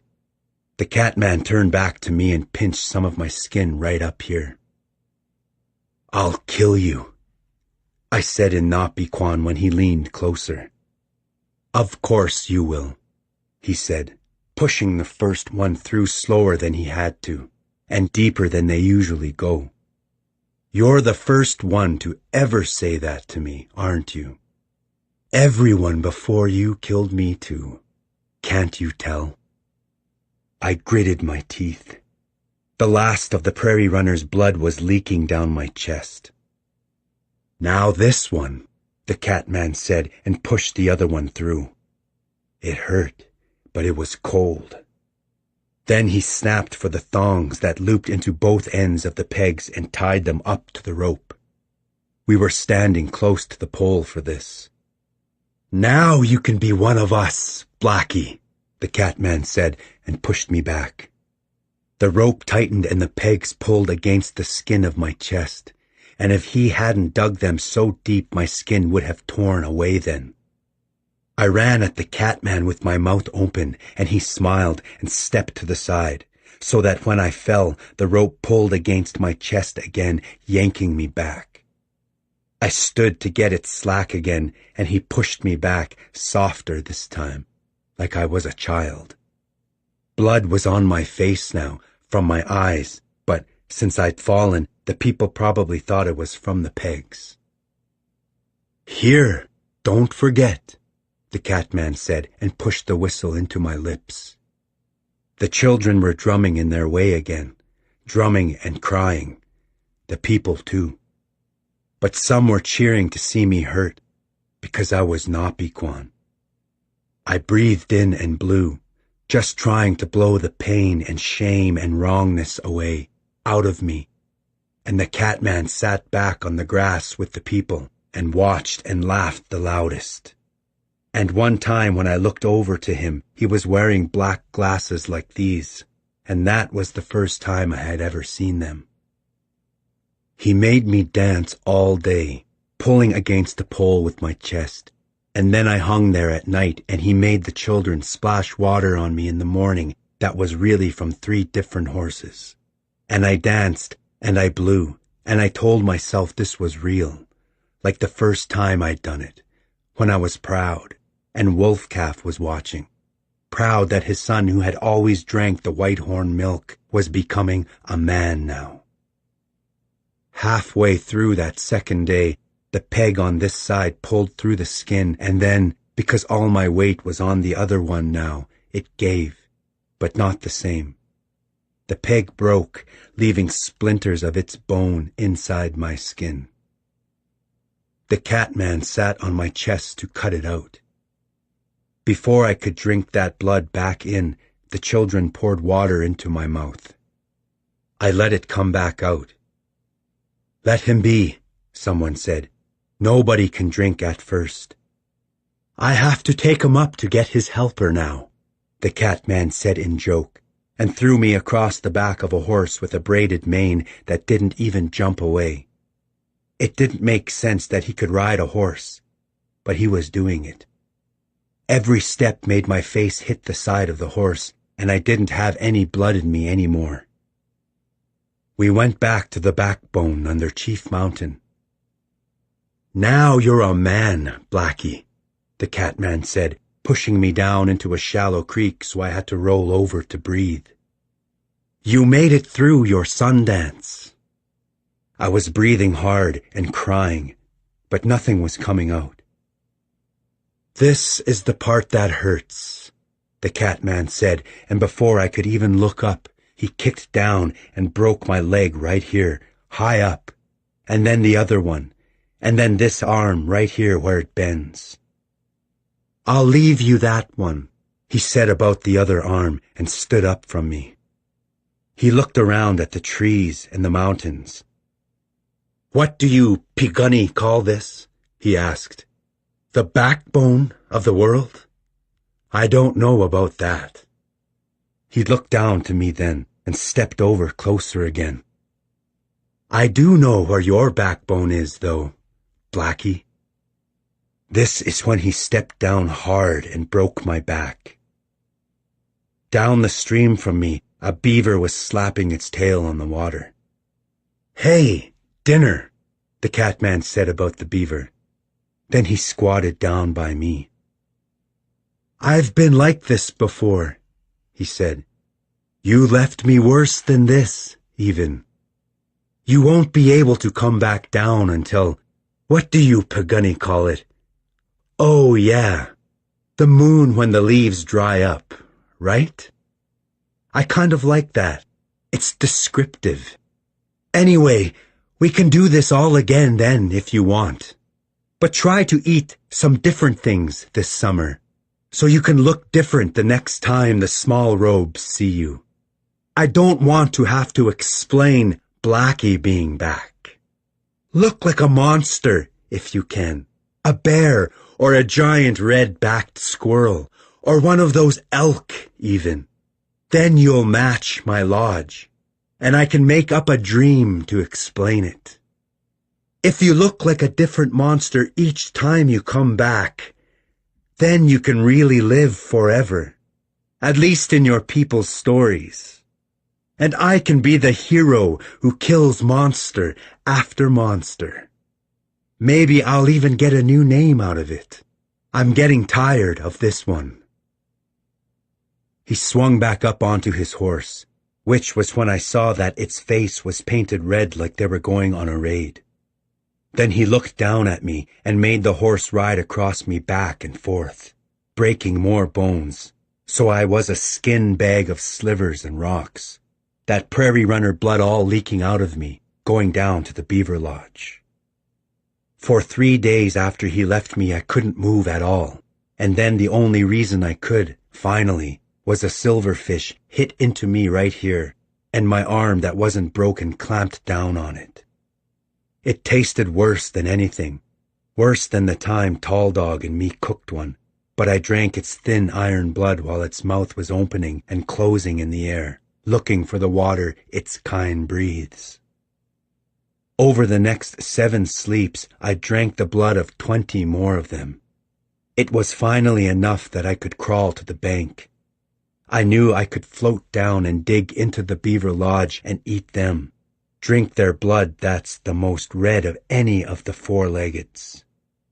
But I knew not to. The Catman was right, too. It took me all those moons until the leaves dry up, until I could walk and run again. It meant eating dirty faces at first, and then more and bigger, until I finally pulled down a big moving shadow bull. That's like a Longlegs, but taller even, with flat antlers like 2 big hands opening, like this.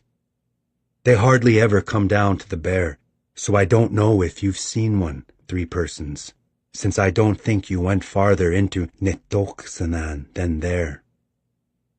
It felt right to drink it in until my side burst open again, because moving shadow hooves are tied to Feather Woman's digging stick, and Morning Star let her down through her turnip hole in strips of blackhorn hide, one of which had a tail, and that's why we tie tails to the real sun pole. The moon when the snakes go blind, a party of blue mud people came up to the backbone with 2 riders for each horse. They were running from the soldiers. I wanted to talk to them, not kill them, but I didn't want to be a monster like the Catman wanted. So I drank one of them every 8 sleeps until the moon when the geese leave, and I put on one of their leggings, another one's shirt, a third one's moccasins, and I tried to tie my hair into 3 braids but couldn't, so made it into 2 braids again, like the necklace people. I was Indian again, and Pagani on the inside. My bones were together at last, and in a piece of ice I could see that I still had one eye that was blue, but that would be my medicine eye, I told myself. I was going to go down and kill the Catman, but first I walked along the ridge of the backbone in the freezing rain to see Weasel Plume on the great chief so he could give me power. Or so I could say goodbye to him and tell him again I was sorry for not being there when the Catman came. It was when I came down from the slick rocks to walk in the high-up snow out of the wind that I saw Kills in the Water and her brother holding the small robe's winter count over their heads. Otter Goes Back's paint dripping down onto the crust of snow.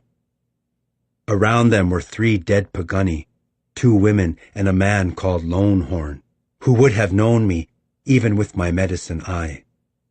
They had been running away, I could tell. No Pagani comes that high in the winter unless they're running from something. This was how I knew the Catman had gotten tired of playing chief. The small robes were scared of him, and the camp had broken up to try to live.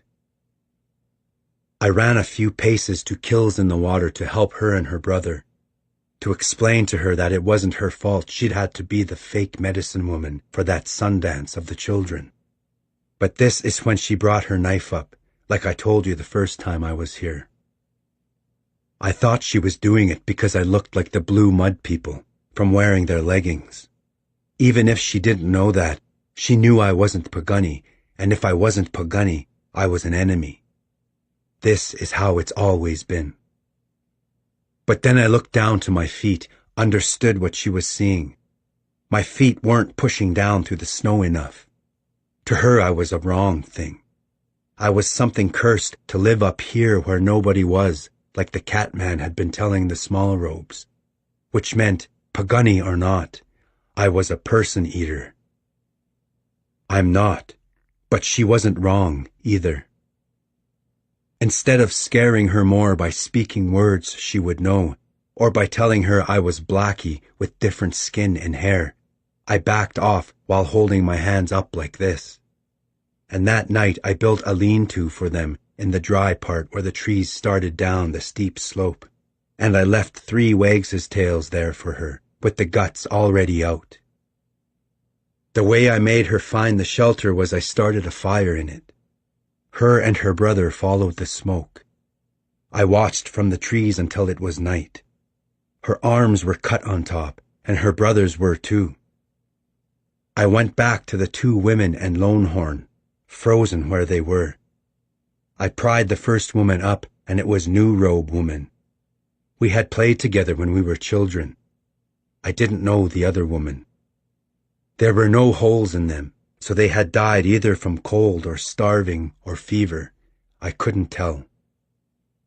Before I left again, I dragged dead wood that wouldn't smoke close to Kills in the Water and her brother's camp, so they would find it when they looked, and not have to walk far. They should have gone down lower if they wanted to live, because only white bigheads can stay up here. White bigheads and the Catman and me, and Weasel Plume. But if I tried to talk to her, she might run away and hurt herself. The next night I was up on Chief Mountain. I looked down across Nitoksanan, and I told Weasel Plume about my wives and my children, whose names I never say, and how Kills in the Water and her little brother were like my 2 had been. So it was like they'd come back from the sand hills. I told him that after I killed the Catman, I would come help them, save them. I knew I couldn't save all the Pagani. I hadn't even been able to save the Blackhorns, and there were so many more of them. But I could save these 2 children at least. That was how I knew I had to survive the Catman. But I didn't know how to do that. He was stronger than me and smarter than me. I had lived almost 50 winters, and he had lived almost 500. He said he got caught on a boat on the ocean, So that meant he was from where all the Napiquan were. If they'd never started coming over, then he never would have either. It made me wish the Pagunny had been there when those first boats landed, waiting on the shore of that ocean with its great toothed fish swimming in it. But we wouldn't have known, would we? We would have wanted the iron kettles like you said, and it just would have been one boatload of you. So what would that even matter? Except now your shiny wheels are cutting the land up into smaller and smaller pieces. I don't even know what to fight anymore, Three Persons. The backbone is a playground now for Napiquan to come look at. The Pagunny live in lodges at the gates, and the bear isn't the bear anymore. So even Heavy Runner is being forgotten. But not by me. There's a grave by Old Agency where Pagunny ghosts dance in green light, because they can't dance anywhere else. I cry still about it, and Heavy Runner, and Tall Dog, and my family, but I sit alone, far away, so no one sees the blood on my face. More and more, I talk to no one. I don't want to live as long as the Catman, Three Persons. My time to eat mice is almost here. The only reason I haven't yet is that the wife, the scout Joe Cobell left behind after he died, who was Pagunny, Buffalo Stone woman, whispered your name to me when I sat by her bed while she was sleeping and dying. I told her I was a ghost of the Pagunny her husband had killed, and that I needed to know why he had shot Heavy Runner. It was your name, she said, Three Persons. But I didn't know how to find you, not until one of the people driving through Old Agency to their new playground said your name, and how good it had been to hear a service in the right tongue, all the way out here where the Blackhorns used to be. That's how I got your taste on the air the first time. It was still on them, just barely, but enough. And it was the same taste I'd already smelled while sitting on the big gap, when the shiny wheels was stopped because of snow in front of it. This is how I found your son, Three Persons. The one you didn't know about. He had been coming to see the mountains before they were gone, because he had enough money to do that. You can write that in your book if you want, and then hide it again after I'm gone for the last time. I don't need it. I just need you. No one else can confess me for what I've done. Which is about to happen. I don't want to tell it, but I have to. Don't be afraid if there's blood on my cheeks for this last part. You know I can catch you if you pull down from there and run away. Even if your foot had all its toes, I could still catch you. I can run down a Wags's tails. A whole pack of big mouths can't catch me. The only thing faster than me now is a prairie runner, but they don't chase. They just run away from things that want to eat them. But in this holy house of yours, there's nowhere to run anyway. Can you see my hand? I didn't think it could shake any more from being afraid. This is my last fight with the Catman, Three Persons. I told this to Weasel Plume on Chief Mountain, and then I held his forehead to my forehead before setting him down facing north, because Blackhorns always look into the cold wind, not away from it. The first place I went was the Small Robes winter camp. They weren't there anymore, but there were 6 lodges fallen down and dead Pagunny all around. 2 of their throats had been bitten, and the rest had been killed. It smelled of broken ceramic and decay. There was a dog moving among the dead. It did its tail like this between its legs when it saw me, and then it curled down while standing up, because it thought I was going to kill it. Go on, I told it, and turned away. I walked out in circles, tasting the air, and the Small Robes had gone every direction like grouse bursting up from the brush when you almost step on them. On a hill just past seeing but not smelling, I found the Catman's tall black lodge, all by itself and empty. Inside was another Pagani, this one a girl. She was dead, and wearing the same elk-tooth dress Kills in the Water had had to wear to be a medicine woman for the children's Sundance. I set the lodge on fire and watched it burn. The paint making bubbles, it was so thick, the two long legs' horns on the front lasting the longest.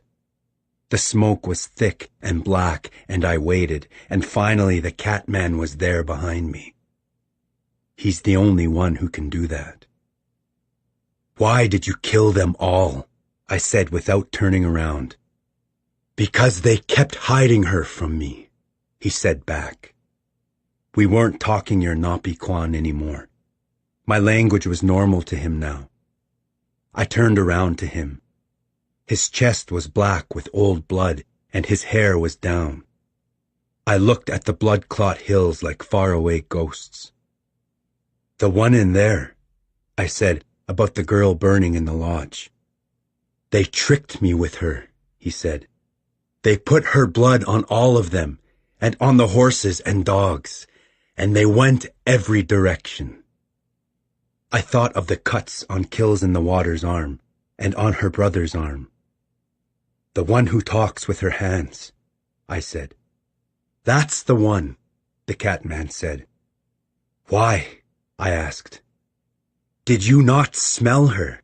the Catman asked back. "I smelled her," I told him. "You didn't like I did," he said. "You don't know this yet, but once a generation, once a century, someone is born with a kind of blood no one else has. If you drink from that person, how to explain it? It's like the difference between an animal and a person. But the person is the animal now, and this new one is above them. Their blood, you do anything for it. I've only tasted it twice so far in all my years. She's going to be the third time." "Her brother too?" I asked. He shook his head no, said, "Just her." "And if you get her, do you leave Nitoksen forever?" I asked him. He stared hard at me, then said, "Why do you still call it that? Good stab. It's not Pagani territory anymore, and it never will be again. Can't you see what's happening? Your time is over. It's the age of the Napi-Kwan now." I lowered my face, my eyes filling with red, and then I couldn't stop myself. I was jumping at him with my teeth out. We fell back, and I was tearing and biting and screaming, but he was just laughing, hitting me away. Finally, he rolled us over and held me down with his knees on my arms and leaned his face down over me. "You could have been a good one," he said to me. "But you care too much, Good Stab. You still think people are people, that they matter. You still think you can save the Pagani. You can't. It's over." I bucked and pushed, but he held me down. "I can at least save them from you," I finally said up to him. "You don't even know what I can do when I really want to," he said, grinning. "I've destroyed villages, towns, cities. There are whole peoples forgotten to history because of me."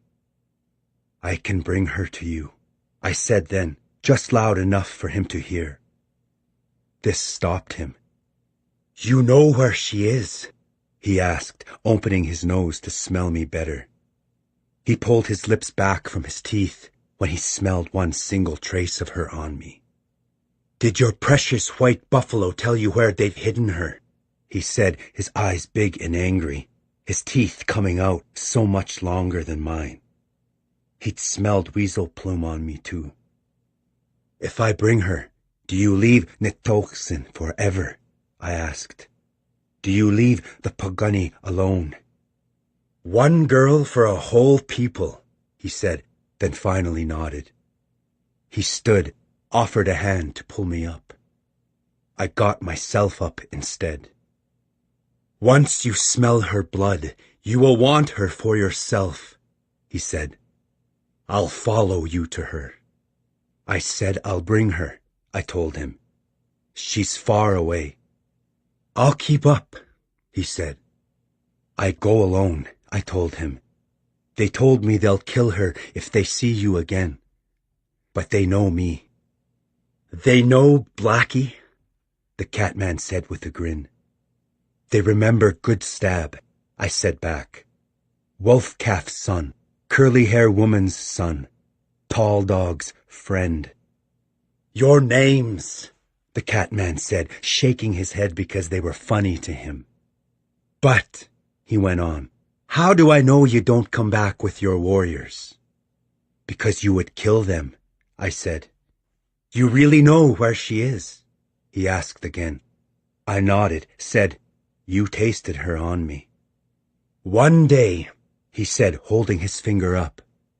If I don't have her by then, I'll kill every Pagunny I find, no matter how long it takes, and I don't kill you, Good Stab. You'll be the last one, so you can mourn forever. Over there in the dead lodges, I told him, pointing with my lips to where they were. The Catman held my eyes for longer and longer, and finally nodded that was where we'd meet. I walked away, moving north, and then I ran and ran and ran, eating a wag's tail on the way because I was using my blood up. I wasn't running for the backbone this time. I was going north, and then more north, fast. I found some little grass eaters, apologized to them, and spread their blood all over my arms and legs and face, then kept running. I didn't know if he could smell through them or not. By night, I was coming back fast, and the whole world was thunder. When it was almost morning, I saw the lodges of the dead. The Catman heard me coming, and the thunder I was bringing with me. He shook his head, impressed, I think. And then I turned to the side and dove into a coulee so the last herd of blackhorns and all of Nitoksanan could run over and over him, pounding him into the ground. There were 300 of them, and they kept going and going, hated him as much as I did. I had been run over by horses 2 times before, maybe 3, and each time it was hard to rise again. After they were gone, and the dirt was still hanging in the air, I walked in. The Catman was broken, mixed in with a lodge of the dead, one that had an otter painted on it. I knew whose it had been when I was a boy. That otter had been painted going backwards to the water over and over through the winters. I fell to my knees, crying again. In all of my stories, I'm crying 3 persons. But I couldn't wait too long, I knew. He had a taste of that girl's blood in him, the one I'd burned in his lodge, and from when I'd had a child's blood in me, I knew he'd be able to stand again soon. I went down over him with my knees on his arms like he had been on me, and I grabbed his head behind the ears and leaned back to pull. But his leg came up and hooked around my neck and threw me back. He was already starting to stand again in his broken way, like a child's dream he wakes screaming from. I shook my head no, no. And then I was running and falling and getting back up and running again. I went to the west at first, to the backbone, but then I looped around into the chewed-up grass the herd was still running through. And when that trail got close to the backbone, I went up into the trees. But I knew the Catman could follow me anywhere. I could run west and keep running, and maybe he would follow me. But he wanted kills in the water worse than he wanted me. So I went higher and higher, up to her, but going half up the slope, above the tangles of brush and dead four-leggeds I'd been making for years. So the Catman could take the lower part that's supposed to be easier, and then get slowed down. And this is what I need confession for, 3 persons. This is what I need you to wash away with your holy book, so I can finally eat mice until I forget I'm not one of them. When I crashed into Kills in the Water's lean-to, she was combing her dead brother's hair back from his eyes. He was frozen, dead. She looked up to me with scared eyes, and I took her by the wrist fast, and was running again. First to Lonehorn frozen in the hard snow, because I needed his parfleche, and then back down the ridge, my feet sure like a white bighead's, because if I fell with her she would die, and I needed her to be alive, and smelling like she did. Finally, she started holding on to me like my daughter used to, and I don't like to think about that part of it, 3 persons. But when her hands found each other behind my neck, I knew I was still a father, and I hated myself. And I still hate myself, and I will always hate myself, because this wasn't the Catman inside me or behind me making me do this. This was me doing this. I came down Face Mountain going fast, sliding and running, her weight letting me push through the crust of snow finally, letting me be a man again. And then I came to the edge of the lake and was splashing in even though it was cold. Kills in the Water screamed and held on tighter, and I swam us out to that wild goose island. I let her go once we were there. "What are you doing?" she asked me, crying and scared. "Only lost spirits live here." I nodded that she was right about that. I dumped out Lonehorn's parfleche, got his short pipe ready, and started a small fire. Then I felt around and found the traps I used to throw here so the trappers couldn't use them anymore. I didn't think this could work, what I was doing, but it had to. This is the only time I used Tall Dog's crow trick, which is just to wave a strip of Wags's tail belly skin or white cloth torn from your wagons until a prairie runner has to come close enough to see what it is, so you can put an arrow in it. Don't need a gun at all. It's a way of bringing what you want to you instead of going to it to kill it. But now I was using it for the Catman. I went fast, getting everything ready, and was only just done when Kills in the Water heard it like I did. The Catman was calling my name across the water. I was Good Stab again. It felt right to be myself at the end. The Catman was still crooked and not standing right from the blackhorns running over him so hard, and one part of his face and head was caved in. But that only made him worse. He started walking into the lake until he had to swim, and when he swam it wasn't like Pagani do. It was like he had been taught to be afraid of the water when he was a boy, and never forgot that. But when he came up dripping onto the island, he was smiling, his eyes only looking at Kills in the Water. She was the belly skin I'd been waving in the air, so he would taste her in the air. "This is how you bring her to me," he said, stepping closer and closer, one leg dragging. "All the way out here." The girl jumped to me and clung to me with her arms and her legs. She was shaking, but not with cold. "This is why I'm here, 3 persons. It's because I can't carry her anymore." The Catman had told me he wanted me to be a monster when I came down from the backbone again, and I was now. And I still am, and I always will be. Not because of the Catman part of me, but because of what I'm doing right now and what I'm telling you. This is my confession, 3 persons. Since then, I've told myself I did it to save the Pagani, but every time I ask back if it was really because I hated the Catman, because he was what I'll be, if I live as long as him. What I need is for you to use your holy book and tell me it's all right, that what I did is good, that I had to do it. "So you're going to hold her for me," he said. "How polite. All the way out here where there's no civilization, no manners." I closed my eyes, nodded. I opened them when, stepping to us in his crooked way, he dragged one of his feet across a trap. It bit onto the air only. He hissed and I opened my eyes, but he was only still looking at her, now that he was this close. His next step, with his good foot, was into the middle of another trap, and he screamed now like a real lion screams at night, and the girl clutched onto me tighter. "Do it.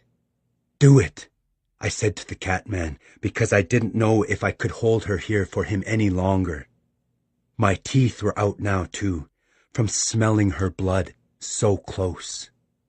"This isn't over, Blackfeet," he said in Napiquan. "These traps won't mean anything once I have her in here."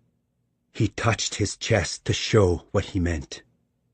"I know," I said back to him in Napiquan so the girl wouldn't have to hear. And while I said it, I was biting through the end of my tongue. I held Kills in the Water's hair up from the back of her neck, with my hand on the back of her head like keeping her safe, my lips tight to keep the blood in my mouth. "I know you hate yourself for your son and his children out there because of what you did on the bear that day, 3 persons. But you don't hate yourself like I do. Nobody can." The Catman nodded about her bare neck, not able to look at or smell anything else.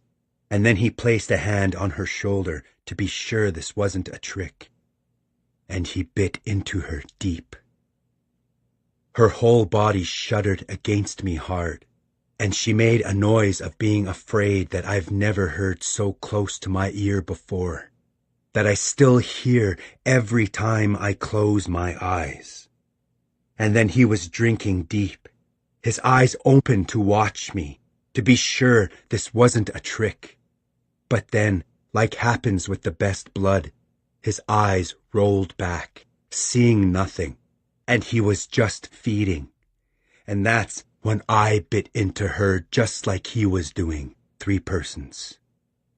Not into him, because that would knock me down, but into the girl's shoulder that was right under my mouth. And he was right. Her blood, her taste. It made even Pagunny blood taste like it was from a silver fish. This blood would let me go a year without feeding, I could tell. She was a taste I didn't even know could be real. I didn't let myself swallow, though. It's the hardest thing I've ever done. For this to work, I couldn't. And also, I had to keep the blood from my tongue in my mouth. When her blood came in, it mixed with mine. Instead of swallowing, I pushed what I had back into her. If 1 drop of the Catman had knocked me down for 2 days or 2 moons, or however long it was, then a whole mouthful would have to hurt him. She was starting to jerk and die in my arms by the time he got to it. When he did, when he tasted my blood in his mouth like poison, his eyes rolled back to me, and he knew what I had done, but it was too late. He threw Kills in the Water to the side like an empty doll and charged me, pulling hard enough that he had left his good foot behind in the traps all the way up to his knee. It didn't matter to him.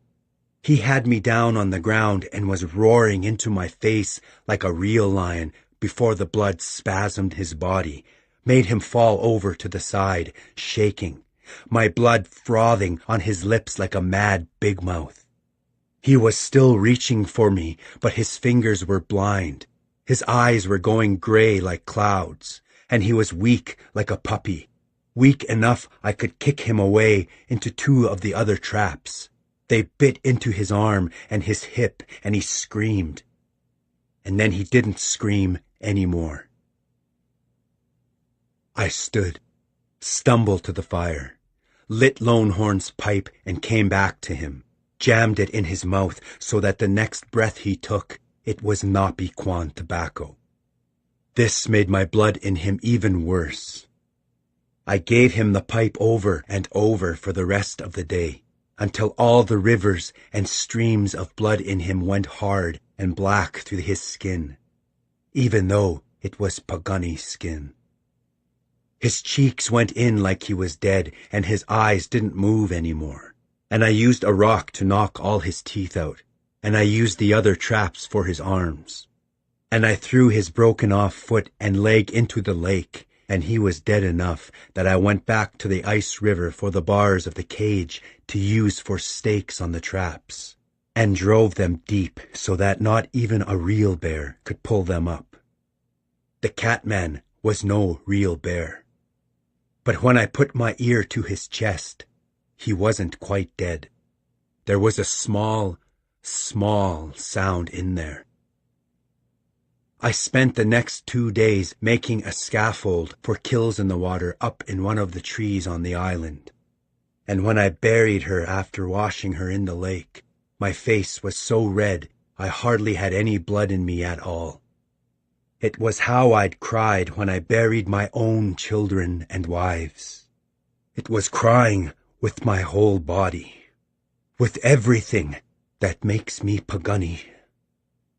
But Pagani fathers don't kill their daughters. On the 3rd day, the Catman coughed and turned his head to the side, threw something up, and I saw that it was a ring with a horn design on it. A ring he had probably been swallowing over and over for almost 500 winters to keep from losing it. I threw it in the lake and hammered the iron bars of his traps deeper. On the 5th day, I used a net I wove to catch an umkokomi, the big fish. Because it was snowing the first snow, the big fish was hungry, easy to trick. I cut it open and let the blood go into the Catman's mouth. He drank it deep and opened his mouth for more. Over the next 4 winters, I fed him more big fish than I could count. Every moon it was 20 or 30 more. All I did was fish and feed myself. By now I was going down to Old Agency and Badger Creek and only eating the Pagani who were dying. It wasn't good, but they weren't little girls, I told myself. And I only did it when I was starving. Slowly, fish by fish, the Catman stopped being the Catman. I had been telling myself that eating mice would be like dying, but eating fish is worse, because once you finally become one, you're in the water, and the other fish you eat only make you more and more an underwater person. Muskrats and otter and beaver go in the water, but a muskrat is the only one small enough for a big fish to eat. Maybe a baby white cheeks, but I've never seen that. At first the Catman's skin went silver, and then his eyes changed, went to both sides of his head, and then thin mouths opened on his neck in flaps, so he was drowning in the air. This is when I used a digging stick to carve a channel to him, so the lake water could come in and he could breathe, because there were more big fish he needed to drink from. By the 4th winter, he was as long as he had been tall, but he was a big fish. I think you call this a sturgeon. It's a boss fish, and mean, but it's still just a fish, trapped in the water. I finally let him go during the moon when the jackrabbits whistle at night, and he swam away, I think without any memory of having lived 450 winters. He was just a big fish now, in a big lake, and if he ever saw his ring down there, he didn't know what it was. I walked across the ice back into the backbone, and because I needed to be neat sitapi, even just for a day, I came down at last. Crossing a creek, there was a roan horse using its hoof to break the ice. It still had red paint on its haunch and an eagle feather tied in its mane. This is how I knew it was Pagani. I came in behind it, ran my hand on its back to its mane, and lowered to a knee to push through the ice with my hand. The horse reared and turned away when I did, but I was already there on the other side, holding its forehead to mine hard. I was crying again, and when I pulled away to let the horse go, to let it run away like it wanted to, my blood was around its eyes and in its nose. And this is a thing about being a catman I never knew. It's that our blood can make a horse not afraid. Maybe dogs and people too. I haven't tried, don't want to know. But it works with horses. I don't like to do that to them, but I can. Calmed now, this horse came back to the new hole in the ice and drank, its sides swelling out like this from it, making me miss water. And when it was done, I climbed on and rode for the first time in 14 winters. For the first time since you killed Heavy Runner, 3 persons. And this horse took me along the creek, into the frozen grass.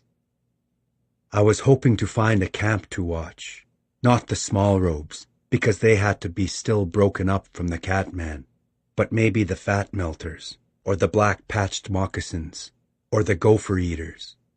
It didn't matter. I just wanted to see a Pagani. I had been gone too long, though. There were no lodges anymore, no camps. All the Pagani now, they were at old agencies starving. I rode through in a striped blanket I found blowing away across the hard crust of snow, and there were dead people the whole ride, frozen, nobody to tend to them. This was what we call starvation winter, 3 persons. And I say it like that because I don't want you to write the sounds down in your book and trap it. Make them small like all the other words. Because this winter isn't small for us.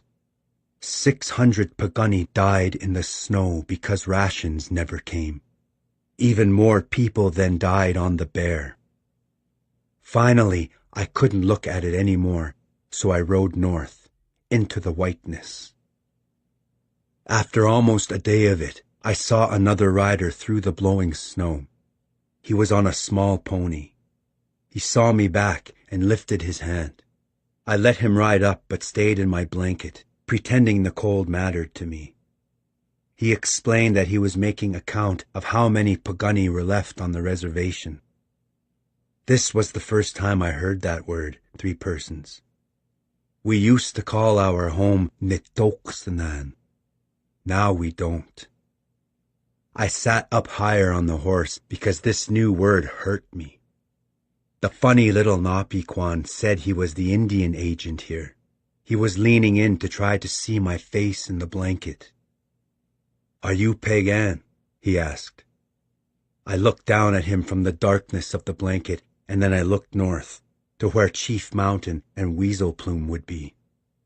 "Am Scapipagani?" I repeated, thinking about it. The little Indian agent nodded, waiting and waiting, but I finally couldn't lie to him. After everything bad and wrong I had done, I couldn't add one more thing. I shook my head no, touched my heels to the horse under me, and we pushed past this scared little Indian agent. And my number isn't on that count, and I know I'll never be Kills in the Water, standing in front of her brother with that knife, to stab the world until it kills her back. But I tried, 3 persons. I tried as hard as I could. And so I rode in my blanket on that horse through the blowing snow Coldmaker was throwing at us to make the world new again. And it was so thick and fast that at first I didn't see the large brown 4-legged moving slow through the trees to the side of this steep uphill we were on. At first I knew it was a real bear, but then I remembered they were all dreaming about berries in their dens, and also the horse wasn't scared. This meant it had to be Beaver Chief, out getting sticks for his lodge under cover of the storm. I was back where Tall Dog and Peasy and Hunts to the side had died, where I had died too. I reined us around, through the taller trees on the other side, and when I came back, I had as many big sticks as I could hold on my lap. Good ones I had broken off from high up on trees, from the back of the horse. I left them stacked on the top of the snow for Beaver Chief, and then I turned, taking us uphill again. It felt good for the horse's hooves to go through the snow to the ground. It made it like I was a person again. We went higher and higher, colder and colder, the ice frozen on my face and in the horse's mane and tail. And then Chief Mountain was there between gusts of white, so close and huge that we stopped, had to suck our breaths in.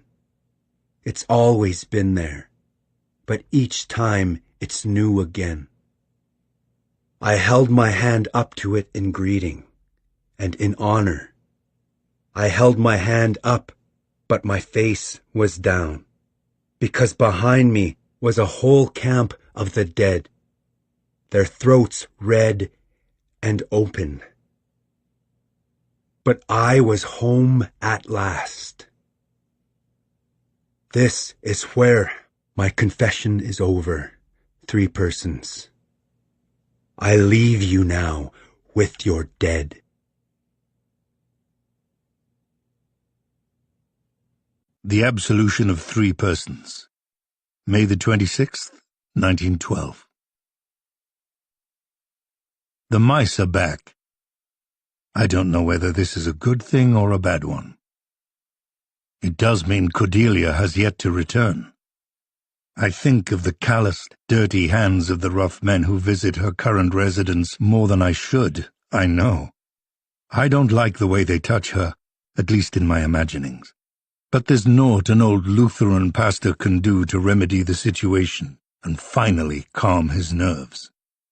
Would I dart in through and amongst, tuck her under my arm, and run my limping run out the door whilst patron and prostitute alike watched this frantic effort, a grin of benevolent amusement creasing some of those weathered faces? It would be the talk of Miles City. The number of my congregation would swell again, as it did when the humps were being left out on the prairie, and perhaps the new sheriff, whenever one is elected, would finally come to my door to make certain inquiries, about which I would tell him it's my assigned duty to save souls, isn't it? Even the lowliest and most feline. Or perhaps I would try to convince him that I spirited Cordelia away to solve my rodent problem. It's very much as if the mice can smell the rot and decay that but previously occupied the pews of the chapel. It's redolent enough to their sensitive noses that they also come here to worship, even though I've washed and scrubbed again, such that I had to discreetly ask a parishioner for stain with which to colour again the pews, the floor. Would but that I could equally take my memory down to the grain as such. But so says this whole nation, I know. I'm just now unlimbering this log from its clandestine nook, which I'm satisfied my savage visitor was apparently unable to sniff out. I'm only just now unlimbering it after a fortnight, as I fear these pages falling open to the entry before last, forcing me to be again in this chapel with the dead all around. Goodstab must be eminently satisfied with this. While it would have been simple for one so young and vital as he to dispatch this pastor, it's, to him, more fitting torture to instead leave me endlessly mulling over my misdecisions. Either that or, having strongly suggested my coming execution, he denies me the day it's actually to occur, meaning I wake each morning affrighted with certainty, knowing that it will be this day, and then the next, and the next. And suchwise do all my remaining days become polluted with a mix of certainty and narrow escape, which, in accumulation, serves to grind my frailty unto dust, which I cough up continually and wipe on the lower portions of my robes. I have to presume that my parishioners know full well in spite of my avoidance in addressing it from the pulpit, what transpired here but recently. The deputies who removed the corpses from the chapel were sworn to secrecy, but that amounts less to word of the spectacle not leaking out than it does to that leak having no clearly named source. I, of course, did give those grim-faced deputies all of Goodstab's aliases, including even the temporary appellation Blackie. As well they know he was the one responsible for the humps, the postmaster, the erstwhile sheriff and his boon companions, and a large portion of the town's population of dogs. But his motivations, being pagan and savage, look upon his works and despair, are well beyond decent civilization's ken. This old man won't be enlightening them concerning that. The infestation of mice is more of a concern currently. If I knew no better, I would suspect they're being delivered by the bucketful as some sort of message. Perhaps their creeping presence is due to my unanticipated lack of appetite. Though the women of the congregation persist in delivering sweets and victuals with each visit, be it Sunday or no, I find myself no longer desirous of that which but previously compelled me. I now eat only enough to keep shuffling forward through the day, and I do so with a distaste that would be an affront to the person I was but weeks previously, leaving, of course, the mice to swarm my pantry. Instead of leaving them to feed thusly, I now, after dark, have become the old man who feeds the new generation of local dogs off his back stoop. I know it doesn't make of them allies, that they only use me to fill their bellies, but, watching them gorge themselves mindlessly as they do, I can tell myself that they are the sinners, choosing their own gluttony over decent behavior to their fellow man. Them, not I. It's a ruse that surely will crumble in the doing, but for the moment, it suffices. As do the eggs. Where I formerly had no cause to keep them on hand, as I'm no baker, Frieda Zimmerman's paganistic method for ferreting out the proximity of servants of the pit provides me a bit of solace, as well as my dwindling congregation. Each Sunday, so as to assuage their lingering suspicions about the sanctity of the chapel they again sit in, I make a demonstration of breaking a singular egg into a clear chalice. The yellow of the yolk, shot through with a thread of blood, is the gateway through which we walk together, into the service, and about it no one would ever utter a word, making mummers of us all, in hopes God doesn't notice the superstition we now entwine with his holy word. Such is life on the frontier. Such is life in Miles City, Montana, in this year of the Lord, 1912. Including, though, I wish it weren't so, as it was the immediate cause of my sermon slipping completely from my mind, the unexpected presence of an Indian visage at the back of the chapel once more, wearing those selfsame darkened spectacles. My heart rose beating into my throat. My hand trembled near the bone. But then by degrees I realized it was only Amos Shortribs, and that the light hurt his eyes, yes, but that was from overconsumption of spirits, not the presence of a human hunger. That he now wore a black feather on his forehead, licked wet on its backside, can mean nothing, of course, save that he also wishes to torment me for his own twisted amusement, which is perhaps a predilection shared by all Blackfeet. After worship, I walked him down to Mose, whereupon I gifted this Indian visitor with a bottle and told Mose, in private, to keep him stocked in such manner, and to place it on my tab, so long as it was nothing from the top shelf. Better I accrue a debt I can never pay than that a second Blackfeet come to tell me his story. They are a cursed people, and the quicker they become tillers of the soil and tenders of cattle, the better, not only for Montana, but for the sanity and sanctity of this old man, who longs only to till the soil of his parishioners' hopes and fears, and tend after their souls in whatsoever manner I best can. As my confession, I here confess that it feels good to return to this practice of expelling my thoughts in delicately traced ink, line by line. It means those thoughts can stop swirling behind my forehead and in the tremble of my fingers. Perhaps now I may yet even sleep unfitfully. Never mind the distinct sound of mice breeding in the walls. I go now to attempt such sleep, lest this legion of rodents rise and carry me away.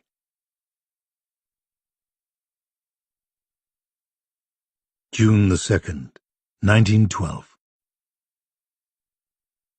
I trust that these be my last words, save the ones I entreat my savage abductor with on our long walk out into the nighttime prairie, where my bones will bleach unceremoniously, with no witnesses. It's Sunday now again, interminably, and Sun Chief yet blazes across the sky. With the fall of night, I know the darkness in the street will be matched by the darkness standing behind me when I least expect it. I feel I have failed in whatever vague task Goodstab left me with. Was I to burn the church with myself in it? Were the mice supposed to have gnawed on my ankles and so infested me with their nature? Was I to have, as Goodstab repeatedly suggested he himself is soon to do, eaten their small bodies one after another until whiskers extend from above my lip, out past the limits of my face? Would all of this count as apology enough? Could it buy me passage into what I intended to be my last years of service to my parishioners, my faith? Or is there no effort that could wring the sin from my past? I have to think the latter is, to Goodstab, the case, at least as pertains to me. Would that I were like he claims to be, so that he could kill me over and over for what I've done. I have but one life to use as recompense, however. Tonight, I spend it. Leaving me this afternoon to mull, to dwell, to pace, to dust, to straighten, to hunch again over these pages, attempting either vainly or in vain to follow a line of ink to truth, to revelation. None from my congregation has inquired after their pastor, after today's failed sermon either, for which I take no umbrage. The leper should be left to his isolation, n'est-ce pas? On my simpering way out the rear door, which I should just go ahead and admit was a retreat from the quick into the land of the dead, I could feel the congregation shuffling and whispering amongst themselves, confirming with each other that I was indeed abandoning them. When the door to the parsonage shut with finality, I have to assume they themselves left as well. Either that, or one of them rose to the moment and delivered a sermon of such vigor and persuasiveness that their previous pastor's meager efforts were immediately forgotten. I know not. And all this after I again broke the egg into its chalice, to show that we were yet in the presence of God, not his opposite. The egg lied, however. I know, because I made it do so. In the antechambers behind the altar, where I prepared the Eucharist the night before, I took from the basket the egg I intended to break for them, beginning us again. My hands not being so steady any more, however, the egg shook loose and fell to the ground, cracking open between my feet. Its innards were corrupt, rotten, black, as was the next, and the next, and the last one. My vision dulled such that I was floating in near blackness myself. Better in that pernicious moment that I would have teetered over and cracked my head on a sharp corner than do what I did, scurry out the back door to the parsonage. There in the cooling rack with the other eggs my parishioners supply me more of than I can use now. I need but one a week for the service, but they bring me a bounty each Sunday, such that I'm aswim in eggs.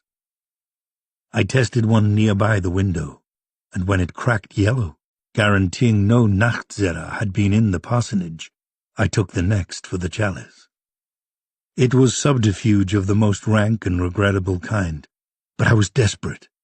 and thought God would forgive such chicanery if it meant his flock waiting in the chapel could be appeased.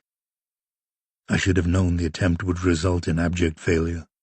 Standing finally at the podium, broken egg shell betwixt my fingers, the faces of the congregation beatific, ready to be chastised and chastened closer to God, I chanced to look up to the ventilation window to assure myself there was no Indian gentleman sitting up there, his naked brown legs hanging from the rafters among his black robes. Again, there wasn't. However, that window I had propped open so as to take advantage of the midday breeze had admitted another visitor. A raven sat up there now, its head turned to the side so as to see me with one black marble of an eye. I drew my breath sharply in and, recovering somewhat, attempted a pleasant mien for those in the frontmost pews. "Let us begin," I said, guiding them all to standing, which is how we've always commenced a service. Following my habit, I then leaned down over the top of the podium to turn the page of my breviary with the appearance of measured thoughtfulness. The previous night, as always, I had left it as such, so that the congregation could know the last week was over, and we were now, together, broaching into the subsequent one, and after that there would be another page, another week, and on, into eternity, as it should be. My hand turning the page, however, was already whispering to me that something was amiss. The backs of my fingers, accustomed to the velvety softness of the purple stole draped thereupon, were instead feeling something more coarse, with more depth. It was a buffalo robe, draped over my podium. I looked quickly away from it, certain that when my eyes came back it would be the purple stole. But when I gazed into the pews, they were full again, as they hadn't been a moment before. Sitting out there now were my son and his sons, dead but alive enough to look up to me. Lavinius Clarkson was in attendance, watching me as well, and Sheriff Doyle was in there, and also Dove, both of them with their hats in their laps. Dove had been stitched together after his time under the train, and his seams were yet suppurating. In every other empty space were the dark faces of the women and children and old people who had been sick in their lodges that cold, cold day on the Marias. They were each looking directly at me, into me.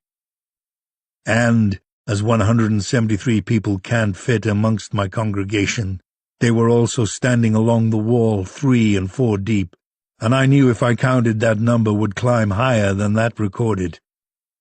These Blackfeet's hair was icy with snow, and their hands were crossed in their laps, and they were waiting for me to breathe in and intone the word. "I'm sorry. I'm sorry. I'm sorry. I'm sorry," I said quietly at first, but then louder and with more desperation, not speaking so much to my congregation as to these unexpected visitors.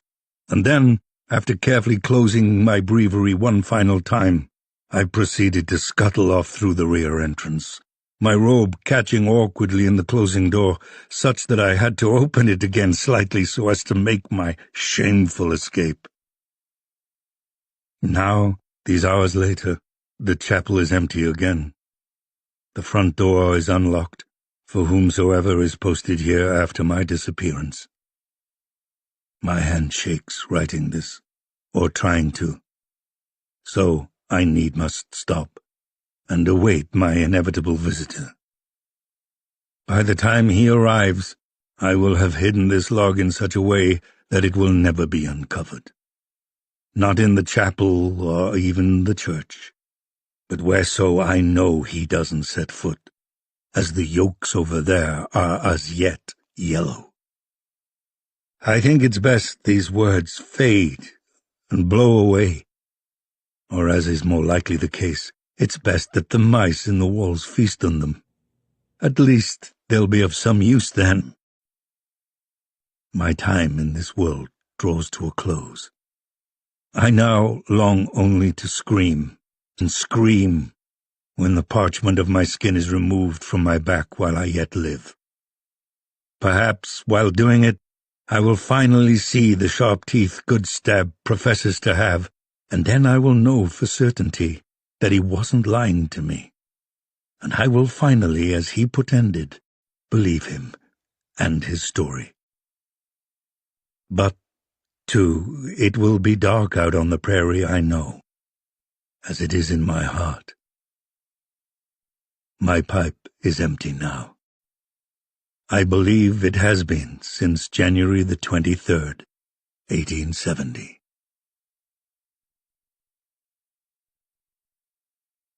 The Beaucarn Manuscript, Part 2. 12 January 2013. A day worker in communication and journalism reaches into the crumbling past and pulls a piece of history up, laboriously transcribes it while teaching 2 survey courses over the fall semester, and this effort isn't meritorious enough to get her over that promotion hump into the promised land of tenure. Never mind that just before Thanksgiving I had to up the magnification of my readers from sacrificing my eyes to that spidery old script. The gall ink long bled through to the back of its pages, which Lydia Ackerman's scanner seems bound and determined to pack into each high-res image. To make it all stupider, Arthur Beaucarn, my great-great-great not-so-great-grandfather, is still just as gone. Mystery not solved.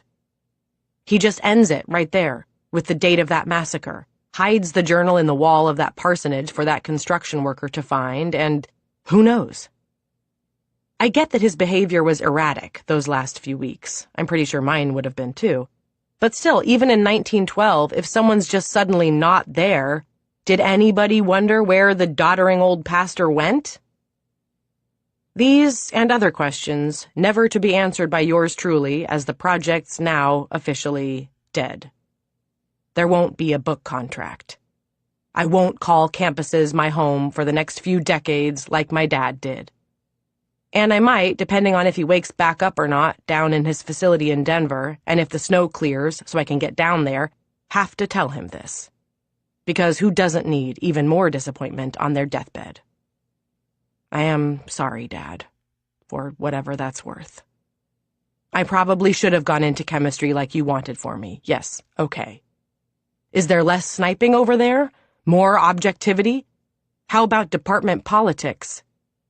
Associate professors so entrenched in the way it was when they were junior faculty that they can't allow that this might just be a new world happening all around them. Do women over there not get plugged into every service obligation, keeping them from having time to publish? Never mind. Just venting. Again. But no worries, anyone who hacks my laptop. Getting this document ready for the committee, I went back and burned away all the half-ass footnotes I'd tagged in, promising to flesh them out later. No great loss there. They were just me trying to figure out if my greatest grandfather was good or evil, wondering if Goodstab was Socrates to Arthur Beaucarn's Plato. Some deep dives into the microfiche waters, and a lot of notes chasing down antique vocabulary, which, I don't know, this last one seems pretty meritorious to me and not unfitting for a communications professor. One of my anonymous committee members even played that word game with me in the report, via a comment I guess they thought they'd deleted, but being a citizen of the scary new world, I could toggle it back into visibility. If Dr. E continues pursuing this unique project, she should consider the term tresail instead of great-great-great-grandfather. The French are so much more efficient when discussing lineage. Of course, as there's only one member of my T&P committee who did their graduate work in Paris, her identity isn't as much of a mystère as she might hope. But I can't say I'm not fascinated by the superficial harmony of using a French term for someone with such a decadently Gallic name. Beaucarn does translate out to beautiful meat, which, okay, I'll admit is suspicious. And I have no way to disprove their other comment about the possibility that the project I printed and bound for them isn't the transcription of an early 20th century Lutheran pastor at all, but, more of their unhidden comments, A spurious work of early 20th century fiction, owing a certain something to its contemporary Dracula, but being traipsed out under a nom de plume surely meant to be seen through. Your French is showing, madame. But if I can be allowed a reply, I did actually look into that dubious nom, which took no small amount of campus resources and scholarly rigor. Apparently, my grandfather, whom I also never knew, carried the family name Flowers until he was 16. Surprise. Born in 1913 in San Francisco to a chambermaid who died delivering him in secret, Artemis Flowers is the product of a brief union between Arthur Artie Flowers and a young woman who helped keep his father's house. The maid, the Pinkerton agent, Harrison Dove, I found him too, yes, mentions as being distraught over the disappearance of her young paramour, presumably right after she had unwittingly conceived my grandfather. What the esteemed Harrison Dove failed to mention, however, was that Artie Flowers' grandmother was still alive in 1913. Alive and well-established, both. Ada Naismith, née Murray, was then 58 years old. Born in Arcadia, Missouri in 1855, and both orphaned and dispossessed by the Civil War, I've got a blurry PDF of the birth certificate, she found herself in Montana Territory that pivotal winter of 1870, having had to resort to prostitution in order to keep moving west, a fact she refused to be shamed by in a bracingly candid interview near the end of her life in 1928. She was the red-headed woman Arthur Beaucarn was with immediately following the Marias massacre, I guess at Fort Benton? Doesn't matter. What does is that the child born the following October in San Francisco was Benjamin Flowers, the first hump, my great-great-great-grandfather mentions. As to how Ada was so certain this child was a result of her union with Arthur Beaucarn, she says in that last interview, available, T&P Committee, in 3 serialized installments through the California Digital Newspaper Project, that he was the only gentleman caller with which she failed to use the pessary she was otherwise insistent about. Hackers, please image search that one up. This was due to the fact that Arthur Beaucarn, nicknamed Holy Joe due to the Bible he always carried, assured her that his intended vocation meant he carried no social diseases, which I guess is a claim that could pass muster in the wild and woolly West. Anyway, for the first 16 years of his life, Artemis Flowers, my grandfather, so named to honor his missing father, Artie, went by the florid name his missing father and grandfather had carried. However, as outlined in this brief article from the December 12, 1928 edition of the San Francisco News, a 4-page daily specializing in stories of 1 or 2 paragraphs, that was a mistake that had been compounding already then for nearly 6 decades.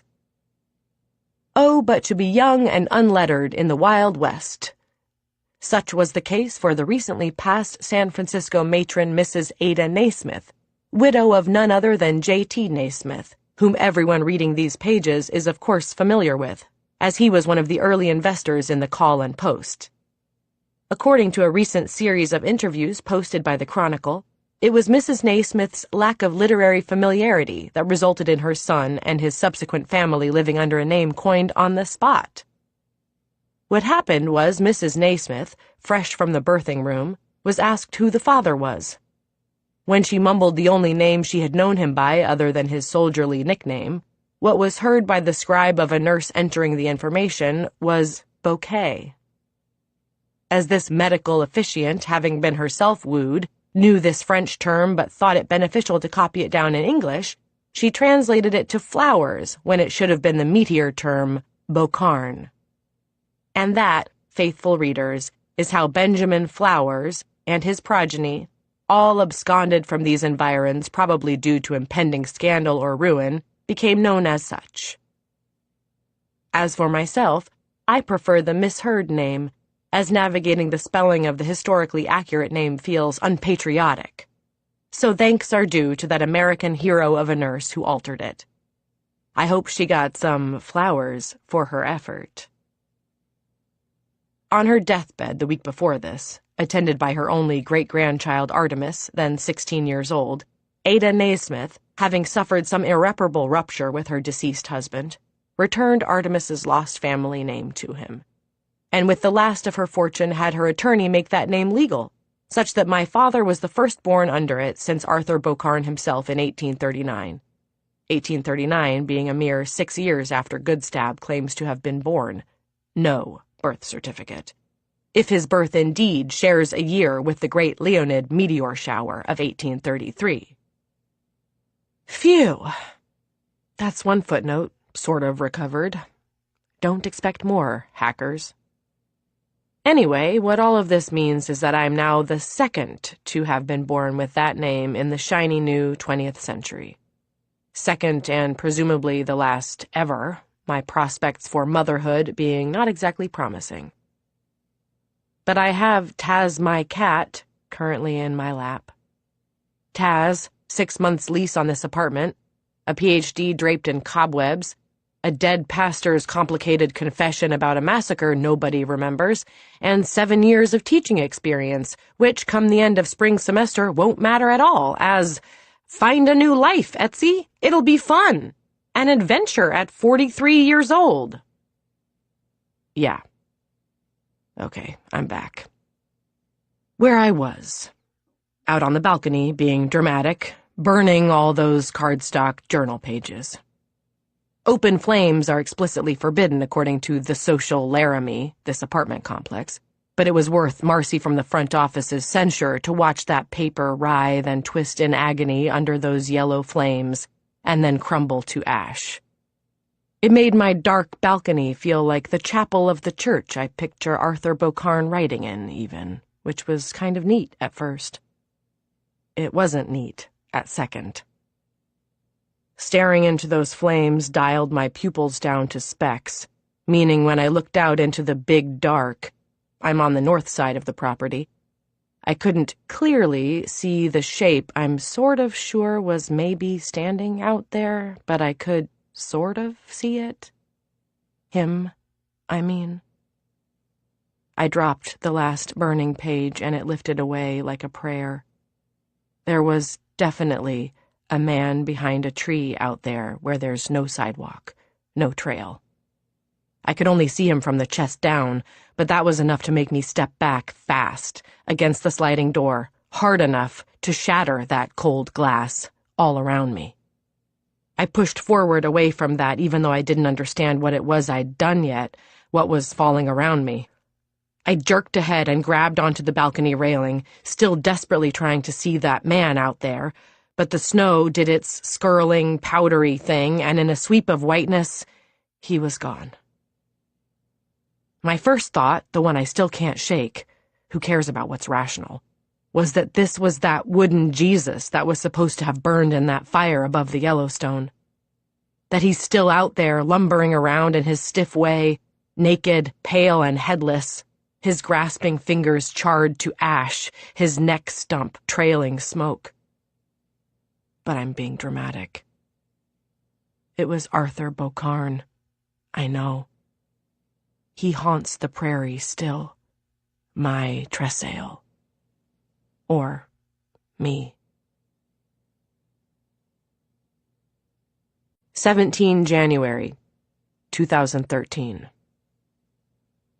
Just when I think I'm done with this file.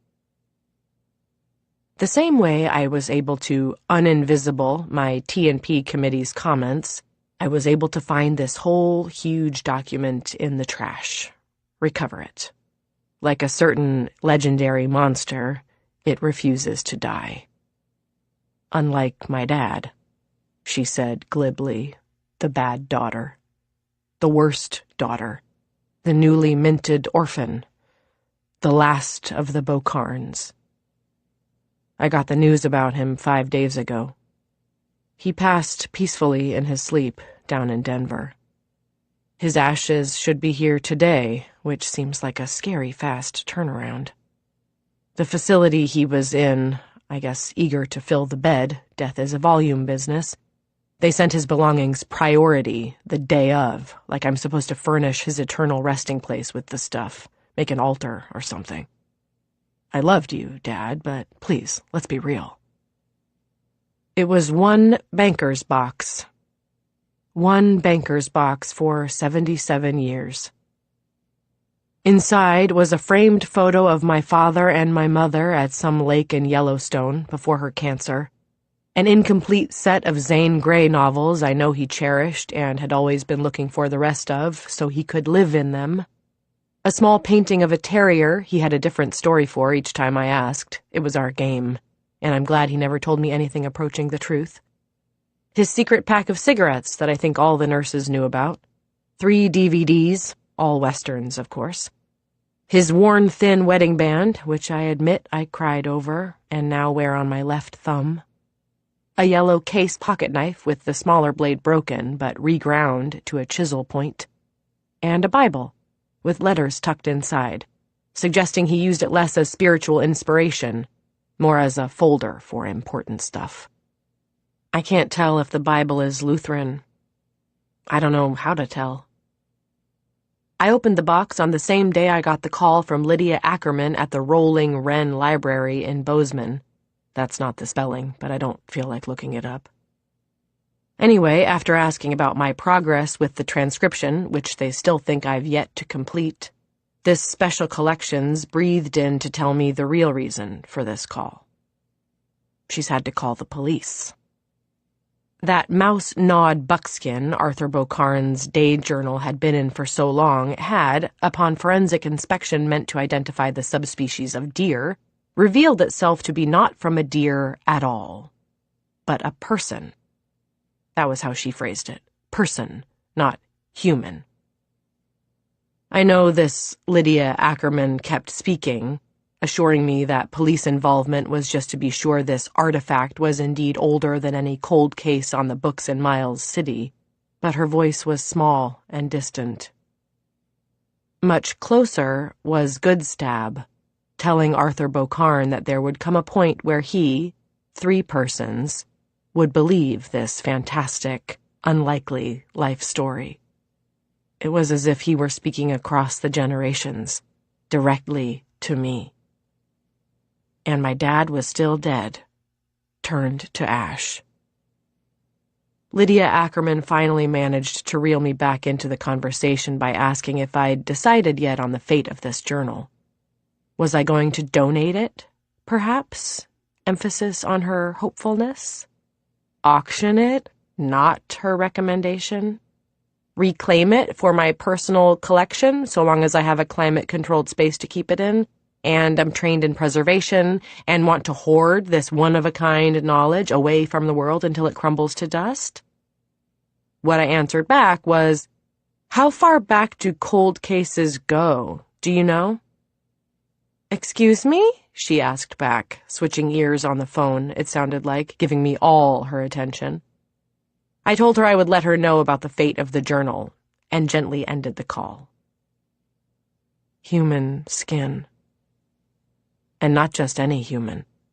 Benjamin Flowers's, probably, if my searches on how long it takes to treat a hide are halfway right and can apply to people. Benjamin Flowers, Arthur Bocarn's son. My great-great-grandfather. I don't know what the French word for his tanned skin might be. When sleep wouldn't come a couple of nights ago, maybe 3, I decided to say goodbye to my father the way he would have wanted, by watching his movies before lugging them down to the thrift store, which I'm going to count as his memorial service. The first was Jeremiah Johnson with Robert Redford, which I remember always being in the VCR when I was 11. I hated that guy who kills all the bears. The second was Rio Bravo with Dean Martin and John Wayne. I was in and out through most of it. The musical numbers probably weren't meant to put the viewer to sleep, but that's what they did to me. The third was a Kevin Costner one I had also seen before on a forever ago date, Dances with Wolves. Given what I had spent the fall transcribing, was I ready to see Indians yet? I paused to brew a pot of coffee and watched this one through to the raised hands at the end, where the Indian guy with the great hair acknowledges the white soldier as a friend. It was touching. My father, the hard sciences guy, had always been more sentimental than he let on, as the letters he saved in his Bible suggests. I thanked him, ejected this last disc, and put it by the door with the rest. It was coming on dawn, and I told myself I wanted to wait for Taz to get back before giving in to the pillow, maybe see Sun Chief glimmering through the clouds, but I didn't make it. That was yesterday, I guess. Or maybe the day before? Time feels like it's passing differently in this whiteout. It's moving in spurts and clumps. But what I do know for sure is that Taz wasn't there for my movie marathon. Which was cool. It was night, and that's when he roams, does his cat stuff. He clocks in for his shift at about my bedtime. But if he came back after I fell asleep on the couch, I didn't know it. And I don't want to say this, don't want to make it real. I haven't seen him now for something like 36 hours? Maybe longer. He's a survivor, no doubt, but it's January in Wyoming, and he can't have too many lives left. I've left the taped-over sliding glass door open enough for him to slide through. Who cares about heating all of Laramie, Dad? But with no proper cat door, does he think he doesn't live here anymore? Taz, is that it? You think someone else moved in and you don't have a home? A person? You do. You so do. Lydia Ackerman is still calling, eager for my decision, but I haven't made it yet. I have to assume she's also struggled through some of my Trisale's handwriting, but since she didn't key on me asking about cold cases, I bet she's still in the first few years, when he was the new pastor in town, and just writing daily junk. Not under tenure pressure, she hasn't pushed through as far as I have, to good stab. Has been more concerned with getting it all scanned in, posted in that directory she made me co-owner of, like I care. Just today, she finally got me on the line again by dialing in from her personal phone. Hers was the first call to come in after I put the flyers for Taz up, so I answered before the first ring was done. The excuse I gave her for not having made a decision yet is my father's passing. Sorry, Dad, but thanks for the assist, I guess. Your cremains are waiting at the front office now, since they won't fit in my mailbox. I just got the courtesy call from busybody Marcy up there. She didn't offer condolences, because that would mean she'd read whatever warning labels on the Priority Express package, but it was there in her voice. I hate her. I don't even know why I'm still writing in this file, to be honest. I think it's because I don't have Taz to talk to anymore. Where are you, bud? I can't do this without you, man. Classes start next week, delayed due to this winter storm. But instead of manically prepping the opening day salvo for my survey lecture, quoting this speech, that speech, threading some McLuhan through it all like any communications prof is legally bound to, I've been walking the grounds of the apartment complex with the digital recorder I use to record my lectures, which has a little speaker you can actually hear a few feet away. The sound on it is a can of cat food being sumptuously opened. My feet are frozen, my cheeks blistered with cold, but it's got to be worse for Taz out there, doesn't it? Now I'm back from doing what I knew I shouldn't have done, but can't help. Peeling through photos of him as a kitten with his then-favorite toy. Him with stitches in his ear. Him covered in this or that adventure. Him being the most perfect scamp to ever scamp. Desperate, I even opened Dad's Bible at last. Is there a chapter on lost cats? A prayer for lost pets? The first thing I was surprised by was that handwritten on the front end papers, silk, I think, were a few lines of encouragement from his father to my dad's grandfather, Art, both of whom, I guess, attended a certain Lutheran church up in Miles City, minus their skin. It's unsettling to be suddenly touching actual history, isn't it? Reading about them in Arthur Bocarn's spidery script is one thing, running my fingers over the slight indentations left on marbled pink silk is another thing altogether. As was the third letter tucked into the pages.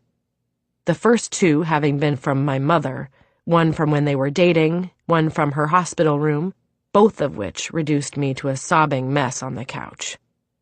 For them, for Taz, for me.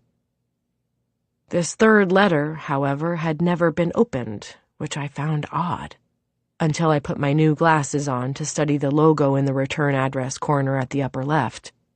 It was an official seal, one ringed with feathers, I guess like looking down the stovepipe part of a chief's headdress, down to an outline of what I first took to be a state. It's a nation, actually. The Blackfeet one. I don't know what's worse, where this letter's from, or the fact that it's not opened. Now that I'm sitting on the couch with it, though, there's something I like even less. There's no postmark. There's not even a stamp. This isn't to my father at all. It's to me. Left by someone who stood over my father's deathbed. 20 January, 2013. I'm in no mood for it this week, Marcy.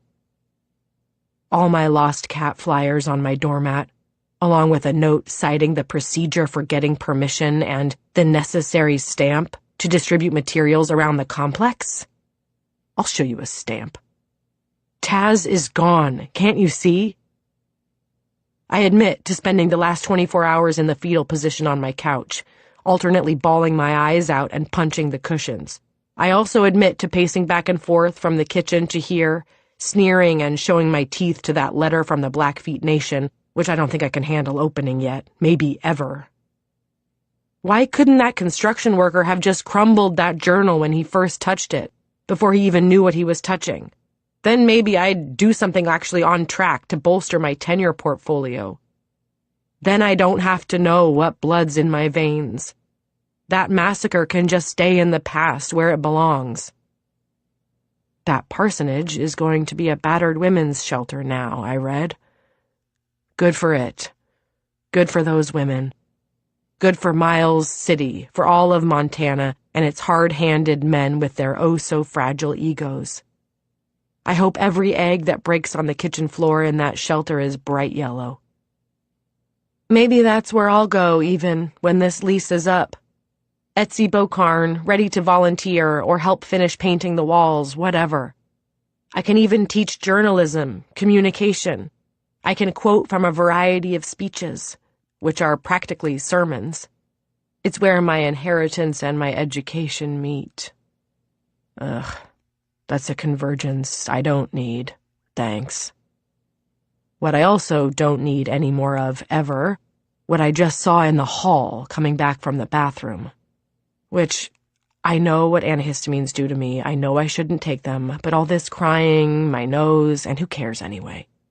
What I'm saying is Benadryl always leaves you a little loopy, Etsy, so don't freak out. Still, I either saw or thought I saw a tiny gray shadow scurrying across the carpet in front of me and into the kitchen, where its tiny claws found the faux tile and scrabbled furiously, like a cartoon in the making. You don't have to run, little fellow, don't you know? The cat no longer lives here. And if I shouldn't take a single Benadryl, then I probably shouldn't double dose it either. But I've got to sleep at some point. My dreams will be goopy, and I'll wake with medicine head, my sinuses either flowing or dry as the tomb, but checking out is checking out. Until it isn't. It's now 4 in the dark-ass morning. A different date, I guess, but who cares if this document's calendar is right anymore? My heart is pounding, and I'm using the light from this screen to at least light me up, if not the rest of the bedroom. It's not because of the sea of mice I had to step over in the hallway to get to the bathroom. I'm fairly certain those were paranoia and antihistamine, but because when I heard the lightest tapping coming from the dining room table, I groggily stepped in to see if I was hearing what I thought I was hearing. I was. This keyboard. These keys I'm using right the fuck now. hunched over my laptop in this very chair, was the shape from outside, which I'd convinced myself I'd dreamed up, stitched together from shadow. The man, but not a man. I saw him first from the side, and my throat clenched, made a little choking noise, and I stepped back hard again, this time into the wall, which didn't break. But I wish it would have. Then I could have run screaming the other way. I can't believe I'm even going to commit this to figurative paper, as saying it sort of out loud may very well get me committed. Yes, I slowed down to italicize that. And that trick there of using commit in two senses, that's pure rhetoric, baby. It's how you get an audience on your side, class. It's inviting them into your circle of confidence, how you create an in-group. Just now I'm doing it so I can put off what I saw a line longer. And a line longer now. Please. But no more. Here goes. When I saw this man that wasn't a man from the side, in profile, typing on my laptop, his head wasn't human. What it was large. Over-large. And his shoulders were somehow involved. It was a man's body, I could tell that. He was wearing jeans and boots with blocky safety toes and probably a tight t-shirt, but it was definitely a man's body with a bison's head. "What have you been eating, good stab?" I heard myself ask, either in my sleeping voice or my actual one. And he turned sharply to face me, his horns pointing up and up, his eyes these large black marbles, no human sclera at all, but an intelligence there all the same, and this is where I screamed and ran back down the hall, locked myself in the bedroom and called 911, yelled to them about monsters and history, ghosts and justice. The officers and firemen must have found me by my phone number, as I don't think I was ever able to get my address out. Marcy showed up a moment later in her robe. It took them all of 30 seconds to assure me I was the only person or thing in the apartment. No one said, "Just lost her job," "Father's ashes on the kitchen table," "Over-the-counter drug packaging by the sink," "Extended isolation in this winter storm," but it was there in their eyes all the same. I was, so far as they were concerned, hysterical, which is itself hysterical. "So what happened here?" A fireman just out of junior high, it looked like, asked about the tape and paper that are my sliding door now. "Is the carpet wet from it?" Marcy, being Marcy, asked. "My cat is missing," I said back to all, not really in reply. "Cat?" a police officer asked, skating her eyes around the place in question. I didn't say anything else, just sat on the couch, hugging a pillow to my chest. They're all gone now. I don't know why I even called them. Did bringing Sheriff Doyle and his deputies to Sunday service help Arthur Bocarn any? I have the manual for what I'm experiencing right here, higher in this document, a whole stack of century-old entries, but still I resist what it has to tell me. Probably because it's so much easier to call it a lonely old man's fancy, or an Indian's devious narrative torture. But there will come a day, I believe, won't there? There will come a day I can't not. I might already, I mean. Left behind by the laptop so his fingers could press a single key, not 2 or 3 at once, is a pair of leather work gloves. Meaning someone, something, will be coming back for them. 21 January 2013. Welp, here we are 3 weeks into January, somehow. The 23rd looms, the day all those Blackfeet died in the snow. I don't think that's any accident. And sure, whelp is my dad's word. How he used to pre-announce some announcement he was about to make, and me using it as just a daughter calling down the hall for her daddy because the boogeyman's in the closet again, but what if he is? The last 24 sleepless hours, I've been compulsively reading everything I can on the Marias massacre, can go verse and chapter on it. I delivered my father's DVDs to the thrift store, making myself walk instead of drive so I could experience the cold like the survivors of that massacre, being pushed into the storm like a death sentence. The cold stung. The chill was bone deep even in my Patagonia jacket and ski pants. But the whole time I knew I had a warm apartment to return to, so it's more like I went through the motions of penance than actually paid anything real. My Tresale named the entries that were just him Absolution, and I think I get that now. Okay, I'm just in from standing on my balcony as long as I could in the blowing cold, wearing my ski goggles so I don't have to blink, because I don't want to miss the fleeting image of a man standing out there, watching me back. Clicking through page after page of Blackfeet material, I even fell into a Chief Mountain hole, if that's not an oxymoron. Apparently, when the first white surveyors scaled Chief Mountain, they found a much-weathered bison skull up there. Weasel Plume. I never knew you, but God, do I miss you. It's 2 nights until the anniversary of Marias. My Benadryl isn't just in the trash, but that trash has been delivered to the dumpster. I expect my visitation will be tomorrow night, the eve, I guess I should call it. Better go write my last will and whatever. I hereby bequeath my career to blank. Forget it, Etsy. Just... Okay, this isn't a will. It's not a suicide note, it's a...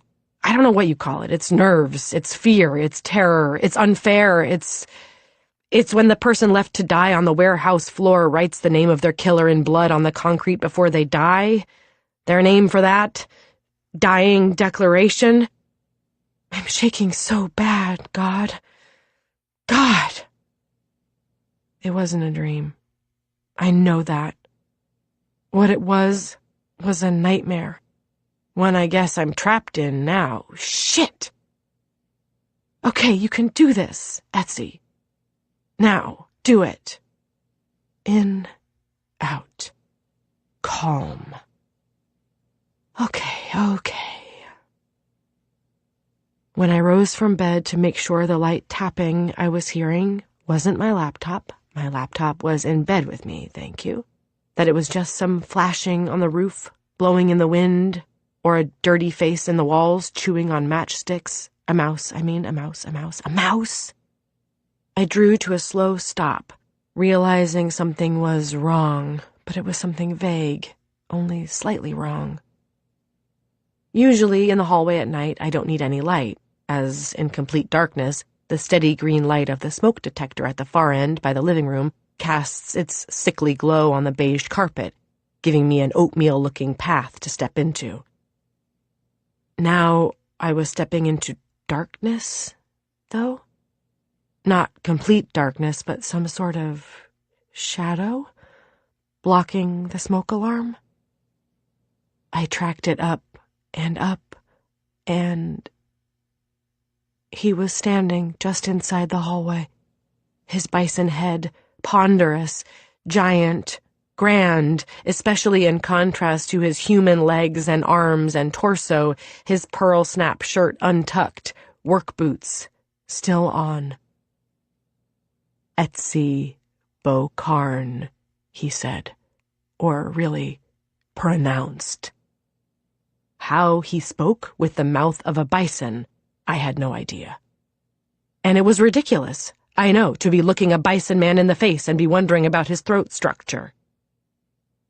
Good stab, I said back, and he nodded, seemed to like hearing that after all these years. It's hot in here, he said.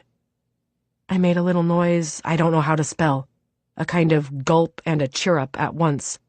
A little girl noise, a dying animal noise, the kind you make not because it'll do any good, but because you're giving up. You know your mom and dad isn't there and that this is it. This thing is really happening. Goodstab's huge bison head looked sharply to the side, away from me and my mewling. Or, no, he wasn't looking away from me. He was looking at something I couldn't see in the living room. But then he came back to me, his head ponderous in the tight confines of the hall. Your hair isn't like his, he said, as if impressed. I think it's from my 3 times great-grandmother, I said. He just stared with his marble eyes. You're here to finish it? I had to ask, even though I didn't want to know. Finish what? He asked back, leaning into the wall beside him like, of all people, James Dean? I know that image from an album cover, a poster, a magazine, minus the bison head, of course. What you started in 1912, I mumbled, my chin pruning up. Goodstab considered this, considered it some more, using the side of his hand to rub at the pendulous Adam's apple the same way I would try to rub the certainty of spittle from the corner of my mouth while delivering a conference paper. Can I hurt him more by hurting you? He finally asked, maddeningly calm. I can destroy that journal, I blurted out all at once, trying to save my life. I can, I promise. Goodstab snapped his head to the side again, as if keeping track of something. What? I had to ask, wanting to lean forward, see, but also not wanting to be even one step closer to him. Your little hunter, he said with a shrug, and held his hand out, snapped his fingers once. Taz jumped into his arms, his face crusted with something. I steepled my hands over my mouth, fell to my knees, the tears already coming, even though that had to be exactly what Goodstab wanted. Some things you can't help, though. And what was on Taz's face? It wasn't exactly red, but black? Flaky? It hit me all at once. Dried blood. Because that's how Nachzerers make horses, and I guess cats, docile. Just let him go, let him go, I begged, reaching my arms out, fingers spread. Take me, drink my blood, I don't care, I don't have anything anymore. But let him go, please. Please, Goodstab, he hasn't done anything to you. Neither have you, he said, running a human hand down Taz's spine. Taz, hedonist that he is, luxuriating in this, his purring filling the hall. Here, he said, holding Taz out. Tentatively, so tentatively, knowing this was the end of me, I stood and crept forward inch by inch, finally drawing close enough to take Taz all at once and bury my face in his fur, my chest hitching and falling, hitching and falling. He smelled of Lysol and winter. He already ate this morning, Goodstab said, like he was just the cat sitter, like I was just back from a ski trip. Thank you, was all I could say back, both to Taz for being alive and to Goodstab for giving him back to me. Family reunion, yeah, he said, his delivery so much more contemporary than his diction in the journal would suggest. But he's had a lot of years between then and now, I suppose. I nodded, kept nodding, not wanting to pull my face away from Taz, the traitorous scoundrel. No, I mean this, he said, stepping back and having to duck so as not to catch his black horns on the arched doorway into the living room. He was holding his arm to the side, presenting... what? Family reunion, he repeated, softer but with more meaning, his black marble eyes watching me. Slowly, clutching Taz so close, I edged down the hall, watching Goodstab the whole time because this had to be when the jaws of the trap were going to close, the same as they'd closed over the Catman, over Arthur Beaucarn. I surged past him, trying to stay out of reach of his arms, but he had them crossed, was somehow tilting his bison head forward, like that's where I was meant to be focusing my attention.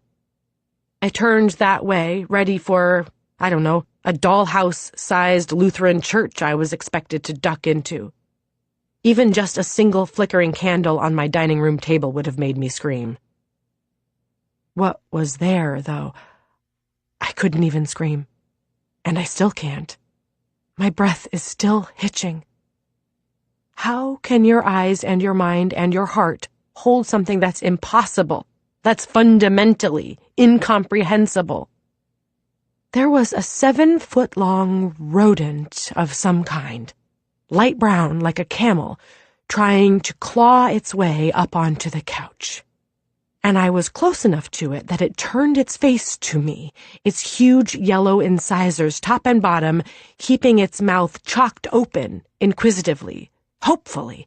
Its eyes were large and old enough to be sagging into ovals, like the skin was drooping down from its own weight, and cupped in those lower lids were tears, and those tears were watery red, rimming the whole eye, and the way those eyes looked at me.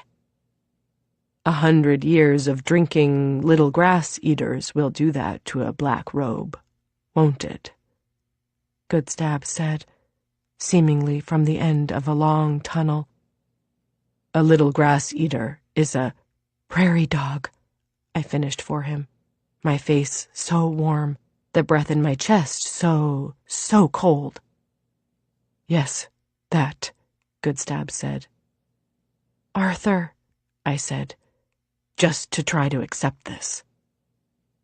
He was pelted, head to tail, in dusty brown, close-cropped hair, and his arms were short, his hands sharp at the fingertips. His rear legs perhaps longer than an actual prairie dog's, and still beholden to a pelvis meant to be upright, but the stubby, stiff tail wagging between them made the structure of the hip not that important, finally. But his face, that was what kept pulling my eyes back. There was something human there yet. Something human, tortured, pleading for help behind the jaunty long whiskers. His ears were rotated around maybe halfway higher than they should have been, and seeing them made me want to touch my own ears, to be certain of their placement. And then my great-great-great-grandfather reached for me with his right foreleg, the one he needed to support himself on the couch, and this caused him to slough down onto the coffee table, not breaking it, but pushing it over. He thrashed between it and the couch, shrieking in terror, and then the man trapped in that huge prairie dog body gave up, laid his great brown head back in defeat, and panted shallowly but congested, because I don't think prairie dogs are meant to be on their backs like that. I fell back against the doorframe, dropping Taz. He hit the floor and bounded immediately for Arthur Beaucarn, jumping onto his chest. My monstrous Tressail, who had himself once loved a cat named Cordelia, stolen from an old West whorehouse, managed to use his forepaw that wasn't pinned against the couch to stroke Taz between his shoulders, his head coming up as far as his neck could bring it, to see Taz at least a little. His missing chin, I guess it's a prairie dog thing, one I'd never paid attention to, made his overbite more pronounced, his expression even more imploring, more forlorn, more lost. "How could you?" I said to Goodstab, already picturing Arthur Beaucarn trapped in a cellar on the reservation for the last century, only seeing light when the next prairie dog was dropped down to him. But when I turned, my knee-jerk reaction was that my other monstrous visitor had somehow sunken into the floor. His bison head was sitting on my carpet, I mean. When I finally made myself approach, touch a black horn, the whole head fell over, was hollow. A mask. He'd had a mask pulled over his head like a mascot, and he'd left me with with a Lutheran pastor sentenced to a hell that had never been in his Bible. Of course I ran away. To here, my bedroom, the door locked, the dresser pushed against it. I have my laptop with no charger, and I have Taz with no litter box, and there's giant prairie dog claws scratching slowly at the door, leaving gouges 100 years deep. And the moaning sounds out there. I thought I knew what pain was. Wrong, Etsy. Just now, with Dawn, Taz using my closet for his business like he hasn't since his kitten days, I'm off the phone with Marcy. There have been complaints about noise, presumably from my new downstairs neighbors. Grad students, I think, though it's hard to keep track. Evidently the sounds of a century-old monster suffering are, what, slightly bothersome? Is that it? Or is it the sounds of me tap-tap-tapping my keys, each keystroke thunder, each revelation another anvil falling into my life, upending everything I thought I knew? No, it was probably when I searched up how the Blackfeet say prairie dog, like getting all the accent marks right is going to be the thing that saves me. Yeah, that's probably what the complaint's about. Anything remotely scholarly or academic I do, instant wrist slap. Here then, downstairs douchebags, I'll use my digital recorder then. Just embed its MP3s into this file. Battery on this laptop's throwing warnings anyway.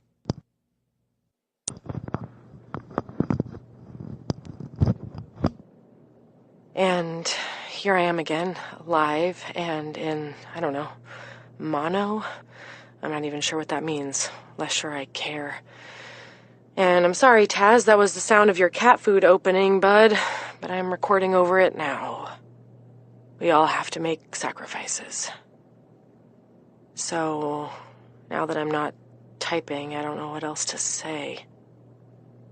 Okay, now it's noon, and I think I understand what Good Stab is doing here.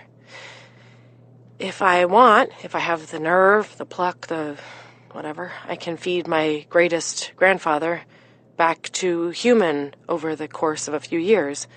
Can't I? I can rent a house instead of an apartment, and I can come home every week with another two-legged meal for him to bite into with his big teeth and drink down. I think Good Stab is testing whether I'm a killer or not. If I'm like him, like Arthur Beaucarn, if that name even still applies. Shit, is this even recording?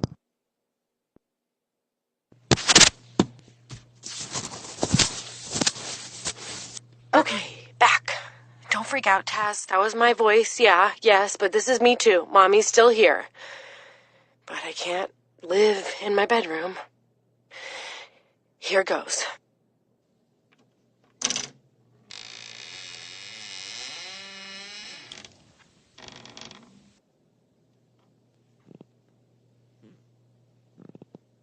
I'm in the hall. Arthur Beaucarn isn't here. Oh, shit. Hey, yeah. It's me, Granddad. I'm just going to... Not getting this to stab you. It's just for in case. No, stay over there. Stay. How do you say that in German? Verboten. Shit!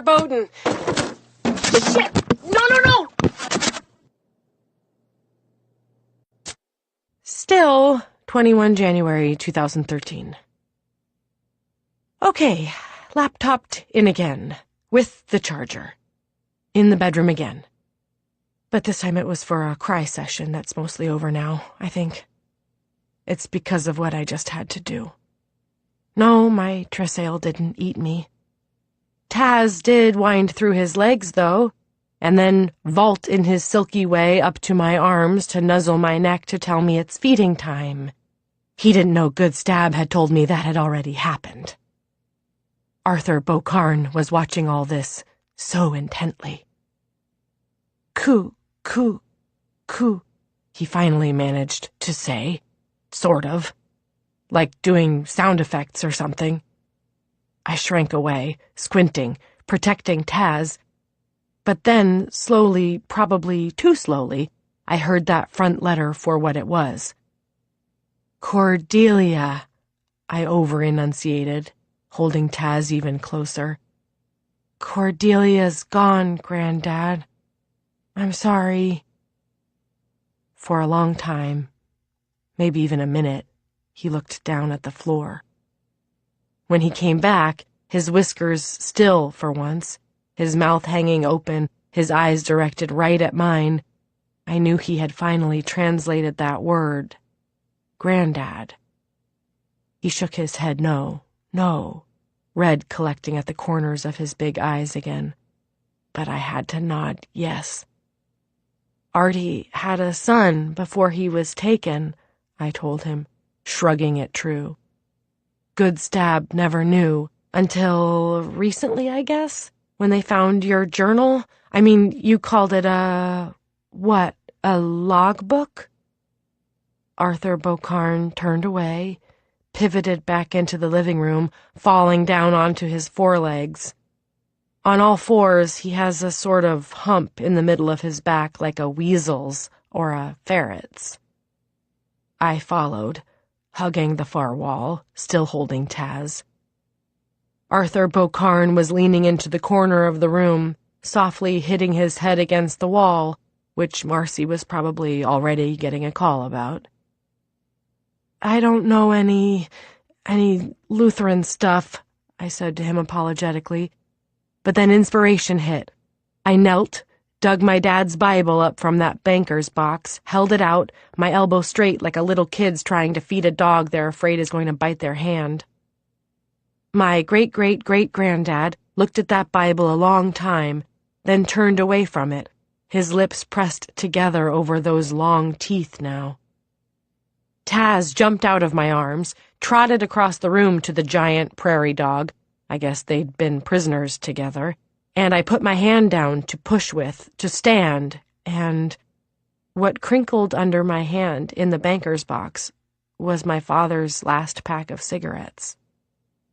I looked from them to the monster across the room, and I finally pulled them up, worked the matchbook in the cellophane up. Arthur Beaucarn looked up sharply when the match flared, and lurched over to the kitchen doorway like scared of what I was doing. To stand, he had to hold on to the doorframe as he apparently doesn't know how to sit back on his tail, as I'm fairly certain I've seen prairie dogs do. With his human pelvis, it hurts to sit back? Shit. I mouthed the smoke enough to get the cherry going, knew better than to breathe in. I'm no Catman, but I know I am a cougher. I'm sorry. I really am, I said, and licked my lips, held my Tressail's eyes with mine, and started forging across the living room, stepping through all the junk spilled off the coffee table. When I edged up sort of close to Arthur Beaucarn, I felt like a kid taken to the nursing home to see their dying grandparent. Only they're scared of them lying there. They're scared of death. They don't understand it. They don't want to be here. My grandparent helped me by reaching his stubby arm out to me, black claws splayed. Shaking my head no, and sort of already blubbering but not wanting to, I worked the cigarette between the first and second of his claws, having to arrange them to get the cigarette situated. As far as I knew, the last time Arthur Beaucarn had smoked, it had been a Chesterfield from a bartender with a single name. I just had to tab over and do a search to pull Chesterfield from the ether. Yes. I'm not sure that matters. I do know what's up with catmen and cigarettes, though, I think. Google tells me it's the nicotine. It constricts the blood vessels. Simple as that. For monsters that burn oxygenated blood like fuel, siphoning the redness out until only the plasma is left to pee, dialing the blood flow down to nil via a vasoconstrictor is about as bad as it gets. Benadryl's my kryptonite, cigarettes are his. So, knowing full well what he was doing, My greatest grandfather drew his great-great-grandson's cigarette to his lips, closed his huge eyes, and breathed in deep, deep, then did it again, exhaling smoke through his nose, and, before it could take him all the way down, he dropped to all fours beside me, startling me a step back. He wasn't trying to run away from the pain, though. He had dropped down to stagger across the living room, curl his long, stubby body around that bison head as best he could, and pass out, his chest shuddering at the end, not with physical pain, I don't think, but the other kind. Then, after he was conked, he sort of threw up in his sleep. It was bloody hair, either licked from his own coat or swallowed on accident, from the prairie dogs he'd sucked dry. Taz sniffed the mess, sniffed it better, finally wasn't interested. I had to run down here, press my door shut as quietly as I could, and scream and cry into my pillow. Yes, great-great-great-grandfather, I'm using your long-ass Victorian dashes. It's just an autocorrect setting here in the New World. Not everything you did was bad, sir. And that makes what I have to do now so much harder. 22 January 2013. Parting is such sweet bullshit, she said from a rest stop in southern Montana. Well, she typed into her faithful laptop, which is literally in her lap. It makes doing italics trickier, what with elbow room and a giant prairie dog sleeping in the back seat, but not nearly as tricky as getting out of Laramie in all this snow. But a lot of shit's happened since yesterday. Too much for one day, but that's my life now, isn't it? Classes start in... who cares? I'm not going to be there. Who am I even writing to now with this? Taz, you're here with me. You too, Tressail. Hackers? I don't warrant that kind of attention. I think I am actually tracing words in blood on the concrete floor of the huge empty warehouse that's my life. Two, though, that's not really here or there, is it? As all the cool kids were saying in 1912. Do I want someone to find a record of what happened to me after I didn't get tenure? Is that it? My sad descent? My death spiral? Do I email this to the department listserv so they can blame the stupid university system that's actually responsible? Is this to be my first and last monograph? Will someone else get a book contract out of this after they transcribe my voice recordings? No. Bury it in a wall, Etsy. Just drag it to the trash again. I don't know. I'm afraid to sleep here, afraid of waking with my throat in a set of giant yellowy teeth. The eyes looking into mine would be the worst part, but I'm afraid that if I don't keep my fingers doing something, I'll fall asleep. Let's say that's why I'm still in this document. Not that I'm like my greatest grandfather, addicted to his journal. So, yesterday. First, thinking step by step, I needed something to lead a monster with by the neck. But when nothing in the apartment would work, I knew I needed to get down to... not the pet store, because I needed other junk. Didn't want to be gone from the apartment too long. Murdoch's, then. Murdoch's has hardware, pet stuff, ranch supplies, hunting stuff, some real one-stop shopping, at least for this zip code. But once I got geared up to go outside, it was pretty obvious what my problem was. A giant prairie dog curled up around a bison head, right by where the front door would swing if I opened it. Like Taz, then, I took the balcony, hung off the frozen railing and counted to 3, and then to 3 again, and finally fell into a drift of snow. The downstairs douchebags, as luck would have it, standing at their sliding door to watch the big, slow flakes drifting down over the neat, to them, winter wonderland. The flakes were big. Yes, Jim and Terry, or whatever your names are.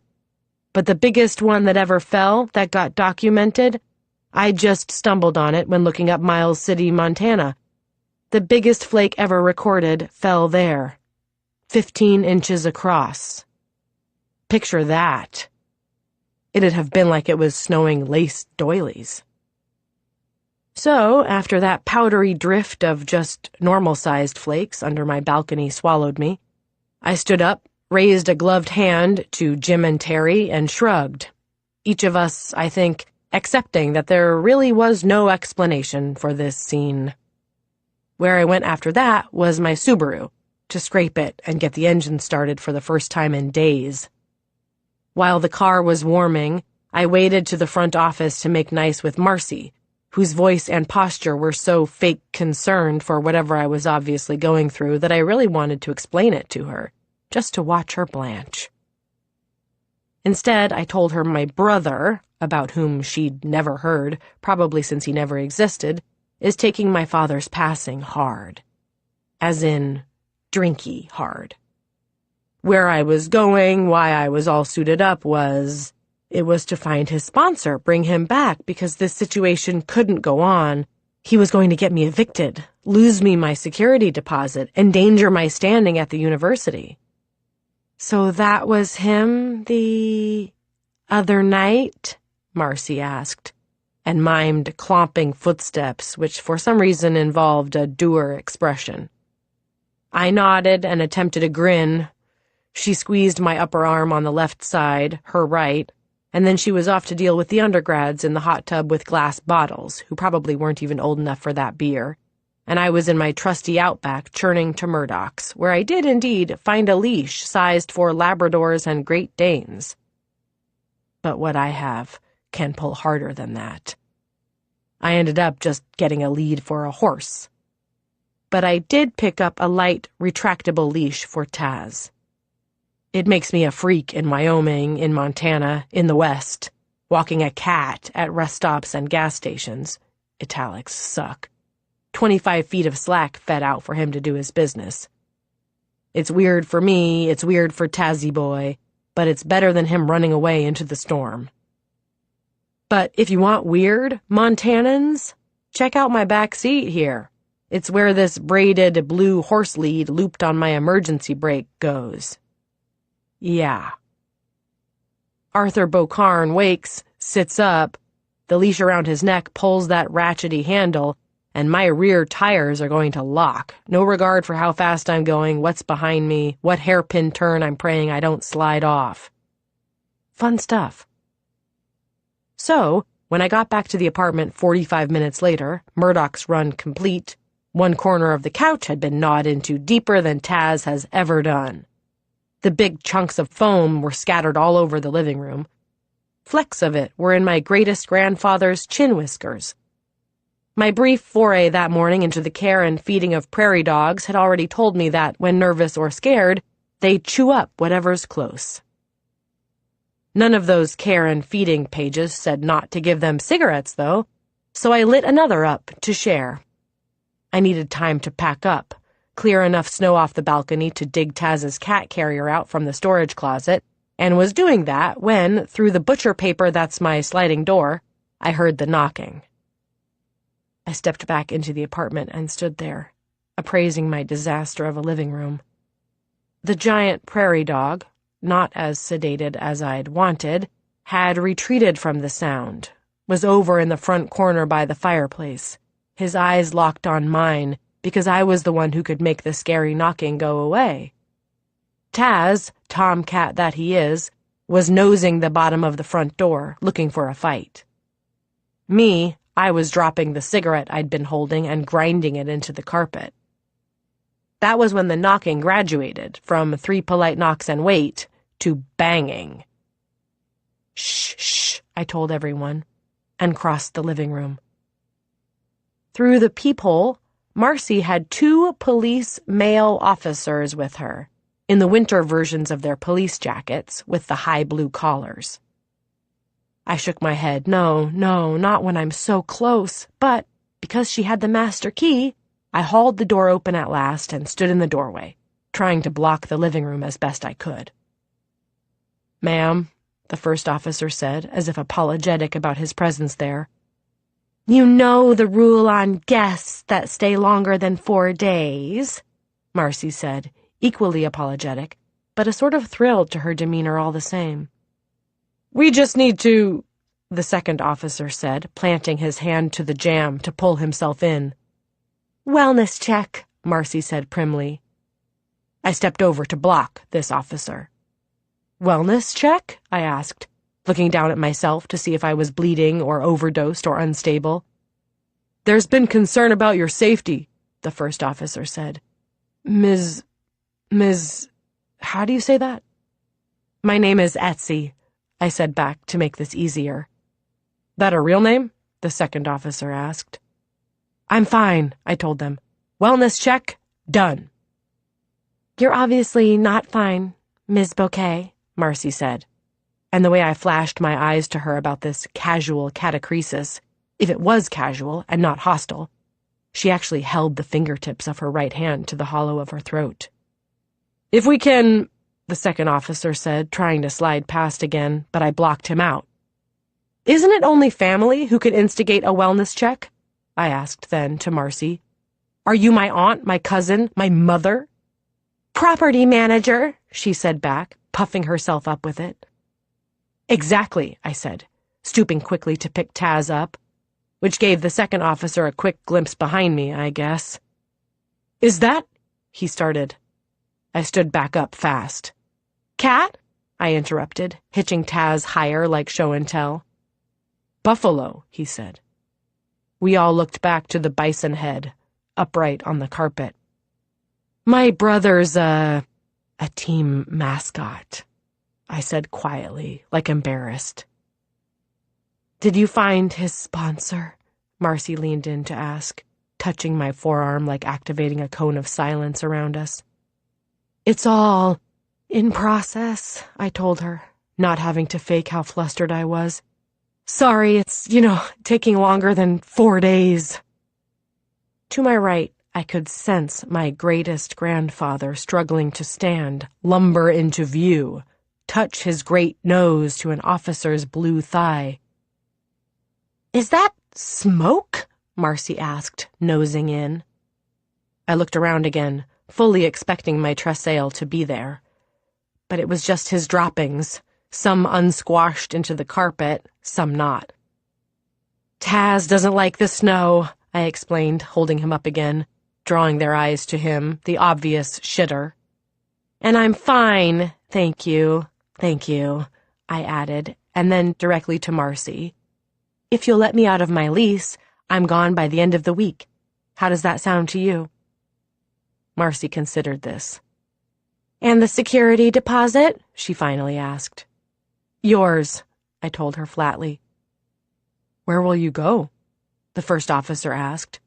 Genuinely concerned, I think. I've got a volunteer thing lined up, I said to him, still holding Marcy's eyes. Well, I asked her. Done, she said, and took a neat step back to signal that this was over. Ma'am, the second officer asked her. We have cookies in the front office, she said. They won't make up for this inconvenience, but I made them myself. They're supposed to be for potential residents, but...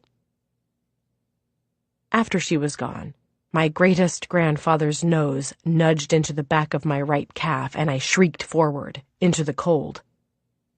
When I looked back to him, he was bleeding from the eyes. It must be some automatic defense mechanism. When attacked or hurting or scared, they want to calm the situation down the only way they can. Either that, or he was crying. Here, I said to him, and got another cigarette going, held it down for him to inhale. I blew my own smoke out the front door, as if smoke in the walls and carpet was something I still needed to worry about. When my greatest and saddest grandfather was down again, I covered him with a blanket. And when he was awake enough to follow the lead, and there were no other residents braving the snow on a Saturday afternoon, I walked him downstairs, packed him into the back seat, and shut the door firmly. I left the bison head on my living room floor. It's real. No skull, but it's not mascot grade. Is from an actual animal. I'm sure it'll make its way to the thrift store. Everything does eventually. Ask Robert Redford, John Wayne, Kevin Costner. Ready? I asked Taz in the passenger seat in his carrier, Granddad in the back seat, and eased us down to the ice rink 80 was, past the hill I used to sit on my first few years here to watch the big rigs slide in slow motion and sometimes roll. Great rooster tails of snow climbing into the sky in slow motion, at a distance. The bored trooper there waved us back with his flare, shook his head in amusement. That's Snow Chi Minh Trail for you, from November until about March. So, another route, an even dicier route.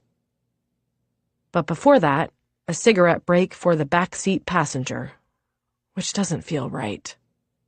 I don't like him doing this to himself, sucking on these things so willingly, like reaching for death, for escape. But I'm afraid if I sleep, I'll miss a smoke break, and then this ends bad. Okay, back again. Ended up driving and driving and driving some more. So much coffee. I can't listen to anything with a good heart anymore. All I have left is this rabbit heart in my chest, kicking to get out. We're now in Nitausinen, which I also had to look up from higher in the document to paste here. I'm spelling it like the man sleeping behind me wrote it down, which I guess is how it sounded to him from Goodstab. Sorry if it's wrong, all Blackfeet. I know it means our land, and I'm not part of that our, but I don't know how to change it. Nitausinen looks very much like Wyoming, it turns out. It was snowy enough on the small back roads that I'm not even sure when or where in the night the state line was. But we finally found 25 around Wheatland, then crossed the Yellowstone into Blackfeet territory around Custer, but didn't hook it east for Miles City. Instead, we booked it west towards Bozeman, making a quick but important stop there and then angling up through Montana and parking by a coffee shop so I can type all this in, get enough free signal to send it to myself.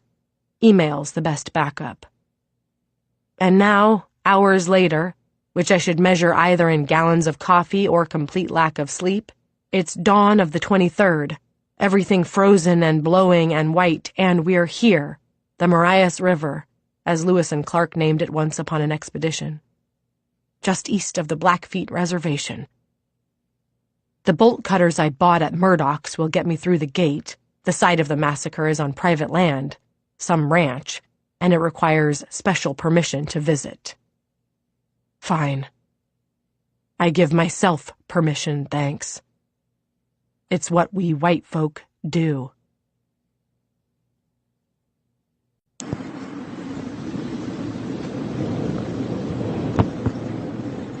January 23rd, 2013. Okay, back to the recorder, as long as its battery lasts. It was taking too long to fix all the typos numb fingers make, and doing it this way I can wear my gloves and keep my elbows tight by my side. Less heat escapes that way. This matters because the Subaru's bogged down in the snow maybe 10 yards past the gate. Shit. I'm just waiting for dear old great-great-great-granddad to wake from his last cigarette so we can do this, I guess. It made a lot more sense from my apartment in Laramie. Take the monster back to where it was made.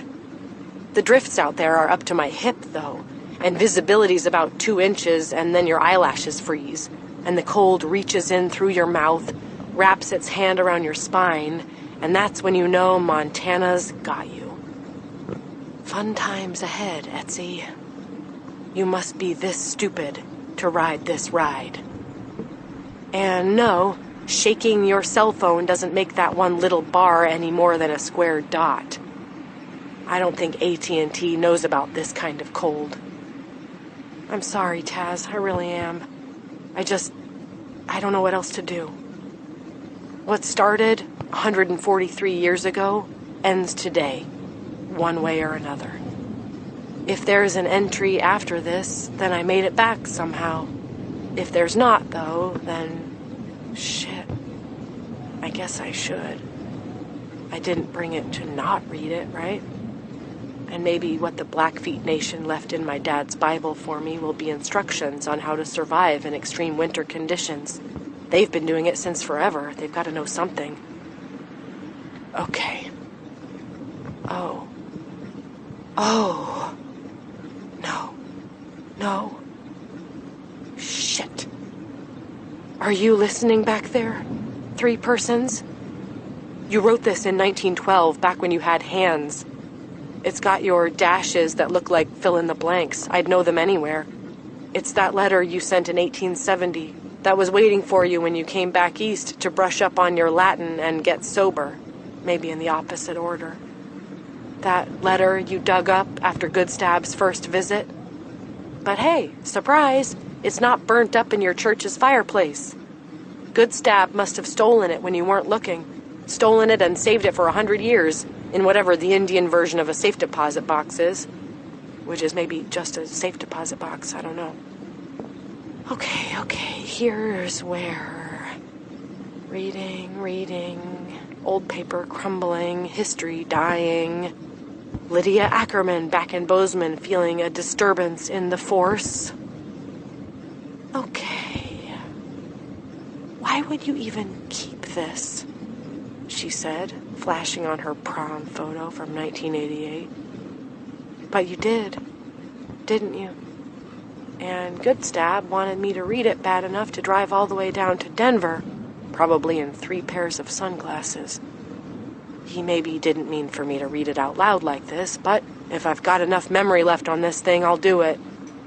It's not long, just 4 pages, and if I don't save them here in this voice memo, then they're gone forever with the way this paper's falling apart. Maybe if the rancher who owns the gate I just busted finds this recorder frozen in my glove, he can give it to the Blackfeet. I don't know. Maybe they don't even want it. Here goes. When we marched out under Major Baker's command, it was an adventure. I wasn't a soldier. Just happened to be milling around with soldiers, but that was good enough to get caught up in the mission. I grandly told myself we were the Greeks at Thermopylae, going out to resist the Persians who, unless my readings misled me, are complected similarly to the Red Indians of America. Everyone longs to be in a storybook, do they not? The morning we left, I was in the kitchen stealing one more spoonful of the rich, warm pudding I discovered that was better than anything I'd ever imbibed, which I admit may have been a judgment made due to scarcity. I scurried to my horse with a mouthful of it yet, and savored it the first mile or two. And I won't bore you with the long and tortuous route we took out into the field after these Indians in need of federal scolding, but trust that it was 70 miles between Fort Ellis and Fort Shaw, and it was 70 below zero for most of it, which was rapidly disenchanting me from the romance I had previously felt I was in, this affaire du coeur I suffered then from, that affair being with experience, Blake's version, of which you once instructed me. Every iota more of it I consumed, the better I could eventually shake off my own impulse to judge when on my side of the act of confession. In order to better flance my eventual flock of their sin, I first needed to understand what it was to carry the burden of that sin myself. No? I had neither rifle nor spurs for this expedition, however, and the cast-off cavalryman's uniform I had taken when my New Haven finery turned to rags was no protection from the elements. Yet I had no training, no sea legs for an effort such as this. I was like the man in the play who wakes with donkey ears, and so must bray around hopelessly. When we slept under a formation of rock called Priest Butte, I took that as a sign that my presence here was providence. But when we began riding only at night, and left the supply train behind us so as to increase our already hurried pace, and were only allowed the smallest of fires, I admit I began, like Thomas, to doubt. I was the first to begin wrapping my extremities in burlap sacking to fend off the cold. I also continually recalled that pudding to mind, to warm at least my thoughts. I also became friendly with the pair of scouts, the two of them sharing the sobriquet the soldiers had taken to calling me by. Since they also weren't cavalry, thus not beholden to the various etiquettes of soldier kind, we fell in together, and they came to share their bottle with me. Everyone in the column was drinking just to stay warm. Major Baker the most, I believe, as leaders of course lead by example. With each stop, I would mumble to my scout companions of the pudding, relishing its memories such that they could almost taste it themselves, I warrant. 3 separate times I begged the officers for permission to return to the supply train for provender, and 3 times I was denied. The last time with belligerence sufficient to forewarn me away from asking again on threat of violence. In the saddle, I swam through a sea of warm pudding, ducking my head under continually to gulp. My left foot, for I was on the left side of the column, continually dragging through unbroken snow, finally froze through solid. The toes there are yet blackened with frost, and feelingless, though not without scent. Perhaps the salve for these eventual stumps will be pudding, of which, from desperate overindulging on our earlier return, I've already thrown up twice. We were heroes, however, so no one pulled that warm kettle out from under me, and the spectacle I was making of myself, for which I now feel only the direst shame, and hereby swear off all sweet victuals from this point forth, as they will only serve to remind me of my weakness. On the trek into the featureless wastelands these savage and learned pagan have somehow occupied for time immemorial, the day before we found them camped on the dry fork of the Marias River. The scouts became parsimonious with their bottle, refusing to let me warm myself at its neck, as the liquor only made my talk of the pudding more swoonful. I doubted whether I would ever know warmth again. On the morning of the 23rd, we finally came across a scrawny Indian boy working a herd of horses. A large portion of the soldiers dismounted and arrayed themselves along the bluff, lying prostrate on their bellies, leading with their rifles, and Baker's second-in-command sent other units this way and that, as morning had caught the good major colder than usual, thus his fully inebriated state. Joe Kip finally used pig string to bind Baker's wrists to the horn of his saddle to keep him astride his mount, as it would be disheartening for the august commander to reel down to one side or the other by incremental degrees until the cap on his head touched the snow. As I had no assignment to fulfill, I attached myself to the less resentful of the 2 scouts, Joe Cobell. Him being a scout, I thought to remain out of the action, as his job was now completed. Shortly thereafter, Joe Kip had to be forcibly restrained when he wouldn't quiet himself about which camp this actually was. According to him, who himself had some tincture of Indian blood, these were peaceable Indians, not the marauding sort. But no one cared. Indians were Indians, and the sooner we punished them, the sooner we could get back to the fort and my pudding. So, attached to the scout Joe Cobell as I was, I found myself suddenly coming down the slope alongside the bluff. I thought to parley with the chief, and so be part of history as it was happening.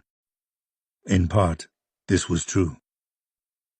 However, due to my persistent cold and the insistent hunger which corrupted my heart, the whole way down that slope I had my chin on Joe Cobell's shoulder, whispering to him about the pudding I knew he could feel in his mouth now, as I did. So well had I described it. My lips were brushing his very ear such that my sibilance had to be tactile to him, and in this way did I become even lower than the snake whispering to Eve. And I can't deny this, nor will I ever, which is why I send this to you now. So I will forevermore have to own this, my foulest act. "They're naught but savages," I hissed to his innermost, weakest self, making it so. If you don't stop them now, then you're as guilty of killing Malcolm Clark as are they, I added. This one is surely Owlchild's own father, I lied. Whatever he tells you or shows you will be a lie to save his son. And lastly, damning my immortal soul, God looks the other way when men must dole out justice. I can show you in the Bible whereof it speaks that no forgiveness is necessary when those you punish are naught but savages. Would you feel guilt for shooting the fox that stole your hens? No, the fox by his acts is compelling you to take his life, even as downy feathers line his foul mouth. So it is with these Piegan, and in this cold they won't even survive the winter, will they? How could they, with their limited means and no culture? Killing them now will be mercy, an act which the Father who sees all will look kindly on, recognizing in you a man made in his very mold, and following his tenets and teachings. I can be convincing when allowed to paint with words, as you know from our many classroom discussions. I aver that I was perhaps even more desperate to convince this day, such that, when the chief came out carrying his useless paper, Joe Cobell, driven into a frenzy of hunger by my savory descriptions, and made immune to divine reprisal by my assurance that any sin would be hastily forgiven, raised his rifle and put this chief down with a single shot. As this was what we had been ordered to do, I thought little of this other than that, finally, we could get back to warmth and civilized company. But then, once that first shot was fired, all the men on the bluff commenced firing as well, perforating the lodges below as with grape shot. It was roughly 200 rifles against 30-some lodges, and it was over by noon. And please understand that, though I fired not a single shot into Indian flesh that day, I also, in a sense, fired them all. No, I wasn't one of the ones slicing into lodges to use pistols and axes against those who had escaped the shooting from the bluff, but I may as well have been. Neither did I aid in pulling the bodies into a pile and setting them and their lodges and supplies alight, though I did thaw my hands at that enormous fire, its columns of black smoke sinuous and oily and redolent of nothing so much as guilt. On the ride back, after the weather broke, I convinced myself that the scout Joe Cobell already had it in his heart to shoot that chief for personal, not immediate reasons. Which is why I pen this to you now, sir. Any man can ratiocinate his own deeds and thereby cleanse his conscience, but doing so when evidence to the contrary such as this to you exists must need be an act of futility. As well, I also now have the reminder of a pagan face looking out at me from the fire of bodies and lodges that day.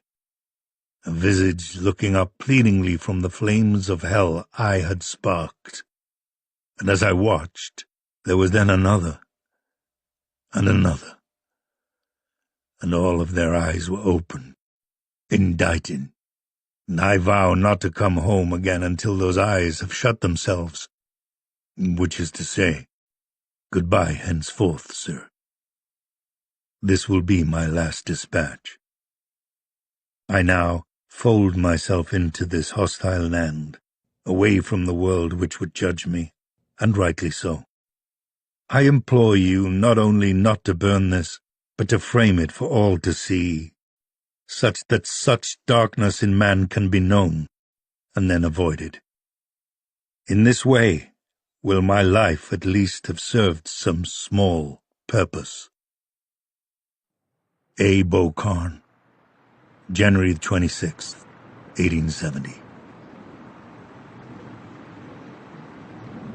Yeah, well, 3 persons. I didn't burn your letter, but god damn you, it is all in crumbles in my lap. Now, the floorboard of the Subaru, which, as anyone listening to this can probably hear, is now dead, dead, dead. I can't even see outside anymore, from my breath frozen on the inside of the windshield and all the windows. Well, my breath and Taz's, and yours, great-great-great-granddad. Did you hear any of that? Did you remember? And yes, Taz, I can smell the warm pudding you left just now. Thanks, bub. Always willing to pitch in and make a bad scene shittier, aren't you? But I love you. And you know what? Fuck it. You didn't come this far to die, Etsy Bocarn, last of your cursed name. Hell no. Don't worry, Taz. Mommy's got this. Here, buffalo jerky. You like that? Me too. Okay, if you don't want it, I know. I'm not crying. These are tears of joy. I think this is where I've been going my whole life. I just never knew it. And don't worry, I'll walk us the fuck out of here if I need to. I'll show up in Shelby or Cut Bank, carrying a cat crate, my hair frozen stiff, nose bleeding from the cold, eyes wild, all my toes frozen off. And if anybody asks if I'm all right, if I need anything, I'll just glare them down. Take another slurp of coffee. I'm talking to you too, Tressail. I see you moving back there. Don't think I don't. You with your groggy eyes and ashtray breath. My heart's broken. Yeah. And you're the one who just broke it. Let's do this.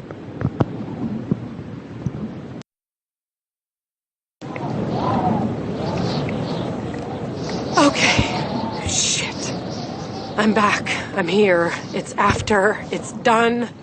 I'm alive. I don't know how. I know I shouldn't be. I don't know if I will be in 5 minutes, in 2 minutes. It's blowing again, even harder. So I have to say this all fast into my hand, my glove.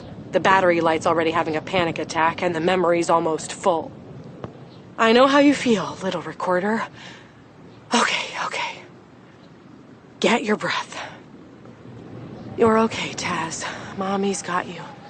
Come here. Yeah, keep me warm. I shouldn't have brought you. I know. I should have left you for Marcy, but I'm glad you're here. I don't know what I'd do without you, you big little man. We can do this. We have to. But, rancher man, when you find me, it's going to be a mystery. I know. Why would a person do this to themselves? What the hell even happened? Here, let me tell you. My great-great-great-grandfather, see, this monster from legend, turned him into a giant prairie dog because he'd done a massacre up here on your land. So I brought him, my Tressail, which is the French way for saying who he is. I brought him up here because what else could I do? Thing was, though, it turned out his stubby legs weren't long enough to reach through to the ground. So his belly sort of slid on top of the snow, and he paddled with his legs like an otter, I guess. One going back to where it all started, sure. You can figure that out with the document open on my laptop. The password is TAZZ. So anyway, I got the cat crate hooked under my left arm, the horse lead looped around my right wrist. I already had my backpack on, and there I went, out into the storm. It was noon when we finally reached the bluff. Down below us, just like the time my great-great-great-grandfather was here, were the Blackfeet. Surprise. They were packing a big drum up, and their horses were standing around, each on 3 feet, their manes and tails frozen. I'd read about the memorial ride the Blackfeet make every year to here, with your permission to be on their land, but I never thought they would do it in a storm like this. I guess I don't really know the Blackfeet, though. I backed off from the lip of the bluff to give them their privacy, and then I set Taz's crate to the side and peeled out of my backpack one arm at a time, the straps taking the top layer of my Patagonia with it, which I know I can get warrantied if I live through this. I think my great-great-great-grandfather recognized this place too, Mr. Rancher. His name is Arthur Bocarn. He was a Lutheran pastor a century... Who cares? Look it up if you want. For the whole car trip north anyway, he had been game for whatever, but now, remembering this place, I guess, he was trying to pull away. I finally had to plant my knee down over my end of his lead to keep him in place long enough for me to unpack what else I'd bought at the hardware store. First was the nail gun, which is heavy as fuck. Air-driven would have been better, but they have electric models too. Surprise. I would have bought an actual pistol, but even in Wyoming, purchasing a firearm can take a bit. More info than you need, sorry. Guns are great, rah rah, more guns, more guns. As for my having an air gun instead of an actual gun, though, now that the Blackfeet were down there doing their thing, I was glad to have something that wouldn't make a lot of noise. "I'm sorry," I said to my Tressail, holding the business end of the nail gun to his forehead, his big dark eyes looking up to me like I didn't have to do this. I did it anyway. After reading his letter, I knew that the monster he was had just been coaxed to the surface, but it had been there the whole time. The first nail planted up to its head between his eyes, and the second one as well, not half an inch away. His kind are hard to kill, though. When he bucked away, the lead I had stepped through spilled me on my ass. My great-great-great-granddad was humping away through the snow. I walked up behind him and laid a line of coppery nails down along his spine, trying to hit something that mattered enough to slow him down. I finally found it at the base of his tail. It took his rear legs away, and he rolled over as four-leggeds do when it's time to claw and fight. Here I am talking like an Indian. Yeah. Guessing you hate Indians, living this close to them. Screw it. This is an Indian story, I think, rancher man, and you're on Indian land whether you admit it or not. We all are. I stayed out of reach, loaded another belt of nails like the nice man at the hardware store had taught me, and shot into my kindly old Tressail again and again, and yeah, I was crying and sputtering each time I pulled the trigger. I talk tough now, but I'm not, I know. In his crate in the snow, Taz was yowling. I was killing his friend. Bad mommy. I think he's probably going to run away the first time I give him the chance, and that'll be fair. I deserve it. I understand. He's seen a thing in me he didn't know was there. A thing I didn't know was there. I stitched another belt of nails into this giant prairie dog's front side then, each shot like a shot into my own chest, I swear. And slower, those claws scratching at the air stopped scratching. Next was what I'd happened to walk by at Murdoch's. It was something I hadn't even known was real. Do you know about these, rancher man? 36-inch cable saws? It's this 3-foot-long, somehow sharp cable with padded loops at each end to hold on to for pulling back and forth. You can cut through a tree trunk with one of these faster than you'd think. They also work on necks. I rolled my greatest grandfather over, and I planted my knee in his back, the nail heads there tearing through my layers of pants, which I paid for on this long-ass walk back to the car, and I looped this sharp cable around his neck and started sawing back and forth, putting all my weight into it. Arthur Bocarn woke when it cut through his windpipe, I think. And I say his name like that here because it really was him, finally. That was how deep I'd cut. This wasn't a prairie dog screaming, it was a man. His short arms tried to reach his claws up to this new pain, but the cable just cut those fingers off, too. I couldn't stop, but I had to scream to get through it. I had to scream with each pull. Dragging a cable through the meat of a living creature, it's not as easy as you might think, at least for a city girl. Dragging it through the neck of someone's whose book you've read sucks even more, I think. When I was halfway through, he quit fighting. That was the worst part. It's the part where I sort of loved him. It's why I'm sort of crying now. I guess you can hear it. But I kept going. I had to.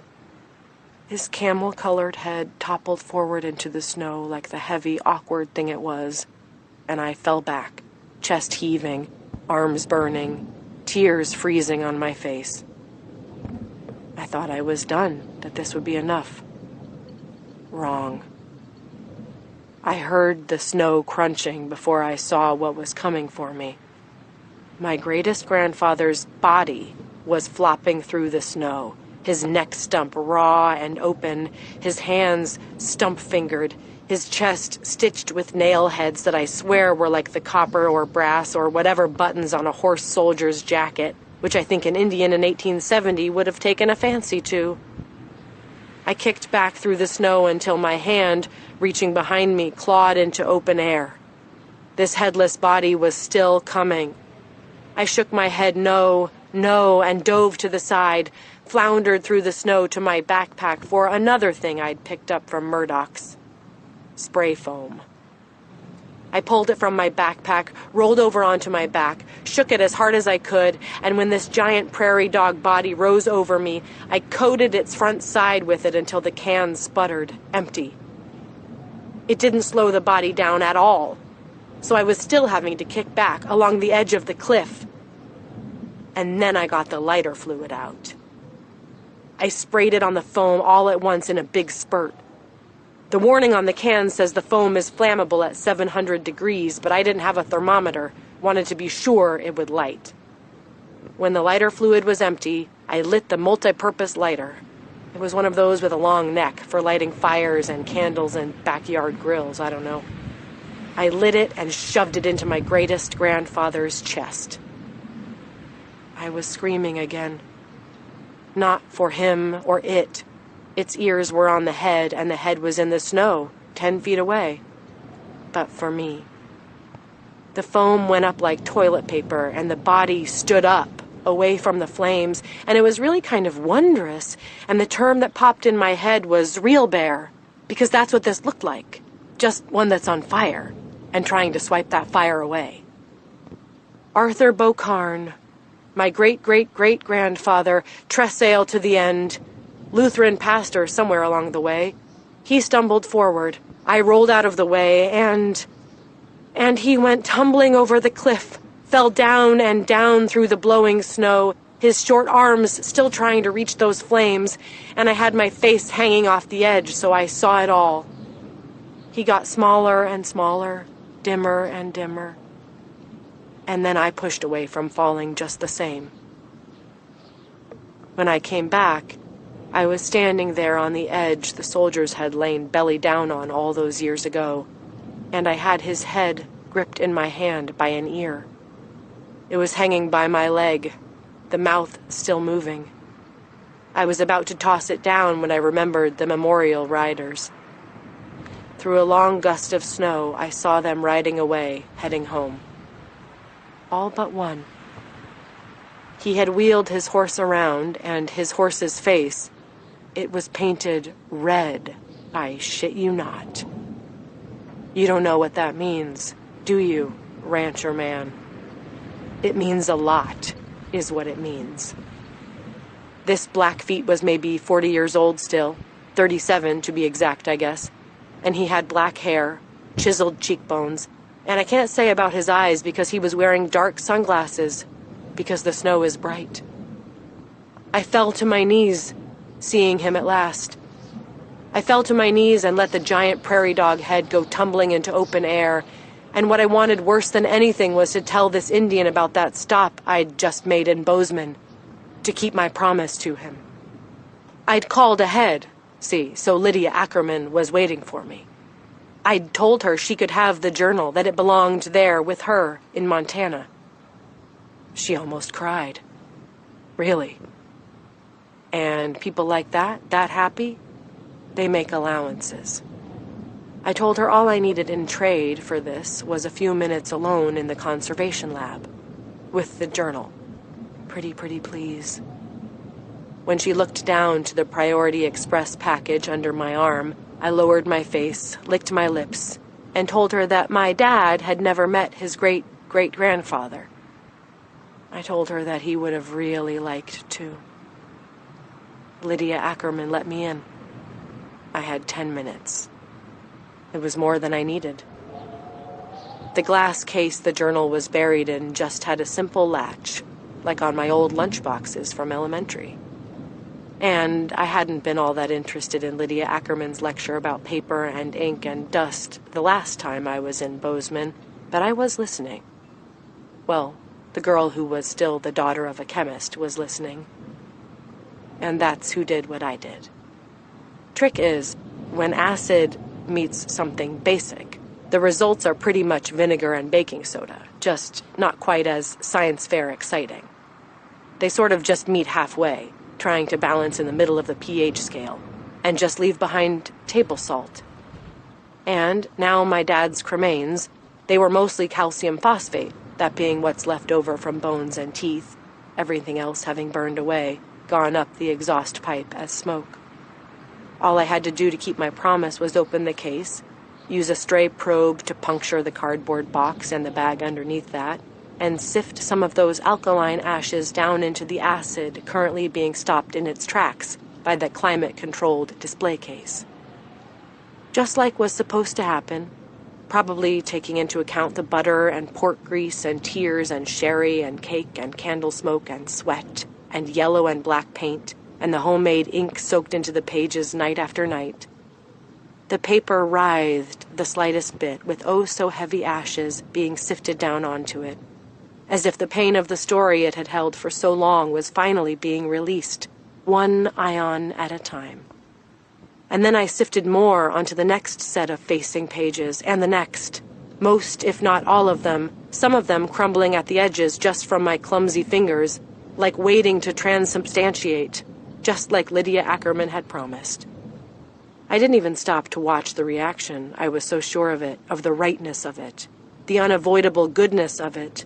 Could already see it happening in my mental rearview mirror, the individual letters of my greatest grandfather's journal separating at a nearly microscopic level, the tiniest plate tectonics. And then the sepia-tone little expanses between those words pocking with nearly invisible craters, like 100 mouths bubbling open, gasping to try to suck in some more of that good climate-controlled air, escape this slow reaction. And then those mouths opened slightly wider, and then wider yet, a choir singing in this little glass church. And even if those pages don't quite decompose into table salt like a Bible story, still, just the slight weight of my father's ashes will have been enough to punch the letters out. This 100-year-old journal, by the time I was pulling out of the parking lot, might look okay to Lydia Ackerman through the glass, but it had to have less integrity than the Dead Sea Scrolls. Only it won't be handled that carefully, that expensively. On my way out, because of my academic credentials, I had been able to talk my way to a computer terminal on the first floor to send a fast email to my chair about a family situation. Deleting all the images in the directory I was co-owner of was easy as anything, since I was on the same network it was. Why not trust my administrative presence there? There may be more copies, I don't know, but without anything physical, they're just Photoshop curiosities now. And anyway, a name like Bocarn on a story with monsters like this in it? Respectable scholars are supposed to take this seriously? Not if they care about their precious jobs, their vaunted tenure. This is what I wanted to tell the Indian down there, because I needed him to know that this could be over between me and him now. But all I really had to show him to prove that was a giant prairie dog head pulled off a 173-year-old Lutheran pastor. Yes, I, the communications prof, did the math.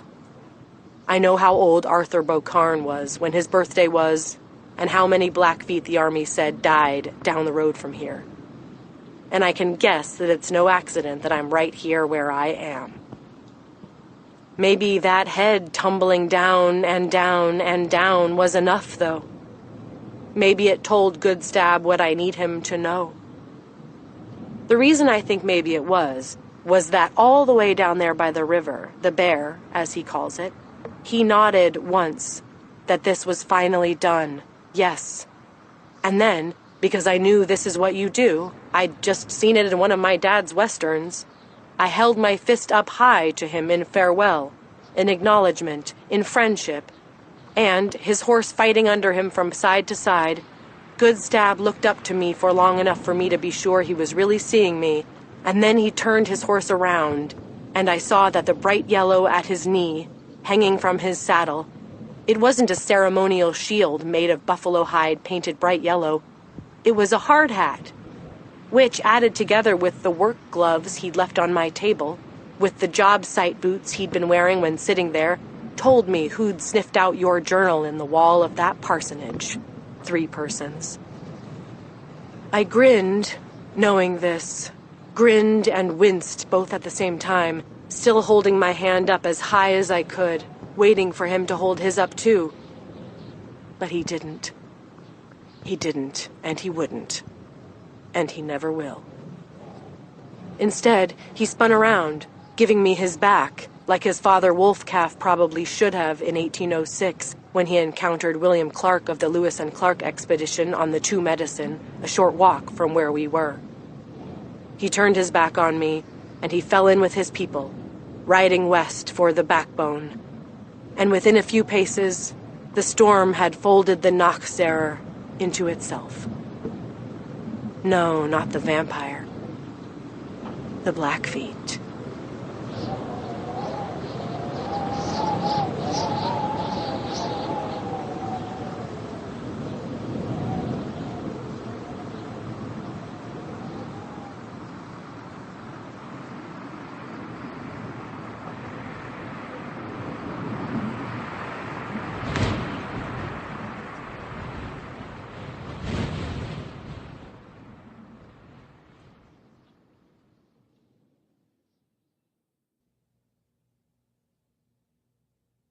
Acknowledgements. On a plane to California on December 1st, 2023, right after reading the opening of a friend's novella for him and making some changes to the second issue of True Believers, barely able to stay awake, but also in half a panic because I'd somehow left my wedding ring and a pair of gloves I'd taken off well before dawn, I decided to hide from all of that for at least a few minutes, so I did what I do. Opened a new file, wrote the first 3 paragraphs of what turned out to be the Buffalo Hunter.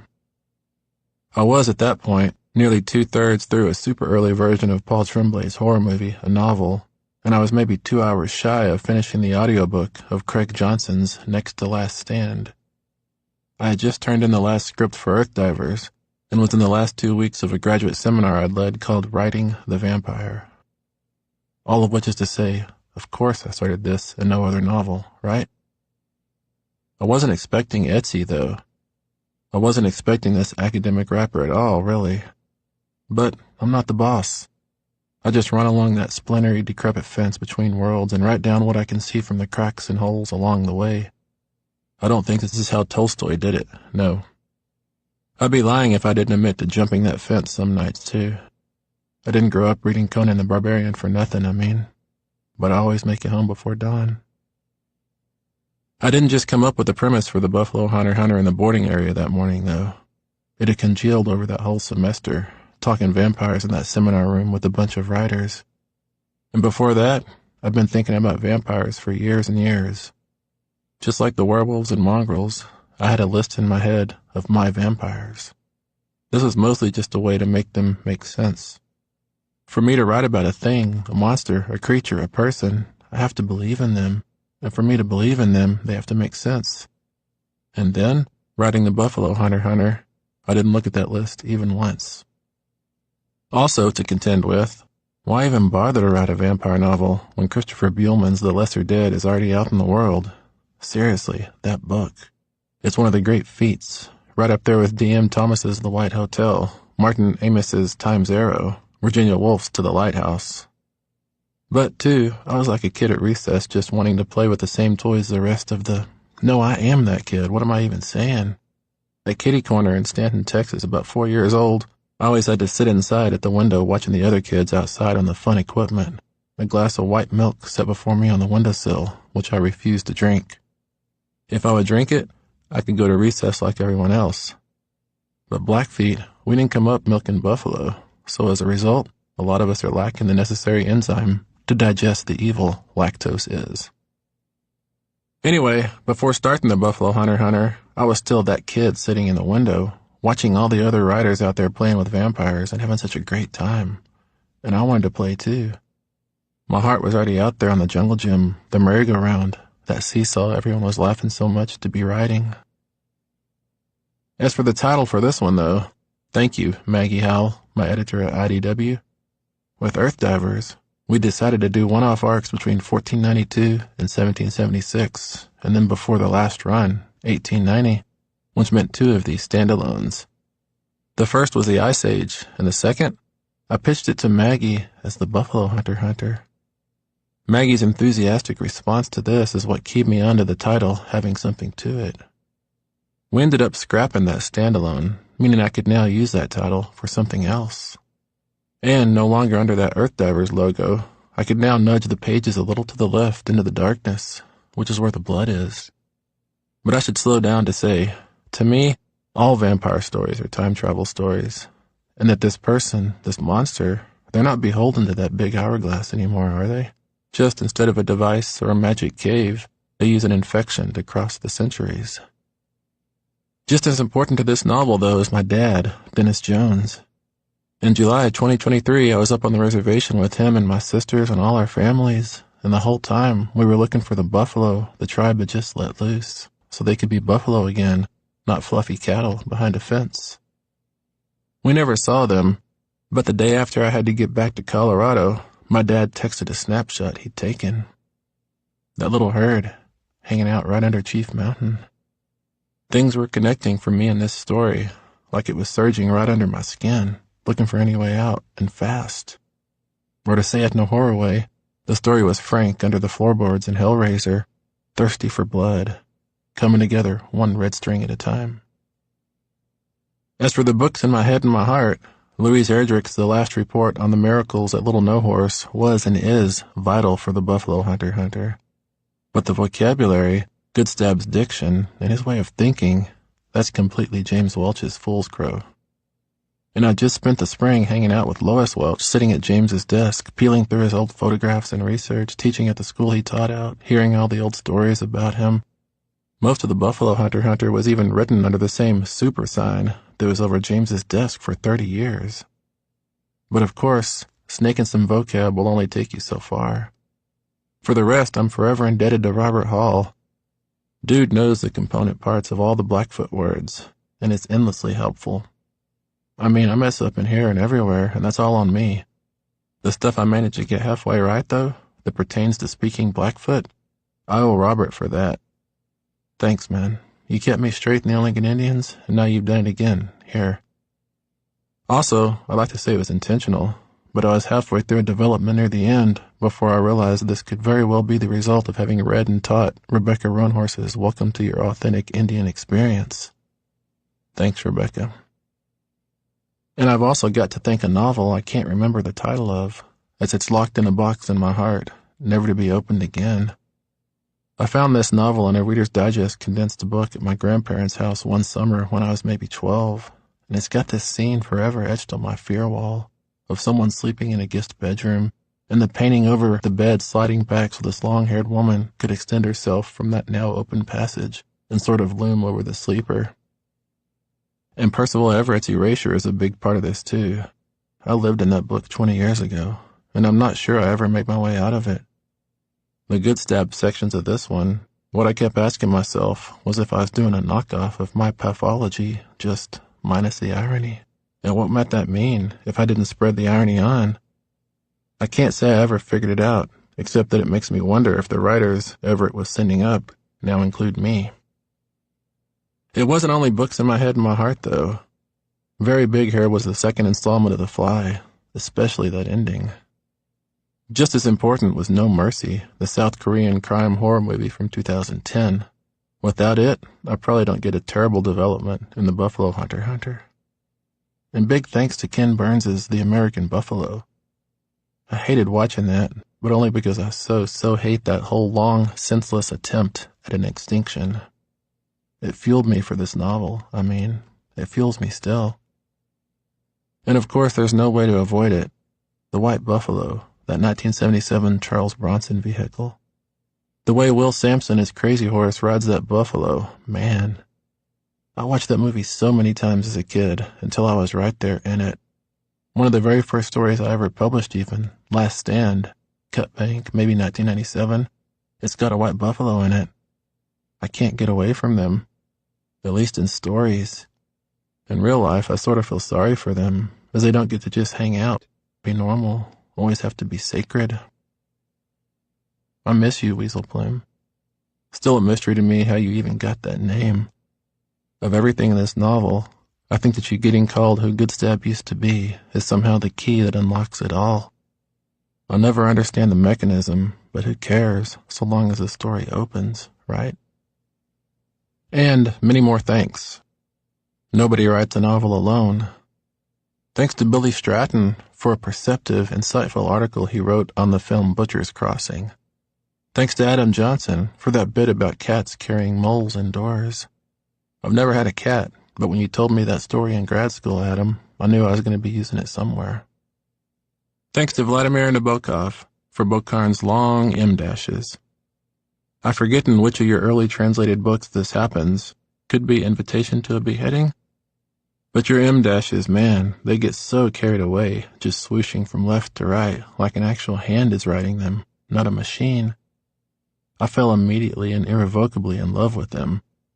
And Saga had just let me stack 2 M-dashes side by side for the length of I was a teenage slasher, so I thought that they might also let me fake these Nabokovian M-dashes. If this is still here in the acknowledgments, then that means they did let me. And thanks one more to Candace, Phineas and Ferb's intractable big sister. I never would have thought that your phrasing and intonation when leaving a scene would mark me this indelibly, but, surprise? I stole a line from the holdovers, too, I guess. Some little bit of trivia from history that I wouldn't have otherwise stumbled on. Thank you, the holdovers. Thanks also to the way Mr. Monk's Last Case, a Monk movie, ends. The instant I saw all those dead people walking behind you, Monk, I knew I was plugging that into this, which I was then writing. Had to wait until winter break to watch it so my daughter could be home from school, as we're a Monk family. Thanks to Scott Crossley, who passed not long before I started writing this. You were big on my mind, and that package of your cremains, it's buried in this book now, man. Good travels. Thanks to Coda, my son's dog of 15 years, a Great Dane mix who held on because he needed to keep his boy safe from the big scary world. I remember how it hurt for you to sit your whole life because of your hips. I gave that pain to a certain giant prairie dog in here, Coda, but I'll always see you in that scene. Thanks to the poet Paisley Reckdahl for telling me about sitting on that rise just out of Laramie in the winter to watch the big rig slide around on 80. I think I've used that in 2 books now, actually. The other one forthcoming soon here. But it imprinted on me, I guess, the way you said it. But that's what poets can do with language, isn't it? Use it like a stamp to press things into our souls. And I altered a line of Joe Lansdale's to use in here, too. Thanks, Joe, for everything. You've been a model and an exemplar for all of us for so long, man. I also stole a line from William Goldman, as we all do, whether we know it or not. Thanks, too, to Ryan Hall of Colgate. Had dinner with you years ago, and you told me you'd written a book on the Blackfeet. To write the Buffalo Hunter, I looked up your Beneath the Backbone of the World, and wow, this book, man, it's got everything, and it says it so well. And thanks, too, for all the primary research materials you sent that informed the book. They informed mine as well. Billy Stratton, thanks in the same way, for the back-when newspaper clippings, the yellowy reports, the old letters. Without you and Ryan and Robert Hall, I don't feel like I'm standing on firm enough ground to write this novel. Guess I also stole the line, well, a construction, but pretty much the line, from Tony Early's forever amazing and perfect story, The Prophet from Jupiter. It's been one of the most important stories of my life. Thanks also to Grady Hendrix for introducing me to the term overserved. It'll never not crack me up, especially when someone who is drinking alone uses it. Thanks to a big rattlesnake I tried cooking in a pan in my friend Steve Woods' trucker dad's house when I was 17 and that dad was on the road. Not because you, this rattlesnake, tasted good, but for the way you kept rising up from the pan with your neck stump to strike at me. I had to use that in here, didn't I? I appreciate the fight you had in you, appreciate and respect. I still remember the day I shot you, too. It was when Stephen, Randy, and Jeff and me were living on whatever doves we could poach because we were on our own, had no money for groceries. So your meat might have been trouble, but it was necessary to keep on living, too. Thanks also to Kafka for the wish to be a Red Indian. That used to be the epigraph for my first novel in its dissertation stage. I guess this would be 1997? Anyway, the jealous, reverential, demeaning way you intone the term Red Indian is with me yet in this novel. Thanks to a person I won't name, too, who, while I was writing this, sort of indirectly taught me about wellness checks. Thanks also to Jesse Lawrence, the first person to read this and touch it up for me. And thanks to all the Thor comics I inhaled in 6th grade. I think I get a lot of Bokarn's addiction from you.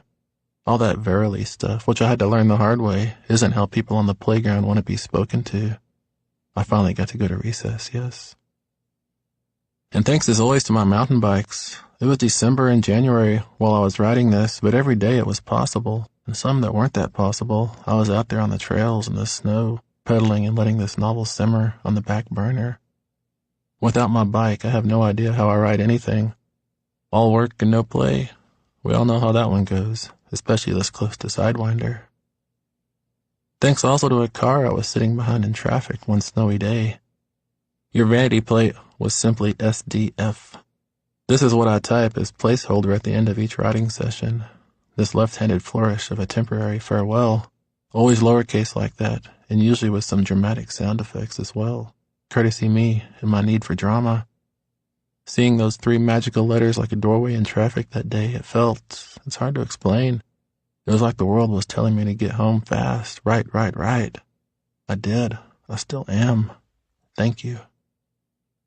And when Bokarn suddenly became Lutheran in here, as I found that the Lutheran church in Miles City had been built at the right time, I did what research I could on Lutheranism, but there's just so much I don't know.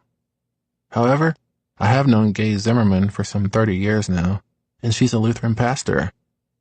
My big and secret plan while writing this was to send you an early draft, so you could tell me what all I'm getting wrong. But then, lost my nerve. Or, I decided since there's terrible stuff happening in here, in the actual church, and since this Lutheran pastor is not exactly a sterling dude, that when asking you for details and the like, I'd also be, around the side, asking for approval, for something like permission. And that's wrong to ever ask. I'd rather be wrong like I'm sure I am in here than to put someone in that position. Still, thanks for being there, to remind me to not be that person. And I'm sure you would have read and helped with this, even though horror's not your thing. And I wish I knew if chapel was an accurate or even acceptable word. If this or that sermon or Bible part actually fits with Lutheranism, but oh well.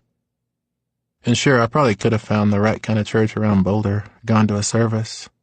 But it wouldn't have been a 1912 service in German, and it feels weird and wrong going to someone's place of worship just to steal facts and feels and details, and I don't like feeling wrong.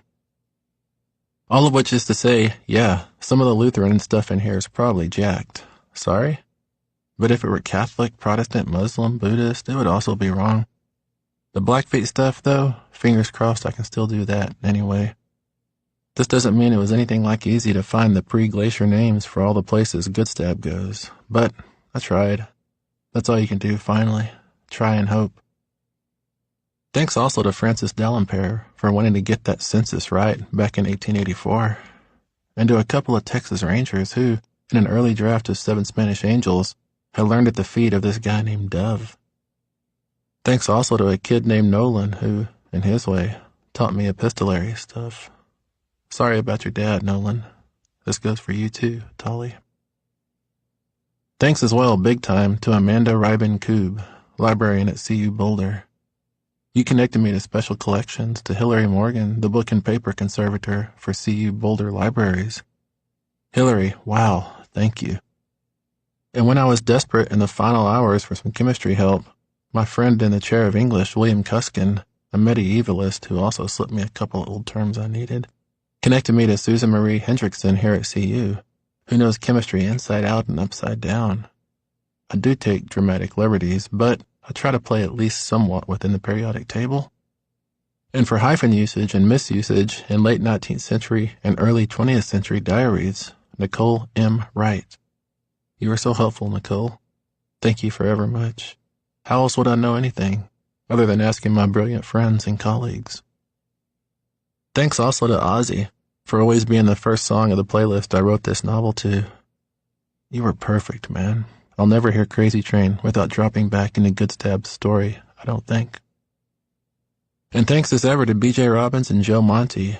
You each told me that Etsy's frame story, as it used to be, wasn't working, which made me have to look into that opening and closing. See at last that she wasn't just a story deliverer, she was the story. That's a big difference. And Joe, if you hadn't pushed me to make Good Stab and Bokarn's final encounter an actual confrontation, then I don't know if this novel's heart ever actually starts beating. Thanks, y'all. And thanks to Carolyn, too, who was part of these early reads, these formative suggestions. Thanks to Cameron Johnson and Rain Jones for some last-minute copy editing and proofreading saves, which you each had to cash in a lot of sleep for. Typos, man, they're survivors, aren't they? They're Superman's doomsday, surviving round after round until they finally achieve invisibility. Except for the discerning eyes of people like you.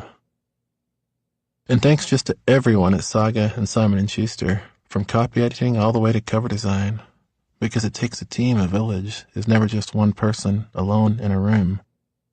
I'm so lucky to work with such talented people. And Christine Colella and Savannah Breckenridge, thanks so much for getting this title in front of the world's eyes, and then filling its hands with early copies, and doing so much more that I don't even know. Thanks as well to Michael Noble and everyone at Simon & Schuster Audio. Once again, your production kills it, brings it alive, makes it sound and feel amazing. And most sincere thanks to my wife, Nancy. Writing The Buffalo Hunter, it was weird for me. I felt like after The Angel of Indian Lake tore me down and made me forget all what I thought I knew, I was having to refigure out how to write a novel, like from scratch. What are they even made of? How to get from here to there? Why start at this place and not somewhere better? What to say and what to let the reader fill in? But again, as always, he kept my world running so I could hide on the page. And when I stumbled out into the bright light, like a mole delivered by Catmouth to a new world, you were always there to walk me along, teach me that it's this foot first, then that foot. Without you propping me up time and again, Nan, I've long since fallen on my face and just stayed there. Lying to myself to the floor is a pretty good place to watch the world pass by. But you keep me standing, and you stand beside me, and with you, I can walk across whatever's in front of us.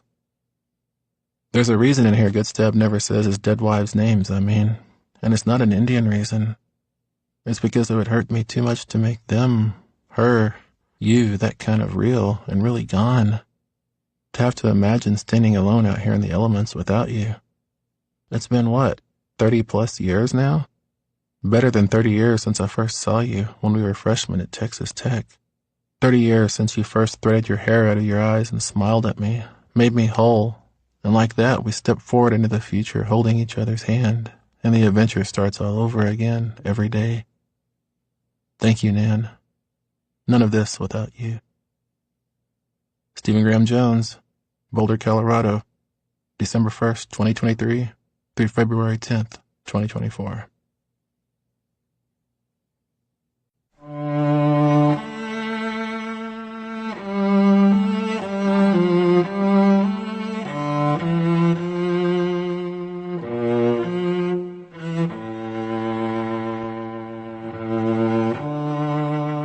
The Buffalo Hunter was written by Stephen Graham Jones and read by Shane Ghostkeeper, Owen Teal, and Marin Ireland. It was recorded by James Allenson at 6 Degrees Music and Sound in Calgary, Alberta, Gareth Wood at the Sound Company Studios in London, Sidney Fuqua and Aidan O'Reilly at Simon & Schuster in New York City, and Aaron Garrison at Coop Studios in Boulder, Colorado.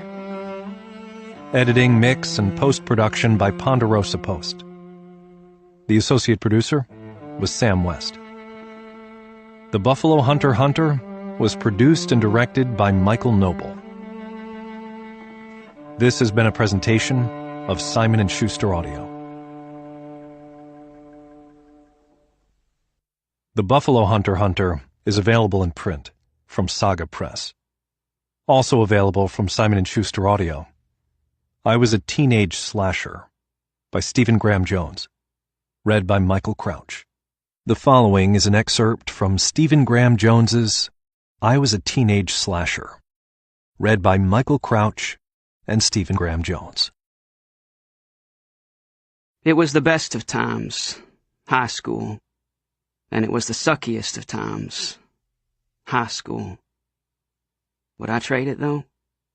If I could unkill 6 people, not make the whole town of Lamesa, Texas, gnash their teeth and tear their clothes and have to go to funeral after funeral that searing hot July? Okay, I may be exaggerating a bit about the clothes tearing. Though I'm sure some grieving brother or friend or conscripted cousin split a seam of their borrowed sports jacket, heaving a coffin up into a hearse. And I bet a dentist or two paid their golf fees with money earned spackling the yellowy molars a whole town of restless sleepers had been grinding in their sleep, not sure if it was over, not sure if I was gone. And yeah, golf fees, I don't know. People who wear plaid pants and hit small balls aren't exactly the crowd I run with. The crowd I do run with are, well, we're the ones with black hearts and red hands, masks and machetes. And until I was 17, I never even knew about us. My name is Tolly Driver, which isn't just this grimy keyboard messing my typing up. Tolly isn't short for Tolliver, and Driver was just my dad's random last name, and probably his dad before him, and I don't know where it comes from, and even if I did, even if I had my whole family history back to some fancy mustached dude reining mules this way and that, it wouldn't change anything. In 1989, a thing happened in Lamesa, Texas. No, a thing happened to Lamesa, Texas. And to me. And to 6 people of the graduating class, some of whom I'd known since kindergarten. It also happened to my best friend Amber. She's why I'm writing this all down at last. I don't know where you are anymore, Ams. Maybe we weren't meant to ever see each other again after we were 17. In real life, I mean. Because I still see you every night. The way you were the summer between our junior and senior years. What was Cinderella's big song on the radio then? Don't know what you got till it's gone? I should have taken Kix's advice, though, and not closed my eyes. Not even once. I know now that we never should have gone to that party at Deke Masterson's, Amber. What I wouldn't give to let us just make one more round up and down the drag instead. To have sat on your tailgate at the car wash and watched classmates roll in, pile into different front seats and truck beds, and then leave again. We could have eventually eased out to our big oil tank on the east side of town, done the 2-straw thing with our 1000th syrupy Dr. Pepper from the town and country, and watch the meteors scratch light into the sky, then fizzle into lonelier and lonelier sparks, each of us holding our breath, not having to say anything. When I look back, that's how I see us best. In the last moments before we turned right on Bryan Street, the slope out to Deke's on the north side of town, the richy rich houses. I'm riding shotgun in your little rabbit truck, with the bucket seat that slid forward on its rails every time you braked, conking my head on the windshield.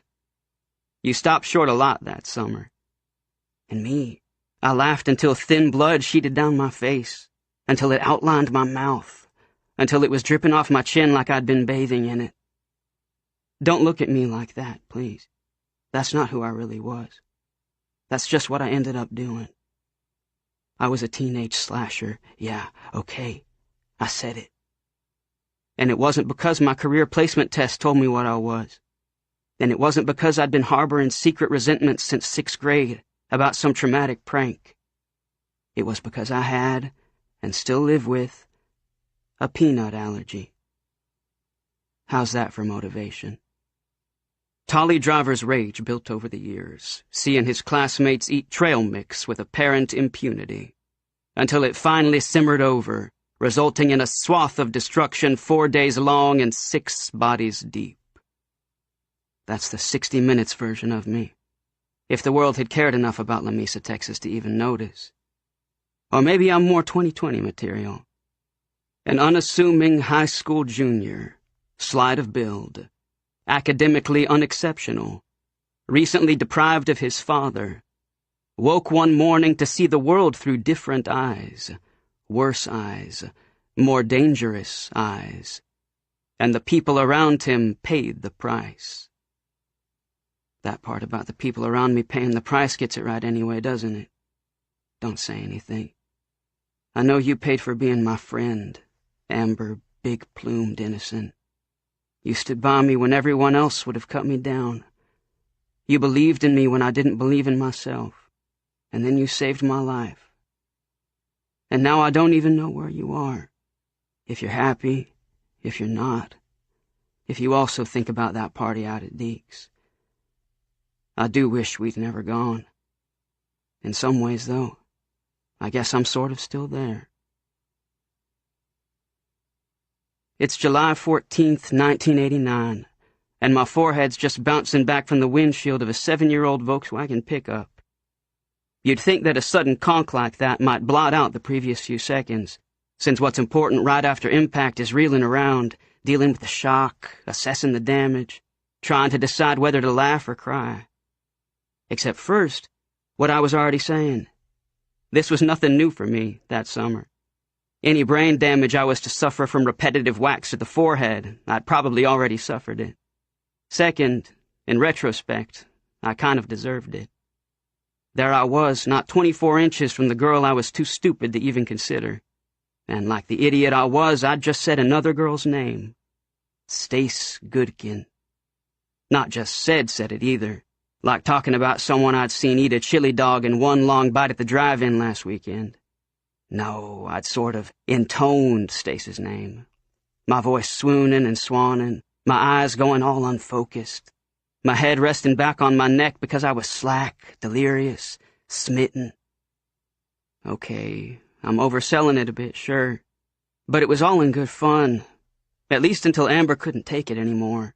Brought me back down to earth by hauling that trusty emergency brake up with her right hand, whipping my head forward into that windshield that hadn't cracked before, didn't crack then, and still holding intact nearly 18 years later, in that great junkyard in the sky foreign cars get retired to.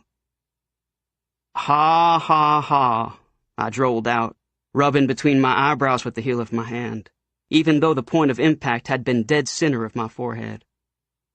She used to babysit you, Amber said with that kind of incredulity that's just a shade away from our age. She wasn't wrong. When I was 4 and Stace Goodkin was 5, she'd evidently been so much more mature and responsible and trustworthy than me that her mom and my mom had agreed that she could look after me for an hour or two, when the two of them needed to be somewhere they could smoke cigarettes and drink coffee without either of their husbands listening in. Can you fall in love at 4 years old? Probably not. Maybe with a dog, or an ice cream cone, or a cartoon. What I think I did fall in love with, though, at kind of a pre-thinking level, was being Stace's doll to dress up, to spoon applesauce to play Operation with. I'm pretty sure she let me win at hide-and-seek back then, even. I would get better with the hiding and the seeking, of course. Like, killer good. And I suppose Operation was a sort of training for me as well, a first look into the endless wonders just under the skin of a human body. And I should have said this earlier, right up front. This computer doesn't know italics, so expect some underlines. But Deke's party. Deke had graduated 2 years before, was just home from college, A&M, if that tells you what you need to know, and his parents were in Vegas for the weekend, on their 4th or 5th honeymoon, because they were always breaking up. Mix a pony keg into this situation, and take into consideration that Deke was his parents' golden boy, could do no wrong, would never get his truck taken away or anything, and automatic party, right? She's probably not even here, Romeo, Amber said, twisting the rabbit's ignition back. The diesel four-banger clattered and coughed. Would take 30 seconds to die all the way down, which was a thing I always respected about it, that it would try to hang on even when it was already a lost cause. Amber followed up calling me Romeo with batting her eyes coquettishly, and the way I got her back for slamming my head into her windshield was to grab the stick shift, tip the transmission up into gear, no clutch, which is a thing you either have to time or be lucky for. The truck lurched forward a jolt. Amber screeched, and the silver feather earring she'd had her head tilted over to put in slipped down her palm, vaulted off the heel of her hand, and glimmered down into the floorboard and the no-man's land under her bucket seat. Unlike on my side, her dad had wrapped some bad idea tangle of baling wire back and forth from rail to rail, locking her seat at exactly the right place for her, but also turning the space under her seat into a rat's nest of snaggy metal. "Those are the ones my mom gave me?" Amber shrieked. "That her mom gave her? Are you trying to ruin my whole family, Tall? What?" "Here," I said, turning sideways to jam the blade of my fingers under her seat, which was when I noticed the forehead blood on my palm. Had to stop to inspect it, follow it up to the red starburst on the backside of the windshield. "Trying to ruin my family?" I said back quieter, holding my hand higher up into the moonlight. "Trying to save the world from any more of you, more like," Amber said with a devious grin, and leaned against the steering wheel to shove her own hand down under the front of her seat, closing her eyes to let her fingers see better. 90 careful seconds later, all she came back with was a nick in her index finger. "Not saying you didn't deserve that," I told her. "And I'd like to say that the reason we didn't press our blood together in the cab right then was that in 1989 we were scared of AIDS, but, okay, I'll admit it. I'd never even gotten close to first base with anybody but myself. Amber either. Our dance cards weren't exactly stacked with scratched-out names, I mean, and our bedposts didn't have any notches in them. We're just as virgin as we were. Not saying our blood was necessarily clean. We'd both grown up on well water that left our teeth cottonfield brown like everybody else's. But I guess maybe we already felt sort of like brother and sister. No playground ceremonies necessary. So now I get lockjaw great," she said, sucking her finger. "That's your Indian earring, right?" I asked her, never sure how to say it exactly. Amber held up the one she still had, said, "My granddad made it?" And the question mark in her tone wasn't because she wasn't sure who hammered that silver into a feather all those generations back. It was because, like she was always telling me, anything she had, her backpack, her truck, her basketball, if it was hers, then it was Indian. Got it? "Tomorrow," I told her. "I'll dig it out tomorrow." "Another Tolly promise?" "How do you even know you're going to have a daughter to give those earrings to?" "Boys can't wear earrings?" "Boy George," I offered pretty weakly. I only knew him from music videos. "Yeah, we need more of you," Amber said, standing. I stood into the night, breathed its cleanness in. If you think I don't miss Texas, well, the moment we were in, it was like we were standing in the bottom of a giant hollow pincushion, and somebody had the lights on bright in whatever room we were in. And I guess there were coyotes yapping outside that room's window, I don't know. There were around Deke's house on the north side of town, anyway. "She's probably not even here?" I quoted back to Amber, about all the cars and trucks parked up and down the road, even one old farmall tractor. "Everybody's here, Ams." "DUI's waiting to happen," Amber muttered and hip-checked her door shut.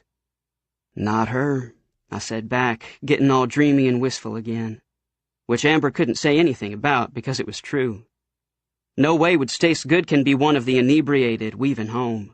No way would she be riding with someone like that either. I would say she was one of the good ones, the straight and narrow seniors, but it's more like she was the only one. She had never been in the back 2 rows of the Skyview, or pulled up to Spurlocks with a bow, as my mom would have said it.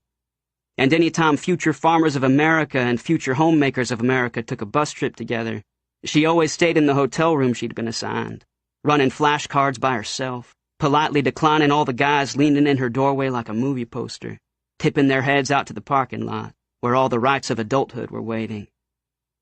Those guys were football stars and tractor dealership inheritors and youth group lifers, the kings of Lamesa High, but they never had a chance. Not with Stace Goodkin. I figured the kid she used to babysit might, though. You think big thoughts when you're 17. Big, stupid thoughts. Don't let me tell you that Deke's party had a moment of silence when Tolly Driver and Amber Dennison walked through its bat-wing doors either. First, it was just a normal front door. Nothing dramatic and Old West about it. Second, and I should say this about myself, not about Amber, no need to pull her down with me. I mean, any more than I already have. But second, I wasn't that big of a deal yet, I guess you could say. There was no reason for everybody to stop what they were doing, clock my entrance. Everybody knew who I was, of course, but that's just because we'd all been together since elementary, pretty much. By high school now, everybody had my number. I was the reason snack time in second grade always involved gummy treats and round crackers and cheese. Never almonds or walnuts or peanuts or anything sesame seed adjacent. Tolly might have a reaction. Nurse Lampkin would be there special on day one to say in her hushed voice, somehow making eye contact with every kid in class so they got the life or deathness of this. Translation, Tolly might spasm and foam at the mouth and pee his pants and then suffocate. And you'd all have to watch and remember it forever. I don't mean to define myself by my allergy. Everybody's got something, plenty have worse. I'm not complaining. But when that's the first time you become aware of me, I have to figure it's kind of like the lens you always see me through. Anyway, I'd been busy trying to shake that handle with care thing by always slamming cup after red cup of whatever the spiked punch was at the party, by always jumping off the hayride at its fastest, never caring where or how I landed. And everybody knew it was me who had dragged the sharp teeth of a wide-open stapler, the staples were all bunched up in the mouth, down the wall of lockers on the way to the gym, gouging the metal deeper than the janitor's paint could fill in. My big plan to not be so fragile had been working, too. Until my dad, close enough to town to sneak home for a surprise lunch, tried to pass a knifing rig just north of Stanton and met another tractor head-on, which was the joke I wasn't supposed to know about. He met the John Deere head-on, and it took his head right off. Now, so far as Lamisa was concerned, I had so many fragile stickers on me I was pretty much a mummy. People were sorry. Was there anything they could do? Their uncle died 3 years ago. That road should be wider, and on and on.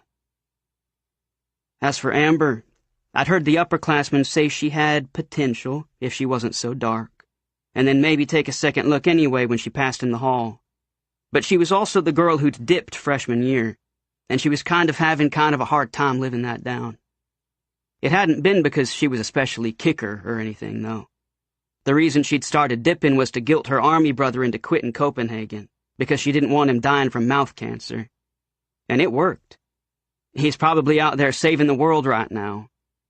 But still, as far as high school was concerned, she still had those wet black flecks on her teeth, was still and forever going to be carrying a clawed-open Dr. Pepper can around to string teal-colored lines of spit down into. We were sort of outcasts together, you could say, on the outside looking in. But stand at that tall chain-link fence long enough, peering through those metal diamonds, and the hand you have hooked up higher than your head might nudge into someone else's. And then the two of you can maybe nod, don't even have to say anything. I miss you, Ams. And I'm so sorry for everything that's about to happen here. What I wouldn't give to ride in your little joke of a truck just one more time. These steps were taken through Deke's front door, though. They're in slow motion, I'm thinking. And they're so fucking heavy, aren't they? All of West Texas is shaking each time one of our feet comes down on the tiles of Deke's entryway. Owls are fluttering down from circle systems, their wings cupping the air. Prairie dogs are looking up to their crumbling ceilings. Porch lights are trembling, dogs are barking, and old Grandma is looking at the water her teeth are in, because it's shaking. "Shut the damn door!"